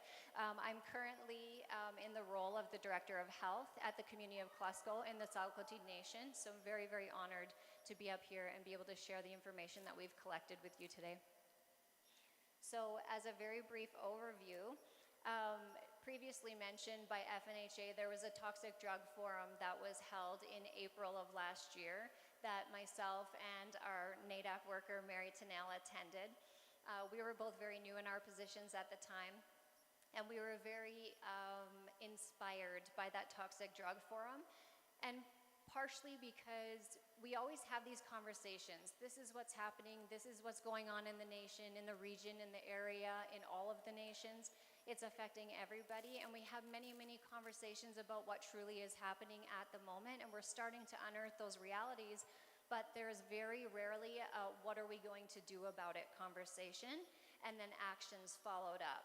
So I was very inspired, and when we got back from that forum in Vernon, Mary and I were digging around for some information on how we can better support the community that we work in, what we can do, what we can provide, and Mary found an in-home detox manual that was developed by an Indigenous RN that was specific for Indigenous communities. That manual is called Healing at Home, A First Nations Guide to At-Home Detox by Pamela O'Donoghue. Made sure to write it down because I was going to for sure forget her name. So that's actually available in PDF form online. I also have a hard copy if anybody wanted to flip through it today. Pretty easy to find if you just Google it, and I can also share out the link to that manual if you guys are interested in seeing that. So when Mary discovered that manual, I was like, okay, hang on a second. We don't have to reinvent the wheel. We can build off of what already exists. So we were also inspired to use that manual to create something tangible and applicable to the community that we're currently serving and working in. And so that was where all of this came from. But in that, I didn't know where to go and what to do and how to actually start developing this program. It's great to have ideas, but then what do we do with them? How do we implement them? And so that same month, shortly after the Toxic Drug Forum, Chief and Council called me into a meeting, and TNG had just declared a state of emergency in regards to the toxic drug crisis. And so they called me into their Chief and Council meeting, and they're like, so what are we gonna do? I was like, I don't know. Like, what are we gonna do? I was like, okay, no, we just found this manual. We're gonna create an in-home detox for drugs and alcohol, because those two things often go hand in hand, and they're very prevalent in all the communities that we work in. My inspiration was also to actually create a program that was transferable. So if we started in Klesko, another community from the nation or from the surrounding nations is interested in implementing something similar, how can we take that, cut and paste it, and just make adaptations and adjustments so it's still applicable, it's culturally relevant, it's safe, it's trauma-informed, all of those things. And majority of that information was actually already developed in that manual. So it's quite easy to actually build out a program. So in that, however, I still had this manual in hand. I still had Chief and Council asking me what we're going to do about it. I had the nation declaring a state of emergency, and I still didn't actually know where to go and what to do to start actually building this out, because I've never built out a program of this magnitude before. So in conversations, I'd like to shout out Marnie Brenner, having conversations with her. She works for Interior Health, Healthy Communities, and she comes out to the various communities when invited. And we were discussing, okay, this is, what I want to do. This is our ideas to build it out. I don't know where to turn or what to go to next, and who I can call in to a circle to help actually build this thing out. So she connected me with Danielle Kreutzer and others from FNHA, or from Interior Health, sorry. And then we also connected with Deb's team at FNHA and TNG.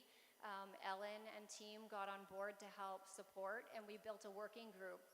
And we ended up pulling in Interior Health's medical health officer, and Andy Delpizzi, and others who came to the table who have a wealth of experience in this specific area. They have programs already built out that are currently working and active and supporting people, just not in First Nations communities. But Interior Health has these programs in Kamloops, in Williams Lake, in various other areas that are already working. And so they have systems in place, they have structures already built out that we just needed to build off of and indigenize, so that we can make them a little bit more applicable and make them relevant to the needs of the specific community. So additionally, in working in my position as the Director of Health for Clusco, what we found was that many people were detoxing at home anyways, and I'm sure most of you working in community can empathize with that, or being from community, working with partnerships. A lot of people are doing this on their own anyway, so our goal is just to make it more safe for people and offer them resources and supports. Because if somebody has had a negative experience with our healthcare system in some way, or shame, judgment, stigmas of families and others, they're going to be less likely to reach out for support and help. So how can we connect with people and meet them where they're currently at, in spaces that feel safe already? So that all very long-windedly was the inspiration for developing this program. So I would like to, I'd like to just call out a couple key points that Shay went over in her FNHA presentation. 4 times, First Nations people are experiencing a death rate at 4 times greater than non-Indigenous people in terms of the toxic drug crisis. That's massive. So I'm not going to drown you guys with stats, but I do have a couple key points that I really wanted to highlight for you. Additionally, so Shay mentioned in her presentation that 68 of the deaths last year from toxic drug poisonings were Indigenous people. That number went up from the previous year. So numbers generally in the province are declining in terms of toxic drug poisonings and toxic drug deaths, but the number of Indigenous people are actually going up. The lives lost are not coming down in our communities. So that for me was super startling. And the prevalence also, they're primarily males whose lives are being lost. A little over 60% of those 68 lives lost were males, and nearly 40% were females. So we're losing a lot of Indigenous men.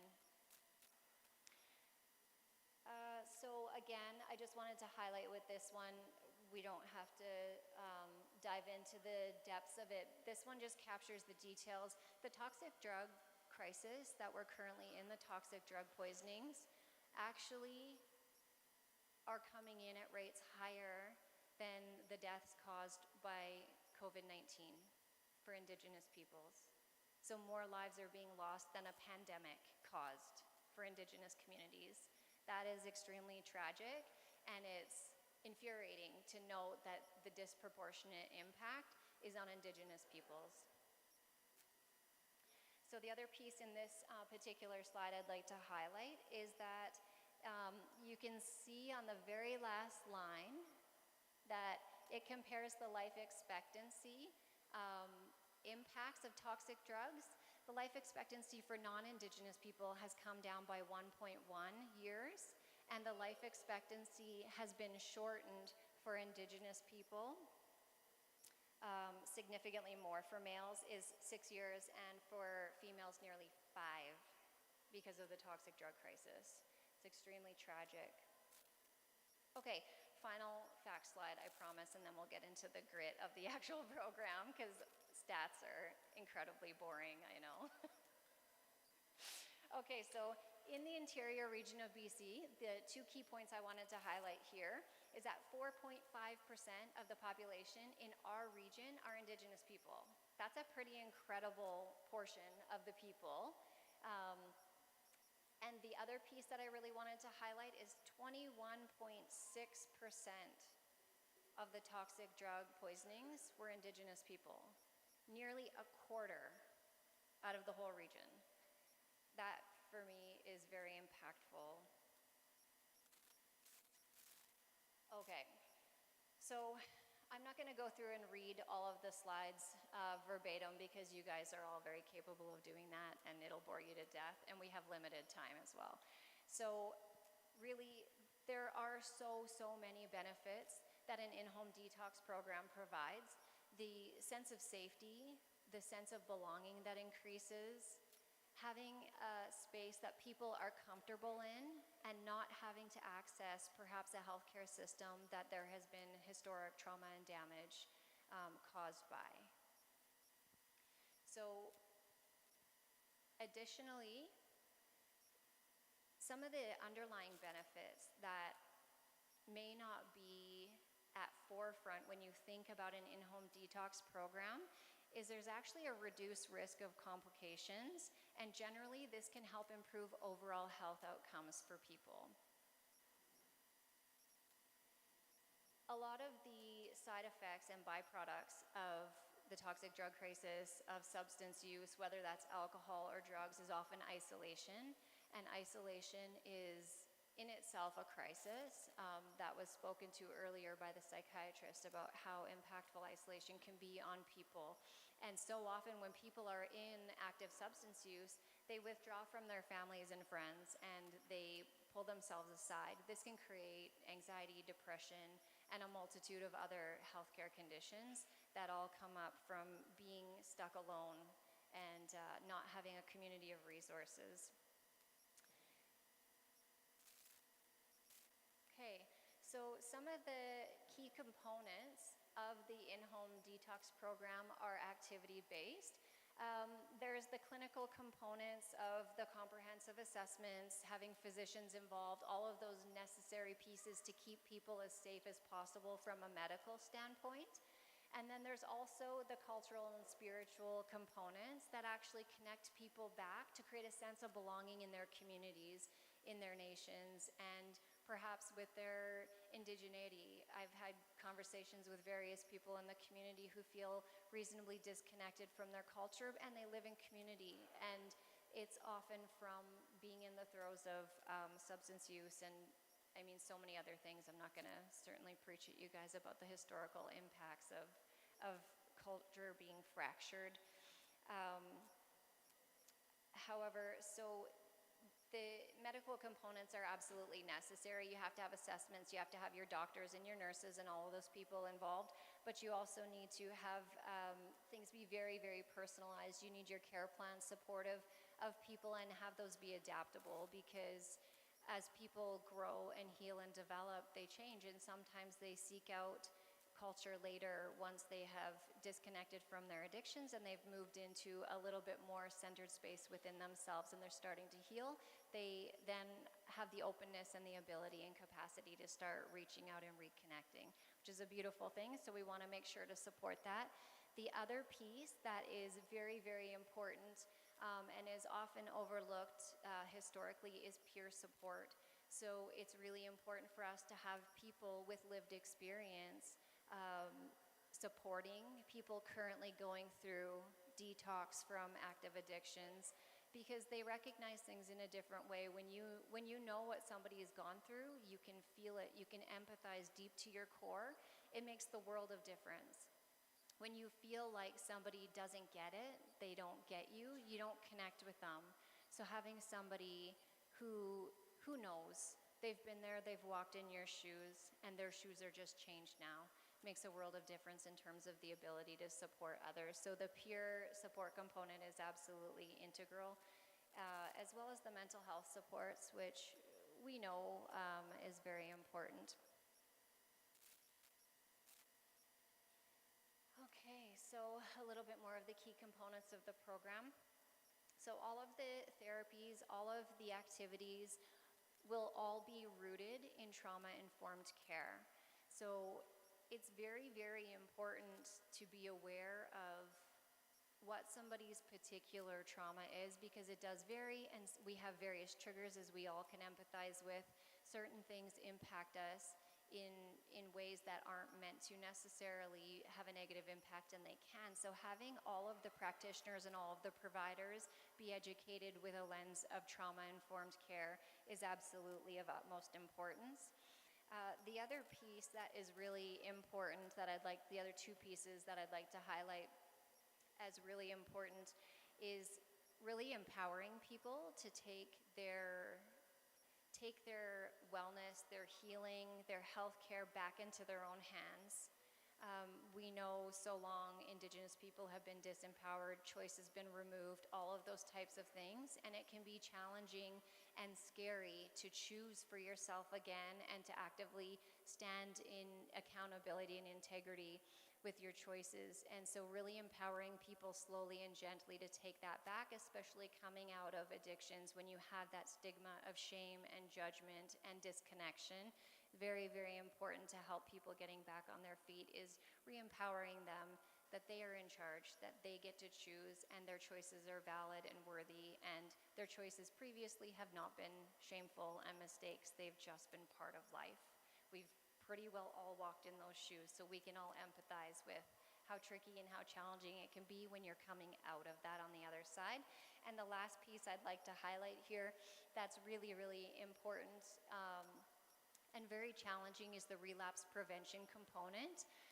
People living with addictions, it's very easy with triggers and experiences and stressors coming up to relapse and fall back in.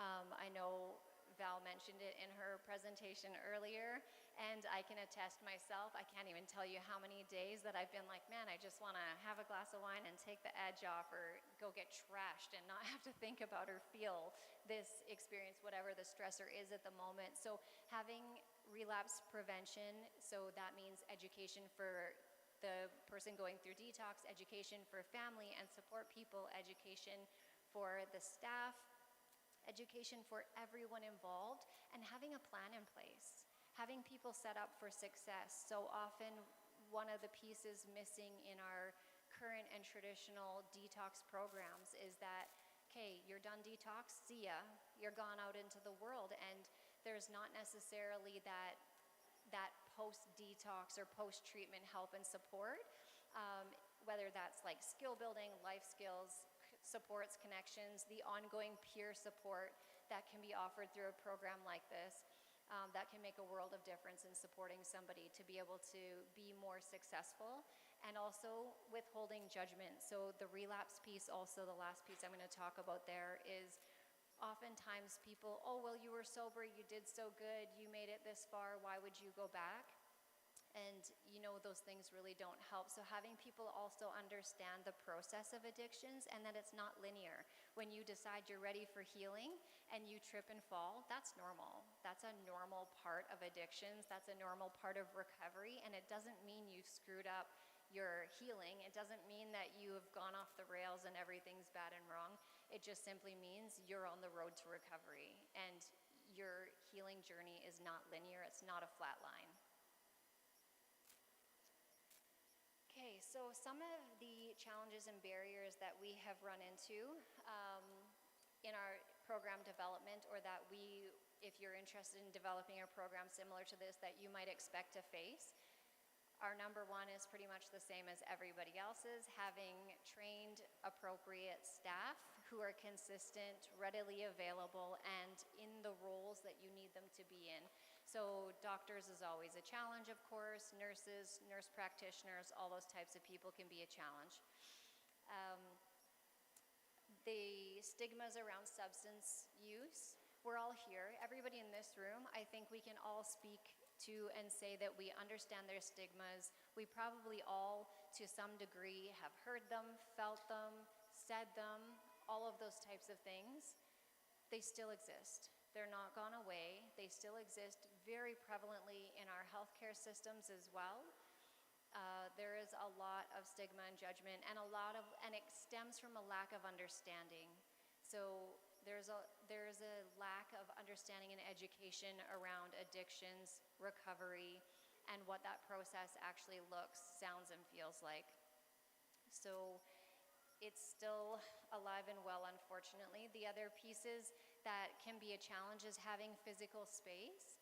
So even with an in-home detox program, you're going to need some safe space for clients to stop in and talk to staff, access mental health supports and those types of things. Not absolutely everything can be in the home.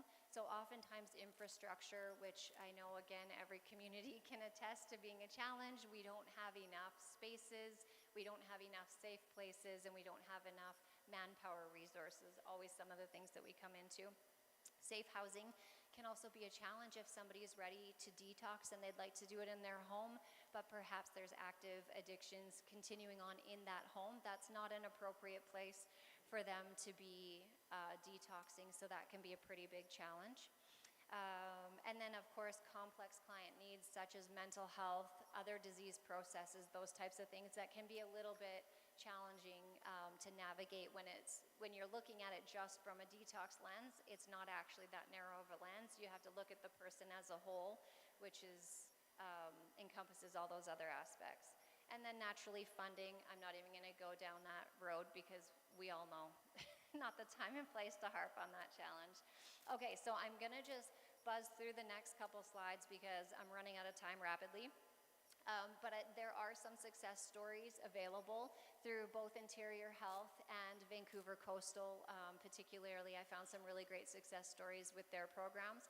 I really couldn't find any relevant success stories from Indigenous communities, which would be very advantageous and very supportive of what we're up to. However, okay, moving on. So these are kind of some of the key components if you're interested in implementing an in-home detox in your own community. These are some of the key pieces of the program that you're going to want to look at, and you're going to need to develop policies and procedures, of course. Everything needs to have a foundation, everything needs to have structure, and because it has to be safe for people. People need to be able to be supported medically in order to get their way through to detox. So those are kind of all of the really important pieces. And so the idea also with this program, as I mentioned at the beginning, the intention was to make this transferable, so cut and paste. So let's build out a program, policies, procedures that we can then say, you know, hey, if WLFN is interested in implementing something like this, they don't have it. If Kletinko wants something like this, we can say, here is all of the things we've developed. Take that, put your logo on it, adapt it to what you need it to be for your community, to be the most appropriate for you, and run with it. And so we're 98% complete doing all of those things, and so I do have all of those resources available to anybody if they're interested, and I will share there. My contact information is there. Again, this slide deck is going to go out with all of the others, so if anybody has any burning questions, we're going to have time for those at the Q&A. And then if anybody has any burning questions, would like that manual that I mentioned earlier, or any of the policies and procedures we've developed, or would like to sit and have a brainstorming session about how this can be implemented in your community, I'm more than happy to help. My personal outlook on things, I do work for Klusko in the ilhqot'in Nation, but my outlook is that we're all in this together. Every one of us are here in this room together for a reason. We are all a team collectively. We are all here for the betterment of people, improvement of health, and to keep people safe and alive. So please feel free to reach out to me anytime. I am so happy to be involved and be a support. And Sachanal Ya, thank you so much, Kokschecham, for your time and for giving me the opportunity to share what we've been working on with you guys.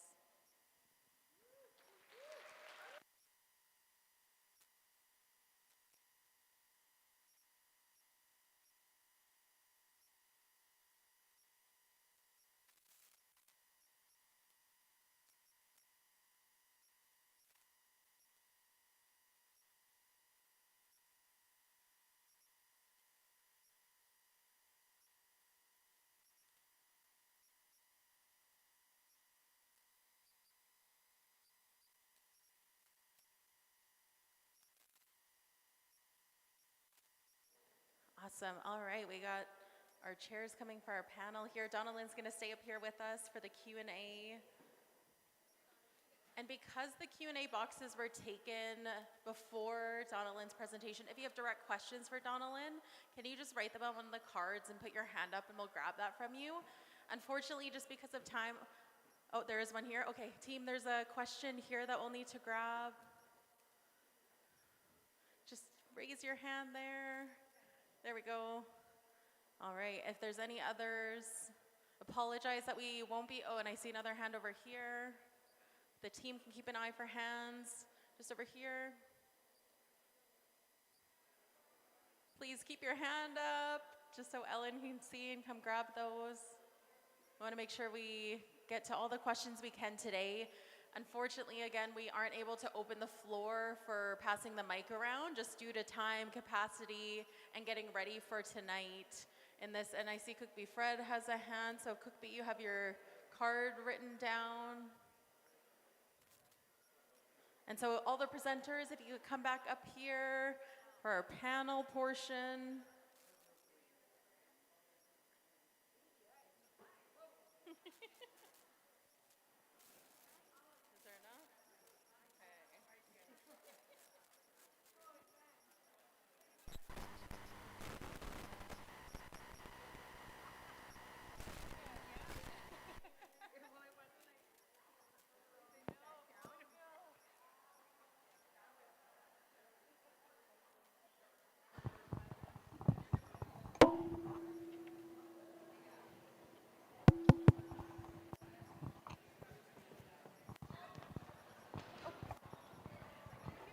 Testing.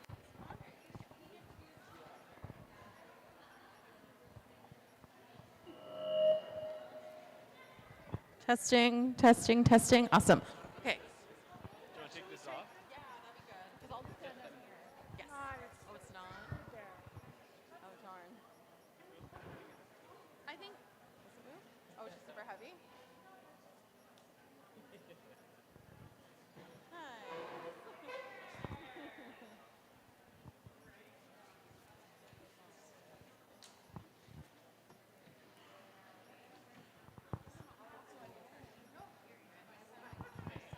One mic here, and then that one will be okay. All right, last call for questions. I see another question over there. Question. There's another question over there. Oh, seeing a hand from Chief Ina here. We can grab that question if there are any others. I do see one here that I can answer, and it says, do we get copies of the presentation sent to us in the emails? You'll be able to access all the presentations on TNG website. So tng.org in their health department section, right? Oh, tng.ca, sorry. tng.ca is where you'll be able to get all of the presentations after the forum.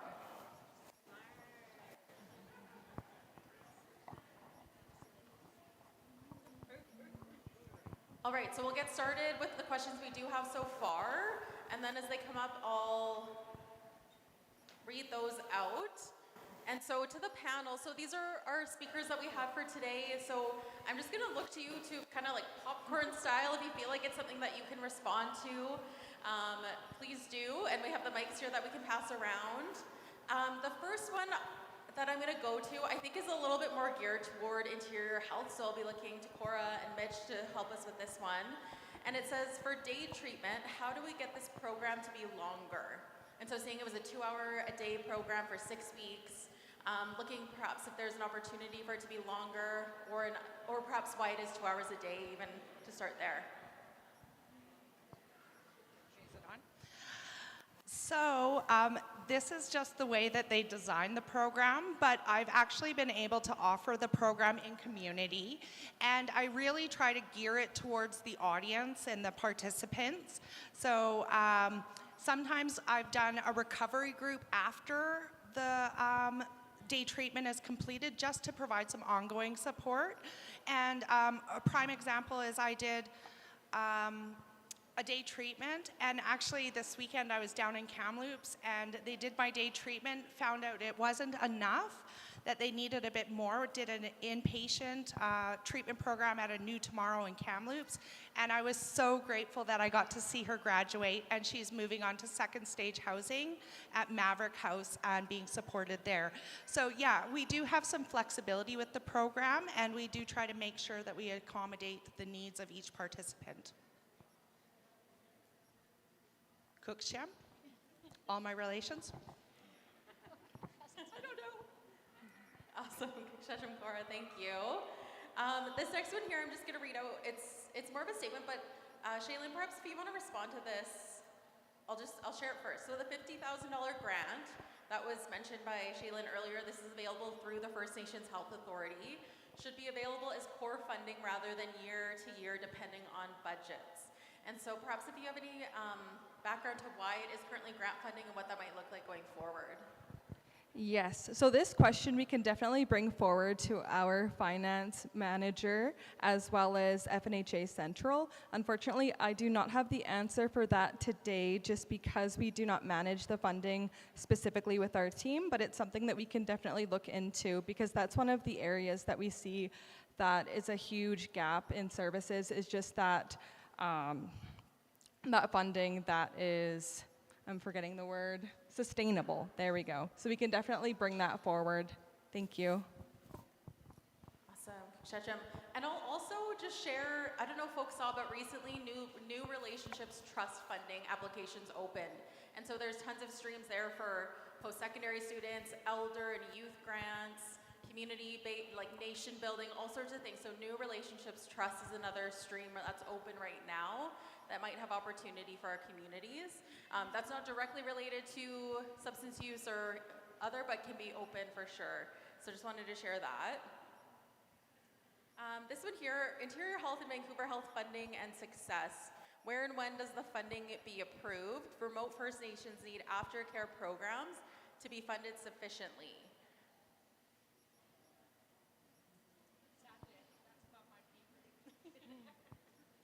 All right, so I think that's one that we're going to be bringing forward. So we're going to capture, if there's anything that we can't answer today, we are taking them down. We'll be sure to make note of those.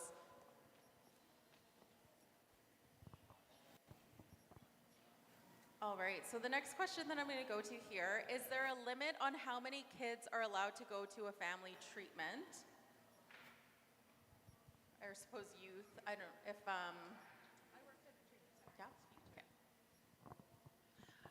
I think it really depends on the treatment center and what accommodations they have for the families. I previously worked at Ninkaini and they had family rooms in their home, but I believe it's really limited to how many beds are available and if they have the staff to be able to support the children in school and in programming. Shasham, thank you. This next application, and again, might look to FNHA for this, but how do we get treatment applications to be short? That is a really good question, and I can definitely attest to that because I've supported with the FNHA specific treatment center applications, and we're always looking for feedback with those applications, and it's something that we can also bring forward to the table because we do know that when we're filling out applications, whether it's the FNHA universal package or whether it's the provincial treatment applications, they are quite long, and it's definitely a bit challenging sometimes to sit down for a prolonged period of time with your community member to fill out those applications. So the benefit of the FNHA universal package is that you can just fill out one package and apply to multiple of the FNHA specific centers, and then if there are possibly no rooms in the cohort, they can be added to the short list, and the community member, if there's a bed that opens up in any of those centers, they could be contacted and be able to transition quickly if all that information is already filled out.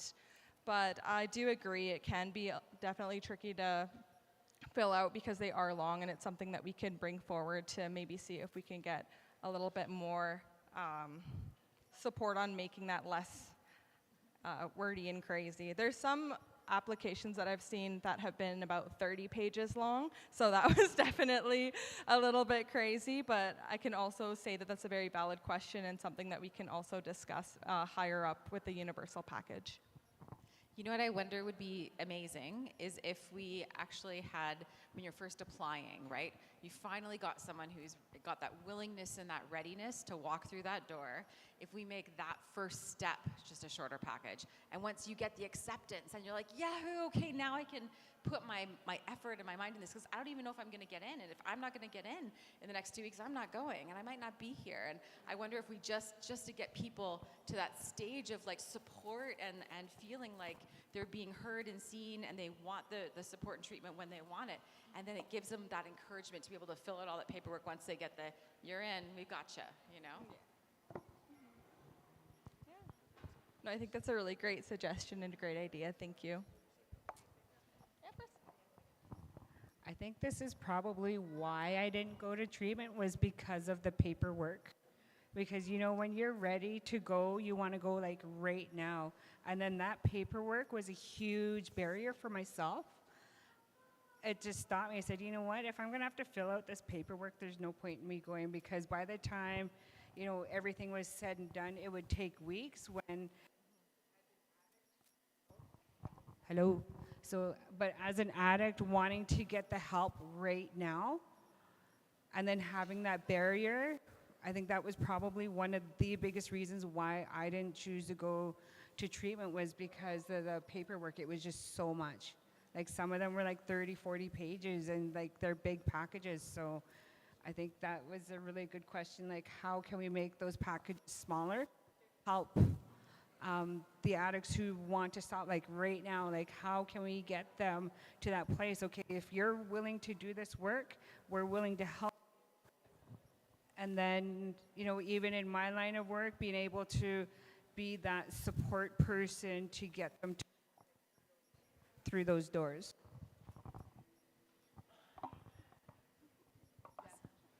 Thanks, Chachel. Thank you. Yeah, just pass it around.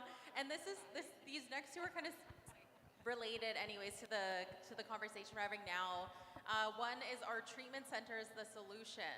What is the success rate? So again, thinking of that data, if that data is there to support that these are a viable option. As Valerie said, like, no, it was a barrier to even get in. Valerie is an success in herself to show that it is not the only option. And also related, how can we make it easier for people to get into treatment? And so just have those two questions out there if anyone would like to respond to any of those. I think it's really focusing on meeting the person where they're at. And Valerie is such a, you know, like, you're such a success story. But again, like, it's not a one size fits all in terms of somebody's healing. Everyone's healing journey is going to look different. So traditional treatment may look, you know, like it might be successful for some person, but then, you know, another program might not be successful for a person. And it all really depends as well, because some treatment centers, a lot of the time we hear that they really need to increase that cultural safety and cultural awareness. And then when we're looking at, for example, the FNHA treatment centers, they're very, very rooted in culture. And maybe some people don't want to go to a center that's rooted in culture. Maybe people want to go to a center that's rooted in culture. So what I would say, it's just, again, really meeting a person where they're at and checking in on what they're... I think this might be dying, but really checking in with how they feel and what they would like their recovery journey to look like, because it's going to look different for every person.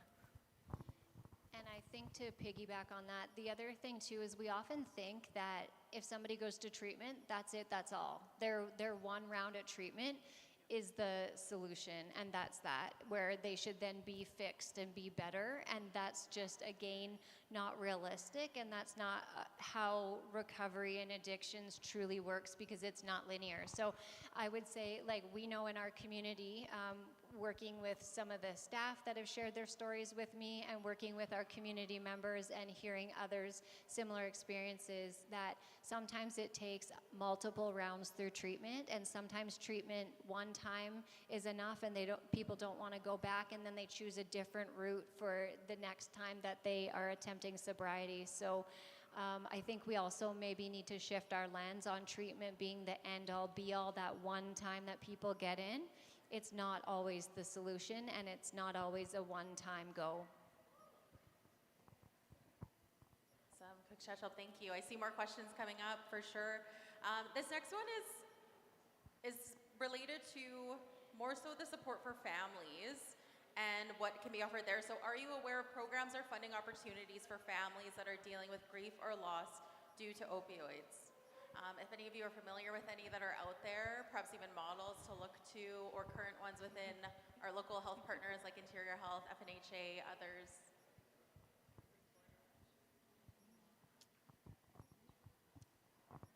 So there's, I've had a family who lost their young daughter to opioid overdose, and her sister and mom go to Lumara, which is a grief camp, and it's been incredible. And they apply for funding, and it's been incredibly healing for them.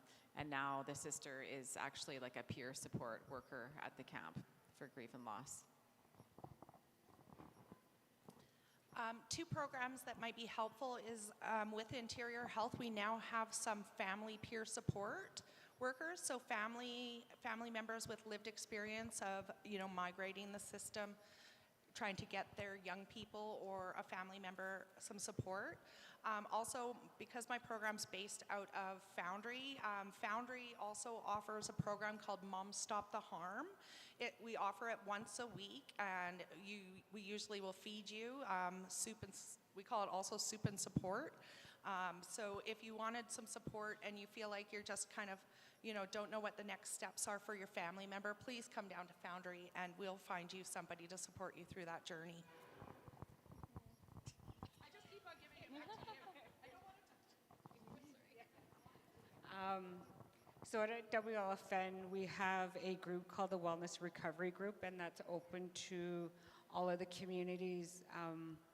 I was a part of the launch of it back in October, I believe it was. So George War, he's one of the counselors that are here today, still runs the program, and it usually happens on Thursdays from 12 till about 2, and that's open to all communities. It's not just for WLFN members. It's open to everyone in the Cariboo region. Yeah. Awesome, great to know that that's available and open to everyone. And that's the wonderful thing that I see a lot of our communities doing is when we're starting these programs or services, they're being available to everyone in the area. And so I know even the ilhqot'in area, like Merritt, Canyon, they have similar peer support groups and things like that that they keep open to other folks as well. So just to keep in mind for our families, wherever they might be. This next question here is, do you know of Indigenous law, rituals, beliefs? If you do, will this help with toxic drugs? And so I think some of this came up earlier around traditional healers, traditional medicines, what that looks like alongside Tlaiko's home program in that multidisciplinary approach that's being used. And so I think we've heard of that along our nation's conversations, as well as what were our methods to do treatment and detox and those sorts of things. So if we know of some success stories or anything like that along the way for the panel here.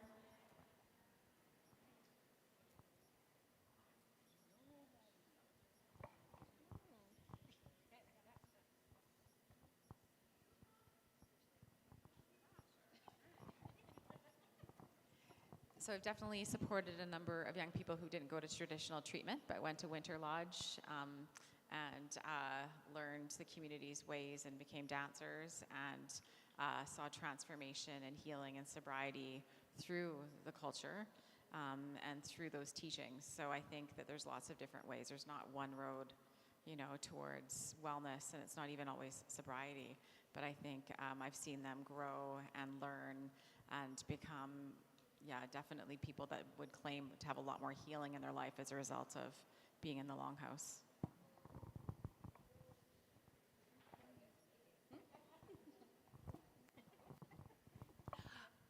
Just on my own personal journey, I knew that half of my family was Indigenous growing up here in Williams Lake, but I didn't actually know a whole heck of a lot about my culture.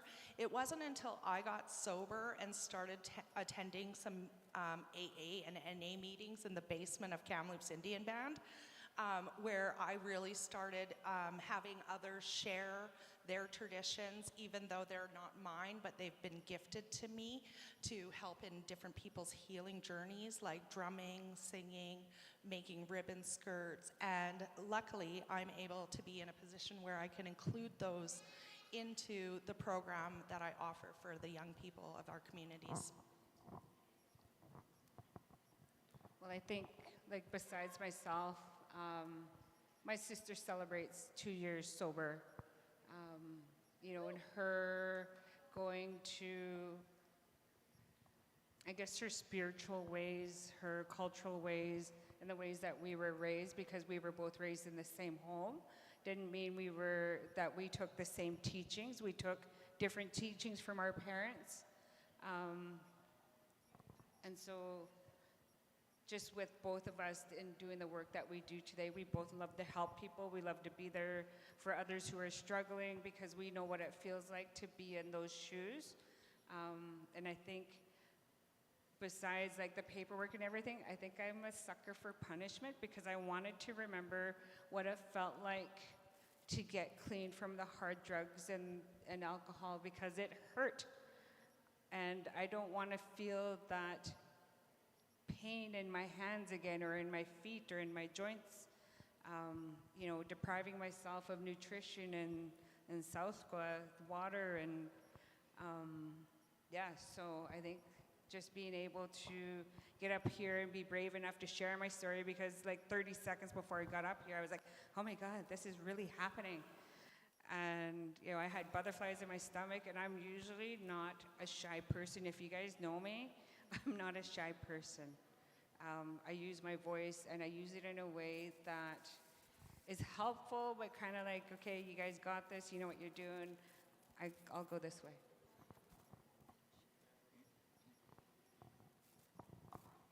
I just want to throw one little thing out here, and it's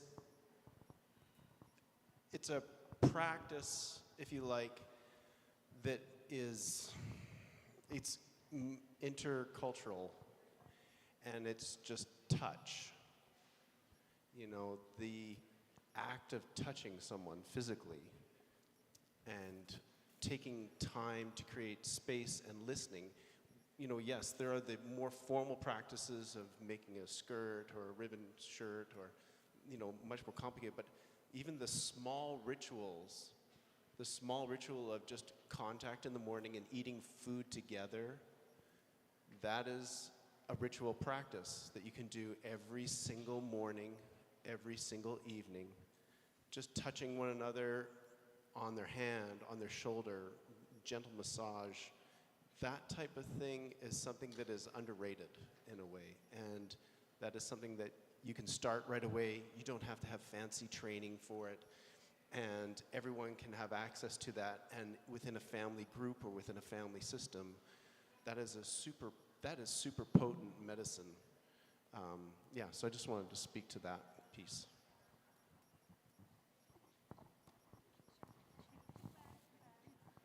I'll just share very briefly so we can move on to the next question. I'd like to highlight in terms of, you know, treatment being successful and culture connection. So we have had a youth in the community attend treatment.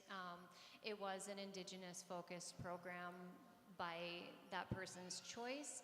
And so they really weren't connected with culture or really had any desire to be overly involved and connected in culture. And by the end of their experience at treatment, they were looking into how to explore culture more deeply. So I think that does speak to if somebody's open and willing to reconnect with culture. And then on the other hand, I'd also like to highlight some of the youth in the community who are very actively engaged in culture. They do powwow dancing, drumming, singing, beading, sewing, storytelling, you name it, all of these things that are really rooted for them in culture. And that particular group of youth is not connected with addictions as well. So I think on the other hand, in terms of looking at the health of culture and the impacts on health of culture, it's extremely potent and it's very strong. So I do think that connection to culture can certainly work for people when they're open and ready to receive it. Thank you all. And even in my own learning journey of this work, of what it looks like to go through detox and treatment, recovery overall, what I've learned is it is so critical for Western models alongside our Indigenous models. Our ways of being and knowing are so critical. And unfortunately, because when it comes to substance use, that's often requiring a medical approach, depending on the severity of the addiction. And so there is that component, but then there's also our medicines, our culture, our ways that will support in that healing, in the recovery. And as we hear so often, that you can't heal in the same environment that hurt you. And so what does it look like to change the environment of the individual and that wraparound support from all of these cultural components that the panel is mentioning? So just some pieces to think about, because it's so complex, and so as we've heard, it's not a one-size-fits-all, it's very one-to-one basis, depending on what that can look like. So some really great questions here. Thank you all for bringing these forward. And so we're seeing one here that states, around children in foster care. So as children age out of foster care, they have no self-esteem, people skills, and they reach out for help but are put on a wait list.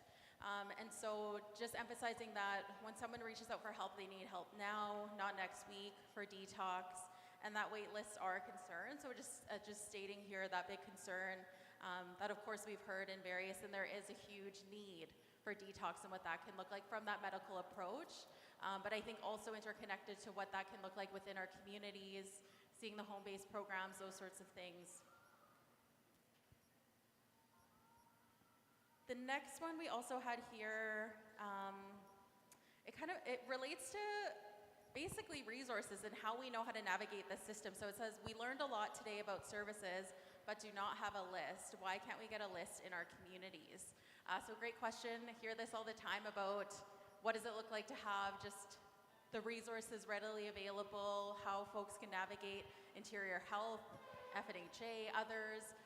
So I'm not sure if there's resources available that you all know of. I suppose nowadays it's probably mostly online that we can access, but what that looks like for folks to access any information they need.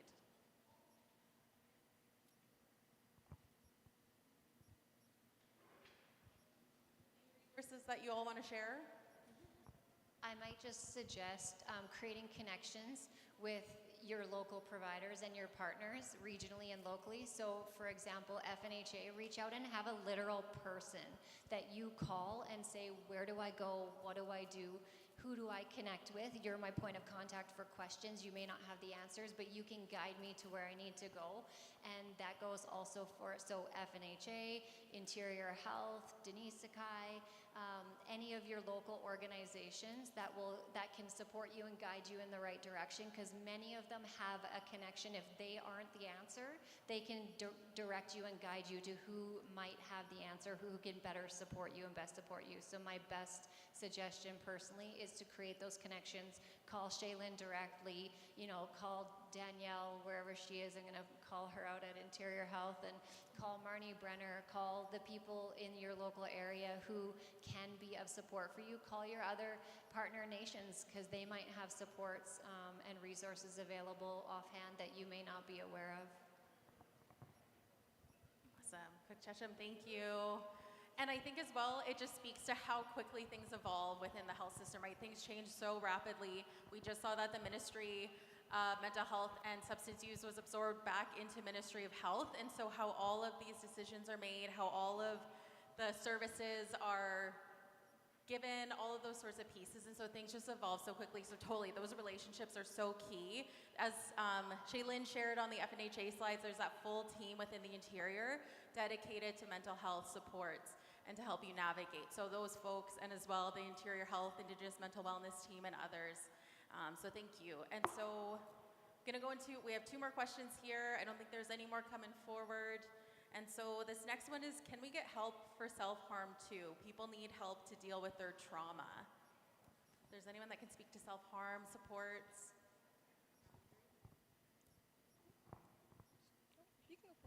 So self-harming can actually be considered an addictive behavior in and of itself, right? There's a reinforcing property to it.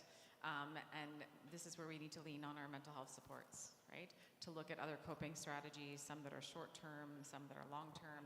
But in and of itself, so self-harming behavior, eating disorders, there's a number that can be considered within the addictions realm, depending on what we look under that umbrella to.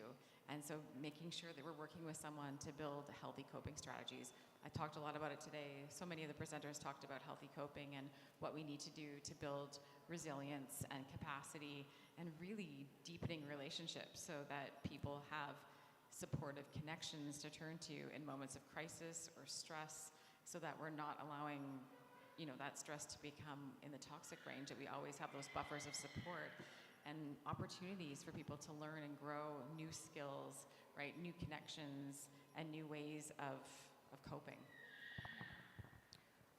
And our team with FNHA, the mental health and wellness team, can really help with that navigational piece.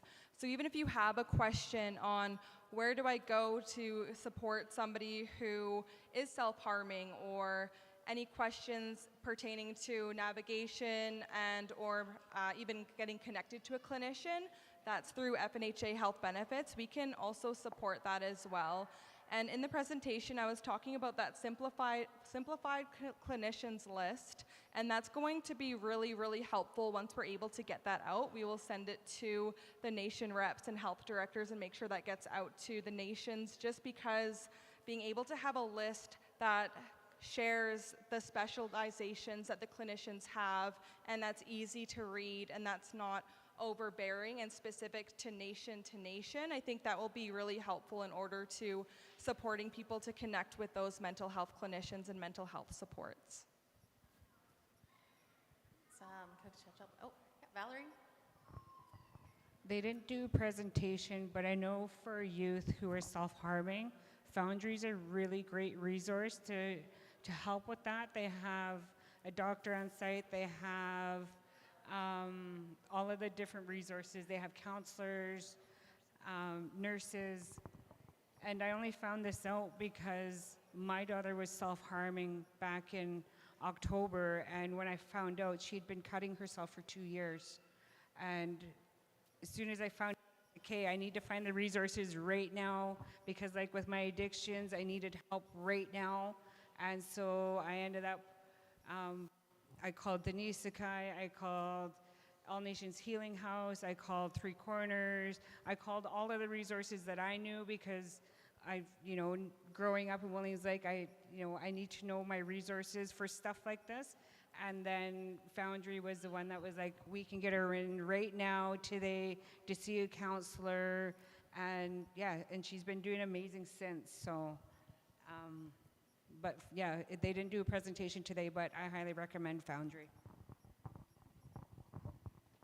I just want to add one other piece. I think it would be remiss if I didn't presence my partner, and in the sense that we in the Western medical model is very reactive focused, and we have an opportunity to be very proactive. We have an opportunity, each of the nations, each of the communities don't have to go through as much red tape as the whole province has to go through in terms of reshaping its health and wellness programs. So we have an opportunity to really bias preventative care.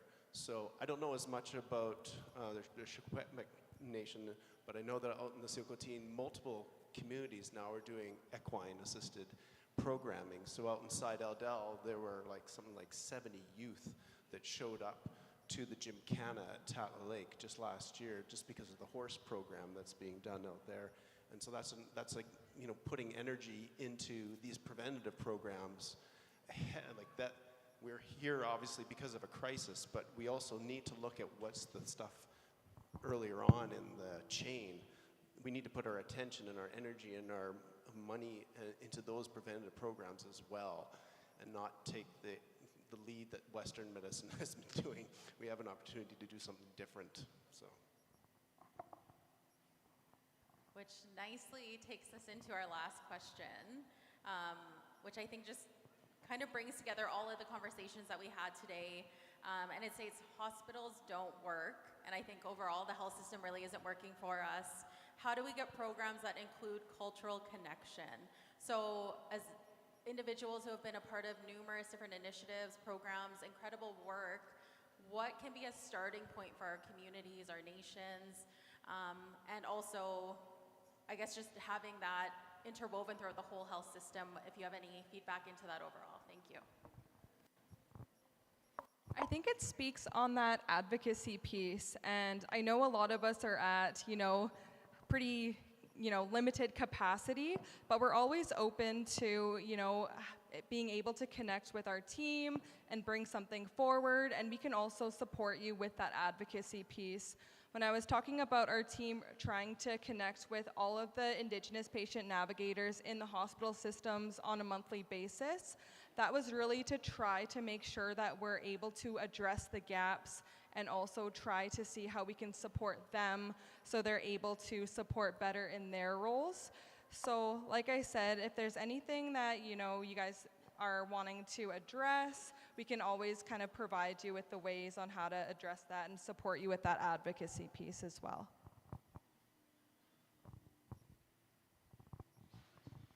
So I was reminded recently by Neetzaleen Roger that change takes time. It goes very, very slowly, and because I get very passionate and very excited about things, and I'm like, hey, we're gonna drive change, we're gonna drive it hard, and we're gonna make it happen now.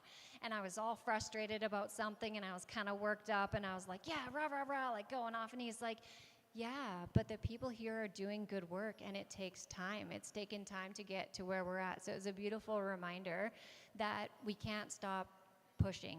We can't stop working. Meetings like this today, and then taking our knowledge home to our communities and doing things differently, tapping into the elders and the knowledge keepers who know. They know. The culture and the knowledge I'm always getting the 5-minute warnings here.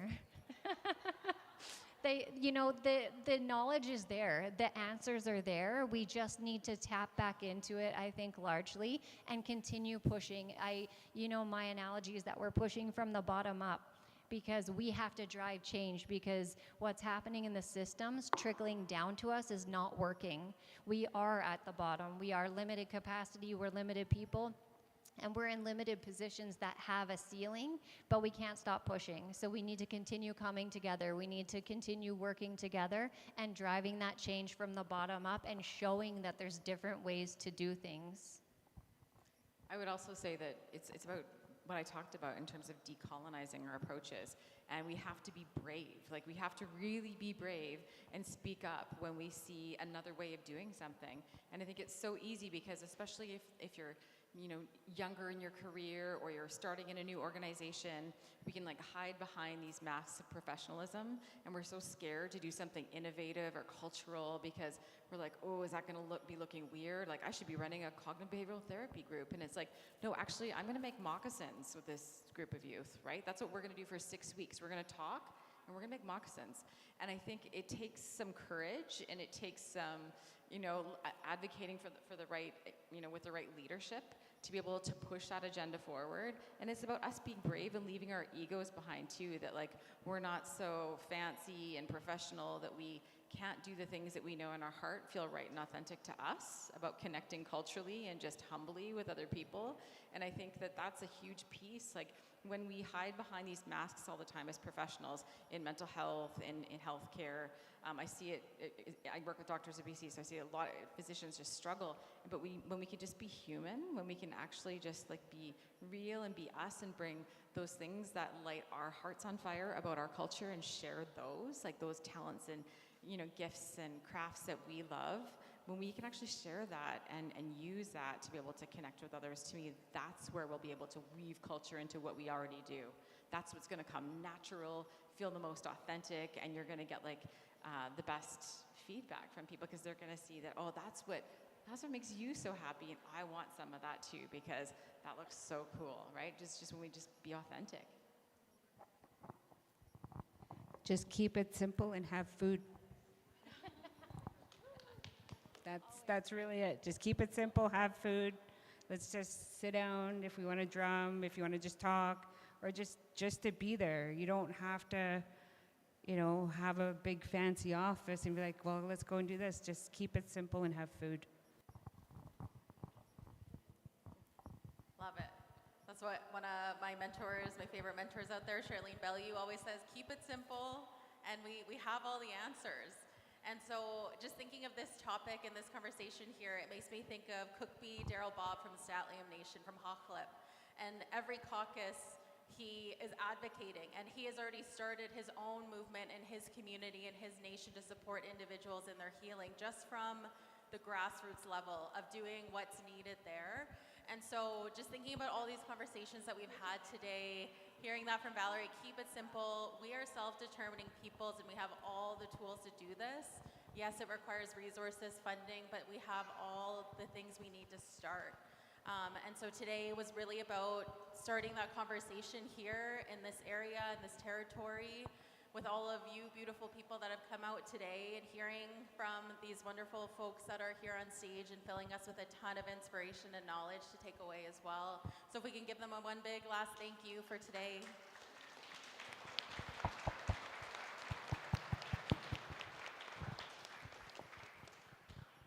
Awesome. So that's going to conclude our panel for today. We'll have another one end of day tomorrow again with all the speakers. So be sure to keep jotting down your comments, questions, everything. And so another reminder for tonight, what's going to happen is you're going to have some time to go and relax, grab your families, friends, whoever. On the poster, you would have saw that the cultural night is in the Longhouse. That is no longer the venue. Again, we're going to be here tonight for the cultural night from 5 to 8 p.m. Light dinner provided. And then tomorrow morning, again, we'll come back. Breakfast will be provided. We'll have our full day, and that will conclude our 2 days, but we're only halfway there. So we are going to do door prizes. And a note, because, you know, as much inspiration as we've heard today, as much as we're taking away, it doesn't take away the heaviness of this conversation. And you know, it's often very difficult to see things like statistics, like data, when it comes to talking about our loved ones. And so if you feel in any way just heavy from today, there are folks, again, that you can go and be smudged off by, brushed off. If you would like to talk with someone, there are the mental health clinicians that are still going to be here. But it's going to be really nice to come into an evening of just a cultural night, sharing some food, seeing some good medicine with some hoop dancers and others, hearing drumming and singing, all that good medicine. So just wanted to make sure I mentioned that as well. So Deborah's here, ready for door prizes. Get your tickets out.